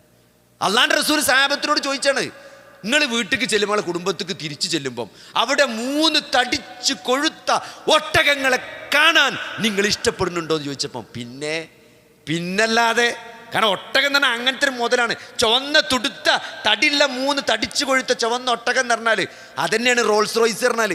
3 ഏറ്റവും സങ്കല്പിക്കാൻ പറ്റിയ 3 മുന്തിയ കാറ് നിങ്ങളെ പെരൻ്റെ മരത്ത് നിങ്ങൾ നിസ്കാരം കഴിഞ്ഞ് ചെല്ലുമ്പോൾ ഉണ്ട് എന്ന് പറഞ്ഞാൽ നിങ്ങൾക്ക് സന്തോഷം ഉണ്ടാവില്ലേ? എന്താ അല്ലാഹുവിൻ്റെ റസൂൽ പഠിപ്പിച്ചാൽ നിങ്ങൾ നിസ്കാരത്തിൽ ഓതുന്ന 3 ആയത്ത് അതിനേക്കാൾ ഹൈറാണെന്ന് സഹാബത്തിനോട് പറഞ്ഞാണ്. അവർക്ക് മനസ്സിലായി. നിങ്ങൾ ഇവിടെ ഇരിക്കുന്ന ആർക്കെങ്കിലും ഈ പറഞ്ഞ 3 വണ്ടി ഇന്ന് വാങ്ങാനുള്ള പൈസ ഉള്ളവരുണ്ട് ഇവിടെ? ഉണ്ടോ? ഒരാൾക്കെങ്കിലും ഈ പറഞ്ഞ 3 വണ്ടി ഇന്ന് ഇവിടെ വാങ്ങാൻ പറ്റുമോ? കടമില്ലാതെ, ലോണില്ലാതെ? ഉണ്ട്, നിക്ക് തോന്നില്ല. പക്ഷേ ഈ പറഞ്ഞ 3 ആയത്ത് ഓതാൻ പറ്റാത്ത ആരല്ലേ? അതാണ് ദീൻ, അതാണ് അള്ളാന്റെ ദീൻ, അതാണ് ജീവിതത്തിന്റെ ലക്ഷ്യം. കഴിയാത്ത കുറെ ലക്ഷ്യങ്ങളെ പഠിച്ചോൻ ലക്ഷ്യമായിട്ട് വെച്ചിട്ടില്ല. എന്താണ് 3 ആയത്ത് നിസ്കാരത്തിൽ ഓതാൻ പറ്റാത്ത ആരാള്? നിങ്ങൾ എന്താ വിചാരിച്ചാണ്? അല്ലെ, വലിയ ആയത്ത് ചില ആൾക്കാർ പറയും, എങ്ങനെയപ്പോൾ ഞാൻ പഠിച്ചത്? എന്ത് പഠിച്ചാൽ? ഖുൽ ഹുവല്ലാഹു അഹദ് അല്ലാഹുസ് സമദ് ലം യലിദ് ഓതാൻ പറ്റാത്ത ആരാള് സഹോദരങ്ങളെ? അത് ഓതുമ്പോൾ എന്താ അറിയല്? അത് വിചാരിച്ചിട്ടല്ല ഓതുന്നത്. ആ ഓത്തിന് അത്രയും, ആ 3 ആയത്തിന് അത്രയും വില ഉണ്ട് എന്ന് നമ്മൾ അറിഞ്ഞിട്ടില്ല സഹോദരങ്ങളെ, മനസ്സിലാക്കിയിട്ടില്ല, അത് ആഗ്രഹിച്ചിട്ടില്ല. പക്ഷെ സഹാബത്ത് അത് അറിഞ്ഞിട്ടാണ് ഓതിയത്, അത് മനസ്സിലാക്കിയിട്ടാണ് ഓതിയത്, അല്ലേ? ഒരു സഹാബി എപ്പോഴും കുല്ലല്ലാഹു ഓതുന്നതാണ്. മറ്റു സഹാബികൾ പോയി എന്താ ഇങ്ങനെ കുല്ലല്ലാഹു ഓതുന്നത്? എല്ലാ നിസ്കാരത്തിലും മൂപ്പര് കുല്ലല്ലാഹു മൂപ്പർക്ക് ഇഷ്ടാണ്. അല്ലാഹു അഹദ് എന്ന് പറഞ്ഞാൽ എന്താണ് സഹോദരങ്ങളെ? എല്ലാ ശിർക്കിന്റെ മുദ്രാവാക്യങ്ങളെയും പൊളിക്കുന്ന ഒരു വാക്കാണ്. അല്ലാഹു ഏകനാണ്. ഇതിനപ്പുറത്തേക്ക് ഞാൻ എന്താ പറയാനുള്ളത്? അല്ലേ, ബിലാൽ റളിയല്ലാഹു അൻഹു ഉമയ്യ എന്ന യജമാനൻ ചുട്ടുപഴുപ്പിച്ച എന്താണ് കമ്പി വെച്ച് പൊള്ളിച്ച് ആ മരുഭൂമിയിൽ കെട്ടിവലിച്ചപ്പോഴും ബിലാൽ റളിയല്ലാഹുവിന്റെ നാവിൽ നിന്ന് വന്ന 2 വാക്കുണ്ട്, അഹദ് എന്ന വാക്കുണ്ട്, അല്ലേ? അഹദ്, ആ വാക്കാണ് ഖുൽ ഹുവല്ലാഹു അഹദ്, അല്ലാഹു ഏകനാണെന്ന് പ്രഖ്യാപിക്കാൻ, അല്ലേ? ബാക്കി അമ്മാർ ഇബ്നു യാസർ, അല്ലേ, അമ്മാർ റളിയല്ലാഹു അൻഹു, സുമയ്യ ഇവരൊക്കെ, മറ്റു പീഡിപ്പിക്കപ്പെട്ട ആളുകളൊക്കെ പീഡനം വല്ലാണ്ട് സഹിക്കാൻ പറ്റാണ്ടായപ്പം അവരൊക്കെ ശിർക്കിൻ്റെ വാക്ക് ഉച്ചരിച്ചു എന്ന് കാണാം ചരിത്രത്തിൽ. അവർ നബിൻ്റെ അടുത്ത് വന്നിട്ട് പറയുന്നുണ്ട്, നബിയെ അങ്ങേയറ്റത്തെ പീഡനമായപ്പം രക്ഷപ്പെടാൻ വേണ്ടി ശിർക്കിൻ്റെ വാക്ക് ഉച്ചരിച്ച് പോയിട്ടിട്ട് നബിയെ പൊറുക്കൂലേ നബി എന്ന് ചോദിച്ചപ്പം ആ സമയത്ത് മനസ്സിൽ എന്തായിരുന്നു ചോദിച്ചപ്പം ആ മനസ്സിൽ മുഴുവൻ റബ്ബായിരുന്നു, അള്ളാഹു ആയിരുന്നു എന്ന് പറഞ്ഞപ്പം അതിൽ പ്രശ്നമല്ല എന്നാണ്. ഇഞ്ഞുമാണ് ഈ പറഞ്ഞുകൊണ്ടിന്നാണ് പറഞ്ഞത്. ഇഞ്ഞും വല്ലാതെ പീഡിപ്പിക്കുമ്പോൾ അങ്ങനെ പറഞ്ഞുകൊണ്ടിന്നാണ് പറഞ്ഞത്. പക്ഷേ ആ സമയത്ത് പോലും ശിർക്കിൻ്റെ വാക്ക് ഉച്ചരിക്കാത്ത മനുഷ്യനാണ് ബിലാൽ റളിയല്ലാഹു അൻഹു. അപ്പോഴും അദ്ദേഹം അഹദ് എന്ന് മാത്രമാണ്. ഈ കുൽഹു അല്ലാഹു അഹദിനെ അങ്ങനെ കുറേ ചരിത്രമുണ്ട്. വെറും കുൽഹു അല്ലാഹു അഹദ് വല്ലാത്തൊരു വാക്കാണ്. അള്ളാഹു ഏകനാണെന്ന് ഇവിടെ പറയാനേ കുറേ ആളുകൾ കുറേ ചോരൊഴുക്കിയിട്ടുണ്ട്, കുറേ കഷ്ടപ്പെട്ട ചരിത്രമുണ്ട് ഇതിൻ്റെ പിന്നിൽ. ഇതൊന്നും നമുക്കല്ല. നമ്മളെ എത്ര കുല്ലല്ലാഹു സിമ്പിളായിട്ട് പറയണത്? കുൽഹു അല്ലാഹു അഹദ് അല്ലാഹു സമദ്. വല്ലാത്തൊരു വാക്കാണ്, അല്ലേ? അള്ളാഹു ആശ്രയമില്ലാത്തവനാണ്, സഹായം ആവശ്യമില്ലാത്തവനാന്ന് പറയുമ്പം ഇവിടെ ദൈവങ്ങളായി പലരും ആരാധിക്കുന്നവർ ആശ്രിതരാണ്. അതൊന്നുമില്ലാത്തവനാണ് എൻ്റെ റബ്ബ് എന്ന് പറയുമ്പം അവിടെ വലിയൊരു അർത്ഥം ഉണ്ടായി അല്ലേ. ലം യലിദ് വലം യൂലദ്, അവൻ ജനിച്ചിട്ടില്ല അവൻ ജനിപ്പിച്ചിട്ടില്ല എന്ന് പറയുമ്പം അത് വല്ലാത്ത ഡയമെൻഷനിലൊരു വാക്കാണ് അല്ലേ. ദൈവത്തെ പിതാവെന്ന് വിളിക്കുന്നവരുണ്ട്, ദൈവത്തെ പുത്രനുണ്ട് എന്ന് പറയുന്നവരുണ്ട്. അവരുടെ സകല ആരോപണങ്ങളെയും അള്ളാഹു നിലം പരിശാക്കാണ്. ലം യലിദ് വലം യൂലദ്, അവൻ ജനിച്ചിട്ടില്ല അവൻ ജനിപ്പിക്കണില്ല, അവൻ പിതാവല്ല അവൻ പുത്രനല്ല എന്ന് പറയുമ്പോൾ ഇതിൻ്റെയൊക്കെ മഹത്വം എത്രയാണ്. അത് മനസ്സറിഞ്ഞിട്ട് നിങ്ങൾ കുല്ലല്ലാഹു ഓതിയാൽ അത് വേറൊരു കുല്ലല്ലാഹുവാണ്. നിങ്ങൾ സുന്നത്ത് നിസ്കാരത്തിൽ ഇങ്ങനെ അടിച്ച് മിന്നിയോതുന്ന കുല്ലല്ലാഹു അല്ലത്. ആ കുല്ലല്ലാഹുവിന് വല്ലാത്ത വിലണ്ട്. ആ 3 ആയത്ത് ഈ പറഞ്ഞ 3 ഒട്ടകങ്ങളെക്കാൾ മഹത്വമുണ്ട് എന്ന് പറയുമ്പം സഹോദരങ്ങളെ, ഖുർആൻ നിസ്കാരത്തിൽ ഓതുമ്പം അതിന് കിട്ടാൻ പോണ പ്രതിഫലം അത്രയും വമ്പിച്ചതാണ്. അത് ആ വാക്കിൽ അള്ളാഹുവിൻ്റെ റസൂലിൻ്റെ വാക്കുന്നത് ഉൾക്കൊള്ളാൻ കഴിയണം, അത് റിയലൈസ് ചെയ്യാൻ പറ്റണം, അത് വിചാരിച്ചുകൊണ്ട് ഓതാൻ പറ്റണം അല്ലേ.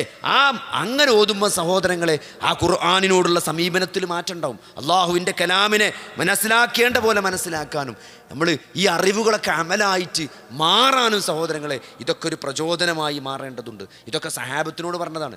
അവർക്കിഷ്ടമായിരുന്നു, അവരങ്ങനെയാണ് ഖുർആനെ കണ്ടത്, അവരങ്ങനെ ഒരു ആയത്ത് പഠിച്ചത് അല്ലേ. ഉമർ റളിയല്ലാഹുവിന് പോലും, നിങ്ങൾ ആലോചിച്ച് നോക്കി, ഉമർ റളിയല്ലാഹുവിന് പോലും ടേൺ എടുത്തിട്ടാണ് പഠിച്ചത്. അദ്ദേഹം ജോലിക്ക് പോണ സന്ദർഭത്തിൽ വേറൊരാളെ പൈസ എടുത്ത് വെച്ചേക്കാണ് അള്ളാഹിൻ്റെ റസൂലിൻ്റെ സദസ്സിൽ ഖുർആൻ പഠിക്കാൻ വേണ്ടിയിട്ട്. സൂറത്ത് തൗബയിൽ ആയത്ത് കാണാൻ പറ്റും, സൂറത്ത് തൗബയിൽ ആയത്ത് കാണാൻ പറ്റും.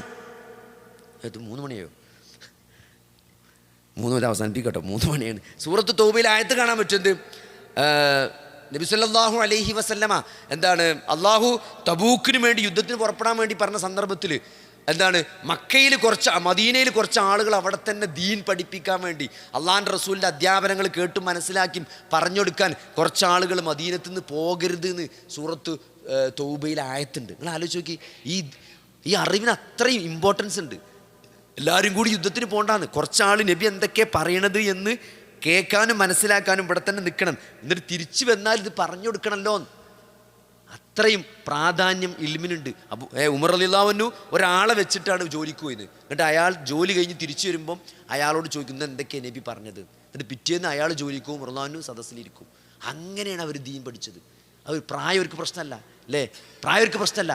ഇമാം നമ്മൾ പറഞ്ഞ ഇബ്നു ജരീർ ത്വബരി, ഖുർആൻ്റെ ജാമിഉൽ ബയാൻ എന്ന തഫ്സീർ എഴുതിയ ഇബ്നു ജരീർ ത്വബരി, അദ്ദേഹം ആരാണ് സഹോദരങ്ങളെ? അദ്ദേഹം ത്വബരിസ്ഥാൻകാരനാണ്, കാസ്പിയൻ കടലിലെ തീരത്തുള്ള പേർഷ്യക്കാരനാണ്. അറബിയല്ലാത്തൊരു മനുഷ്യന് വിശുദ്ധ ഖുർആൻ ഇന്ന് ലോകത്തിലെ ഏറ്റവും വിശ്വവിഖ്യാതമായ തഫ്സീറാണ് തഫ്സീർ ത്വബരി. അത് എഴുതിയത് ഒരു അനറബിയാണ്, പേർഷ്യക്കാരൻ. അറബി പഠിച്ച് അറബികളെ വെല്ലുന്ന രീതിയിൽ ഒരു തഫ്സീർ എഴുതിയിട്ടുണ്ടെങ്കിൽ ഇതൊക്കെ പറ്റും സഹോദരങ്ങളെ. 7-ാമത്തെ വയസ്സിൽ ഖുർആൻ ഹാഫിളാണ്. 8-ാമത്തെ വയസ്സിൽ ജനങ്ങൾക്ക് ഇമാമായി നിന്നു. 9-ാമത്തെ വയസ്സിൽ അദ്ദേഹം ഹദീസ് പഠിക്കാൻ തുടങ്ങി. 40 വർഷം ബാഗ്ദാദിൽ അദ്ദേഹം പഠിച്ച് പഠനത്തിനായി ചെലവഴിച്ചു എന്ന് ഖതീബുൽ ബാഗ്ദാദി അദ്ദേഹത്തിൻ്റെ ചരിത്രത്തിൽ എഴുതുന്നുണ്ട്. ലോകത്തെ ഏറ്റവും പ്രശസ്തമായ തഫ്സീർ എഴുതിയത്, ഏറ്റവും വലിയ ചരിത്ര ഗ്രന്ഥം എഴുതിയത് ത്വബരിയാണ്. ഒരു ദിവസം അദ്ദേഹം 40 പേജ് എഴുതുന്നതാണ്. 40 പേജ് 40 കൊല്ലം എഴുതിയൊരു മനുഷ്യൻ. ഈ വോയിസ് ടൈപ്പിംഗ് ഒന്നും ഇല്ലാത്ത കാലത്ത് ഈ മഷി കുത്തിയിട്ട് 40 പേജ് ഒരു ദിവസം എഴുതാൻ എത്ര മെനക്കെടുണ്ട്. അത് നമ്മളെ കൊണ്ട് വായിക്കാൻ പറ്റുമോ ഈ ഒരു ജന്മം കൊണ്ട്? ആരാണ് സഹോദരങ്ങളെ? അതാണ് അറിവ് എന്ന് പറഞ്ഞാൽ. അള്ളാഹുവിൻ്റെ അറിവിനുള്ള പ്രാധാന്യമാണ്. ഇന്ന് എത്ര ആളുകൾ ത്വബരിയോർക്ക്, ലോകത്ത് എത്ര പൈസക്കാർ കഴിഞ്ഞു. നിങ്ങൾ ആലോചിച്ച് നോക്കി. നിങ്ങൾക്ക് ഈ കഴിഞ്ഞു പോയ ഈ ലോക ചരിത്രത്തിൽ കഴിഞ്ഞു പോയ പൈസക്കാരുടെ പേര് പറയാൻ നിങ്ങൾക്ക് ഒരു 5 ആളെ പേര് പറയാൻ പറ്റുമോ? ഒരു 5 ആളെ പേര് നിങ്ങൾക്ക് പറയാൻ പറ്റുമോ? ആകെ കാറൂൺ നമുക്ക് അതിനെ ഖുർആൻ പറഞ്ഞുകൊണ്ടാണ് കാറൂന്ന്. പക്ഷേ ഈ അറിവിൻ്റെ സാഗരത്തെ ജനങ്ങൾക്ക് എത്തിച്ചു കൊടുത്ത എത്രയോ മഹാന്മാരുടെ പേര്, പണ്ഡിതന്മാരുടെ പേര് നമുക്ക് പറയാൻ പറ്റും. അതുകൊണ്ട് ഈ ഇൽമിന് അത്ര ഇമ്പോർട്ടൻസ് ഉണ്ട്. ആ സഹാബികൾ അങ്ങനെയാണ് ആ അറിവിനെ കണ്ടത്, അങ്ങനെയാണ് അതിനെ അവർ പ്രയോഗവൽക്കരിച്ചത്. അവസാനിപ്പിക്കുകയാണ്. കഅബ് ഇബ്നു മാലിക് റളിയല്ലാഹു അൻഹുവിനെ കുറിച്ച് പറഞ്ഞിട്ട് ഇത് അവസാനിപ്പിക്കാൻ പോകണം. സൂറത്തു തൗബയുമായി ബന്ധപ്പെട്ട്, തബൂക്ക് യുദ്ധവുമായി ബന്ധപ്പെട്ട് നബി സല്ലല്ലാഹു അലൈഹി വസല്ലമയുടെ സഹാബത്തിൽപ്പെട്ട കഅബ് ഇബ്നു മാലിക് റളിയല്ലാഹു അൻഹു, ആ ചരിത്രം നമ്മൾ മനസ്സിലാക്കുമ്പം നമ്മളോട് നമുക്ക് എന്താണെങ്കിലും മെസ്സേജ് നമ്മളെപ്പോഴും ഇത് മനസ്സിലാക്കണം. കഅബ് ഇബ്നു മാലിക് റളിയല്ലാഹു അൻഹു തബൂക്കിലേക്ക് യുദ്ധത്തിന് പോകാൻ വേണ്ടി നബി സല്ലല്ലാഹു അലൈഹി വസല്ലം ആഹ്വാനം ചെയ്യാം. തബൂക്ക് എന്ന് പറഞ്ഞാൽ മദീനയിൽ നിന്ന് ഒരു മാസത്തെ വഴി ദൂരം യാത്ര ചെയ്ത് പോകേണ്ടതാണ്. നല്ല ചൂടുള്ള സമയത്താണ് മദീനയിൽ നിന്ന് പോകേണ്ടത്. മദീനയിൽ ഈത്തപ്പഴം പാകമായിട്ട് നിൽക്കുകയാണ്. അതേപോലെ തന്നെ യാത്രാ സൗകര്യങ്ങളും ഒരു മാസത്തെ കാര്യങ്ങളൊക്കെ ഒരുക്കിയിട്ട് വേണം ഇവിടുന്ന് പോകാൻ. യുദ്ധത്തിന് പോകൽ വളരെ അത്യന്താപേക്ഷിതമാണ്. അതുകൊണ്ട് തന്നെ മാക്സിമം ആളുകളെ അള്ളാഹുവിൻ്റെ റസൂൽ ഇങ്ങനെ പ്രേരിപ്പിച്ചുകൊണ്ടിരിക്കണം. അപ്പോൾ ഏറ്റവും നല്ല സൗകര്യങ്ങളും വാഹനങ്ങളൊക്കെ ഉള്ള വ്യക്തിയാണ് കഅബ് ഇബ്നു മാലിക് റളിയല്ലാഹു അൻഹു. അപ്പോൾ അദ്ദേഹം വിചാരിച്ചെന്താച്ചോ, എല്ലാവരും ഇങ്ങനെ പോവുകയല്ലേ, കുറച്ച് ഇന്നിപ്പോൾ റസൂൽ ഇന്ന് രാവിലെ പോവുക, എനിക്ക് ഉച്ചക്ക് പോകാമല്ലോ. അപ്പോൾ എല്ലാവരും വാഹനമൊക്കെ കെട്ടിയൊക്കെ റെഡിയാക്കി നിൽക്കണം, പോകേണ്ടവരൊക്കെ സെറ്റപ്പായി നിൽക്കണം.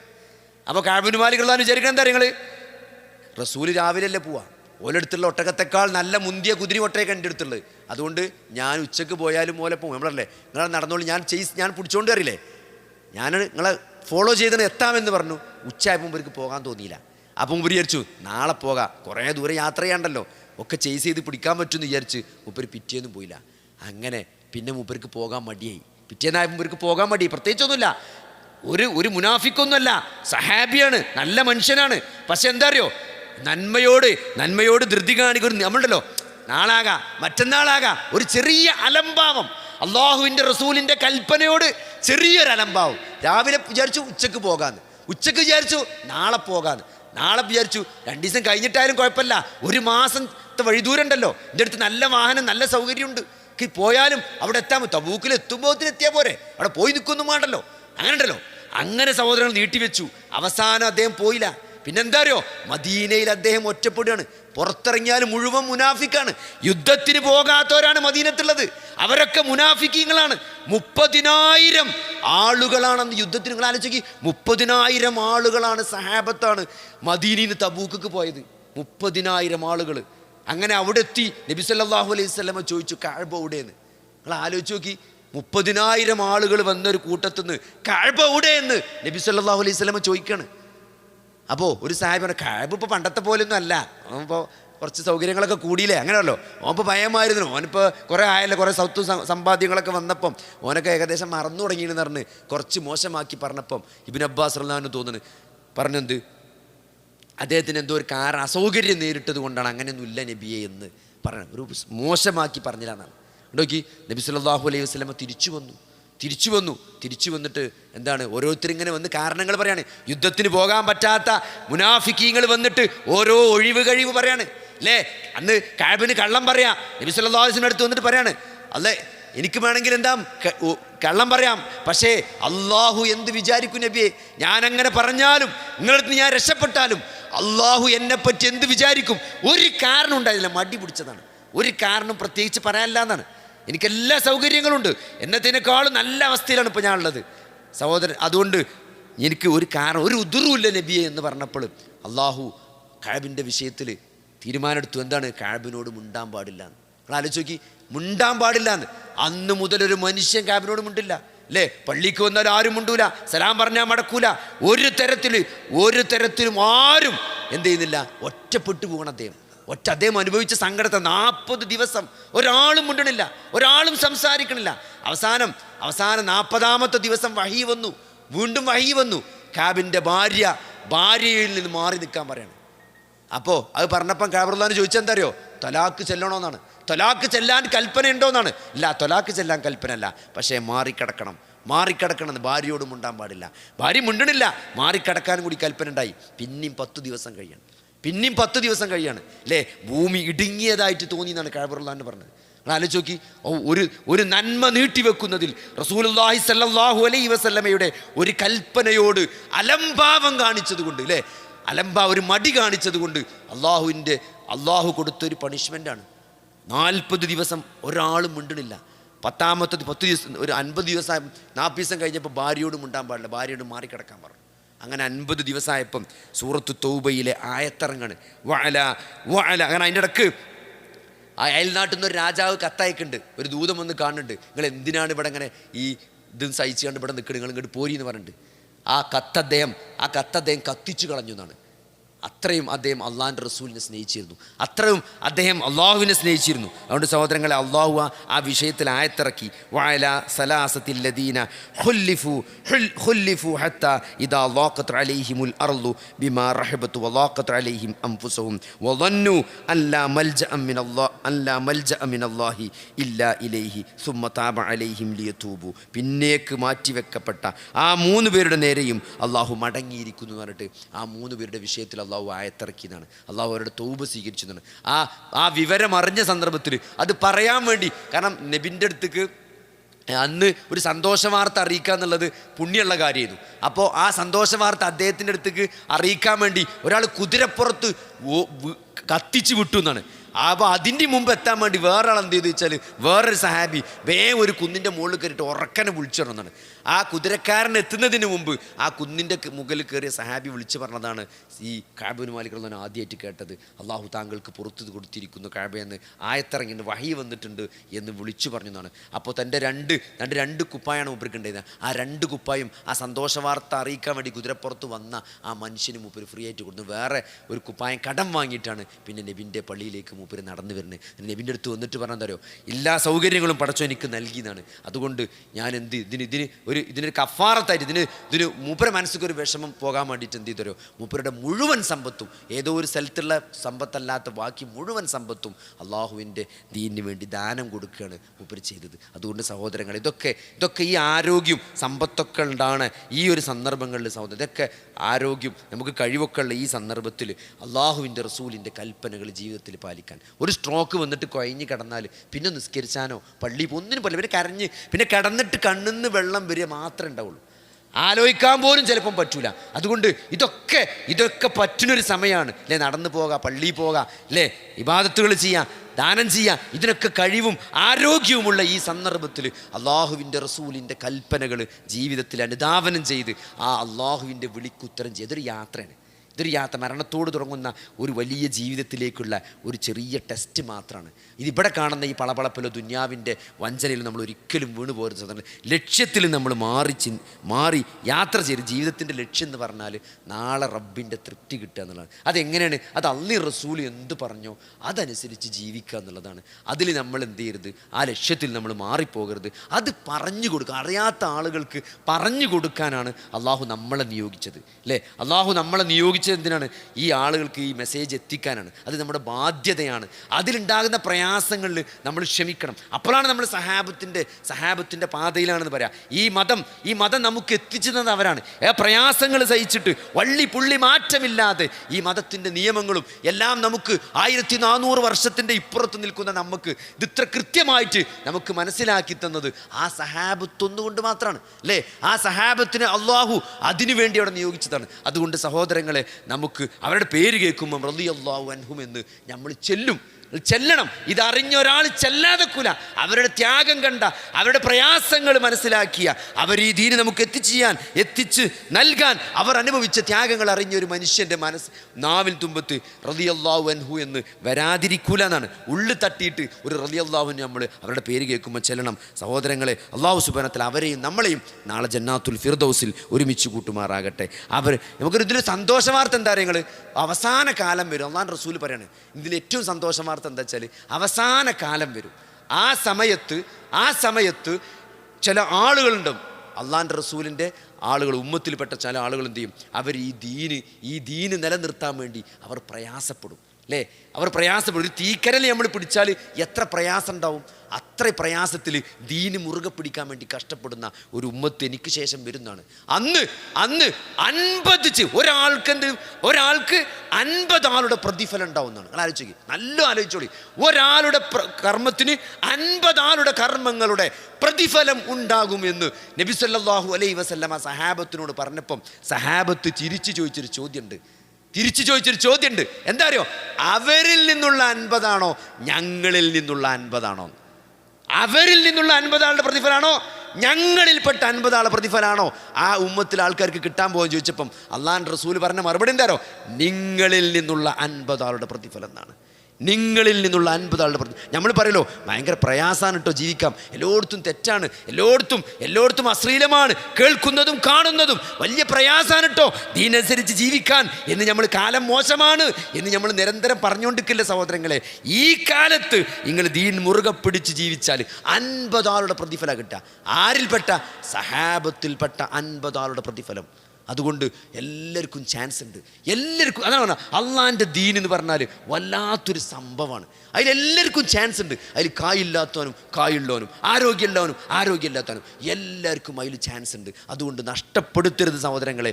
ഈ റമളാനിൻ്റെ പുണ്യരാത്രങ്ങൾ പരമാവധി അള്ളാഹുവിലേക്ക് അടുക്കാൻ, പരമാവധി സൽക്കർമ്മങ്ങളിൽ മുന്നേറാൻ, തെറ്റുകളിൽ മാറി നിൽക്കാൻ, തഖ്വ കൈക്കൊള്ളാൻ, ആ തഖ്വ ജീവിതത്തിലുടനീളം നിലനിർത്താൻ ഓരോ റമളാൻ കഴിയുമ്പോഴും തഖ്വയുടെ ഗ്രാഫ് മുകളിലേക്ക് പോയി നല്ലൊരവസ്ഥയിൽ മരിക്കുമ്പോൾ ഏറ്റവും നല്ലൊരു ദിവസത്തിൽ ഏറ്റവും നല്ല നാളുകൾക്ക് ശേഷം തഖ്വ ഏറ്റവും നല്ല മൂർധന്യാവസ്ഥയിൽ നിൽക്കുന്നൊരവസ്ഥയിൽ അള്ളാഹുവിനെ കണ്ടുമുട്ടാനുള്ളൊരു ഭാഗ്യം അള്ളാഹു നമുക്ക് നൽകുമാറാകട്ടെ.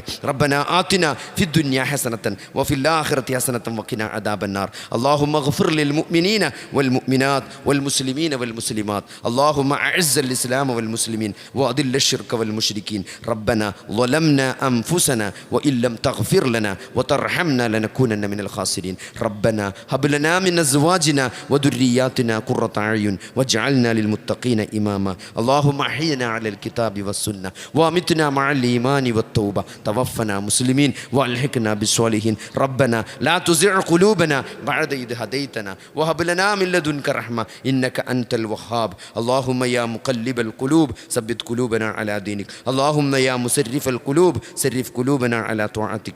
آمين آمين برحمتك يا أرحم الراحمين. اللهم صل على محمد وعلى آل محمد والحمد لله رب العالمين.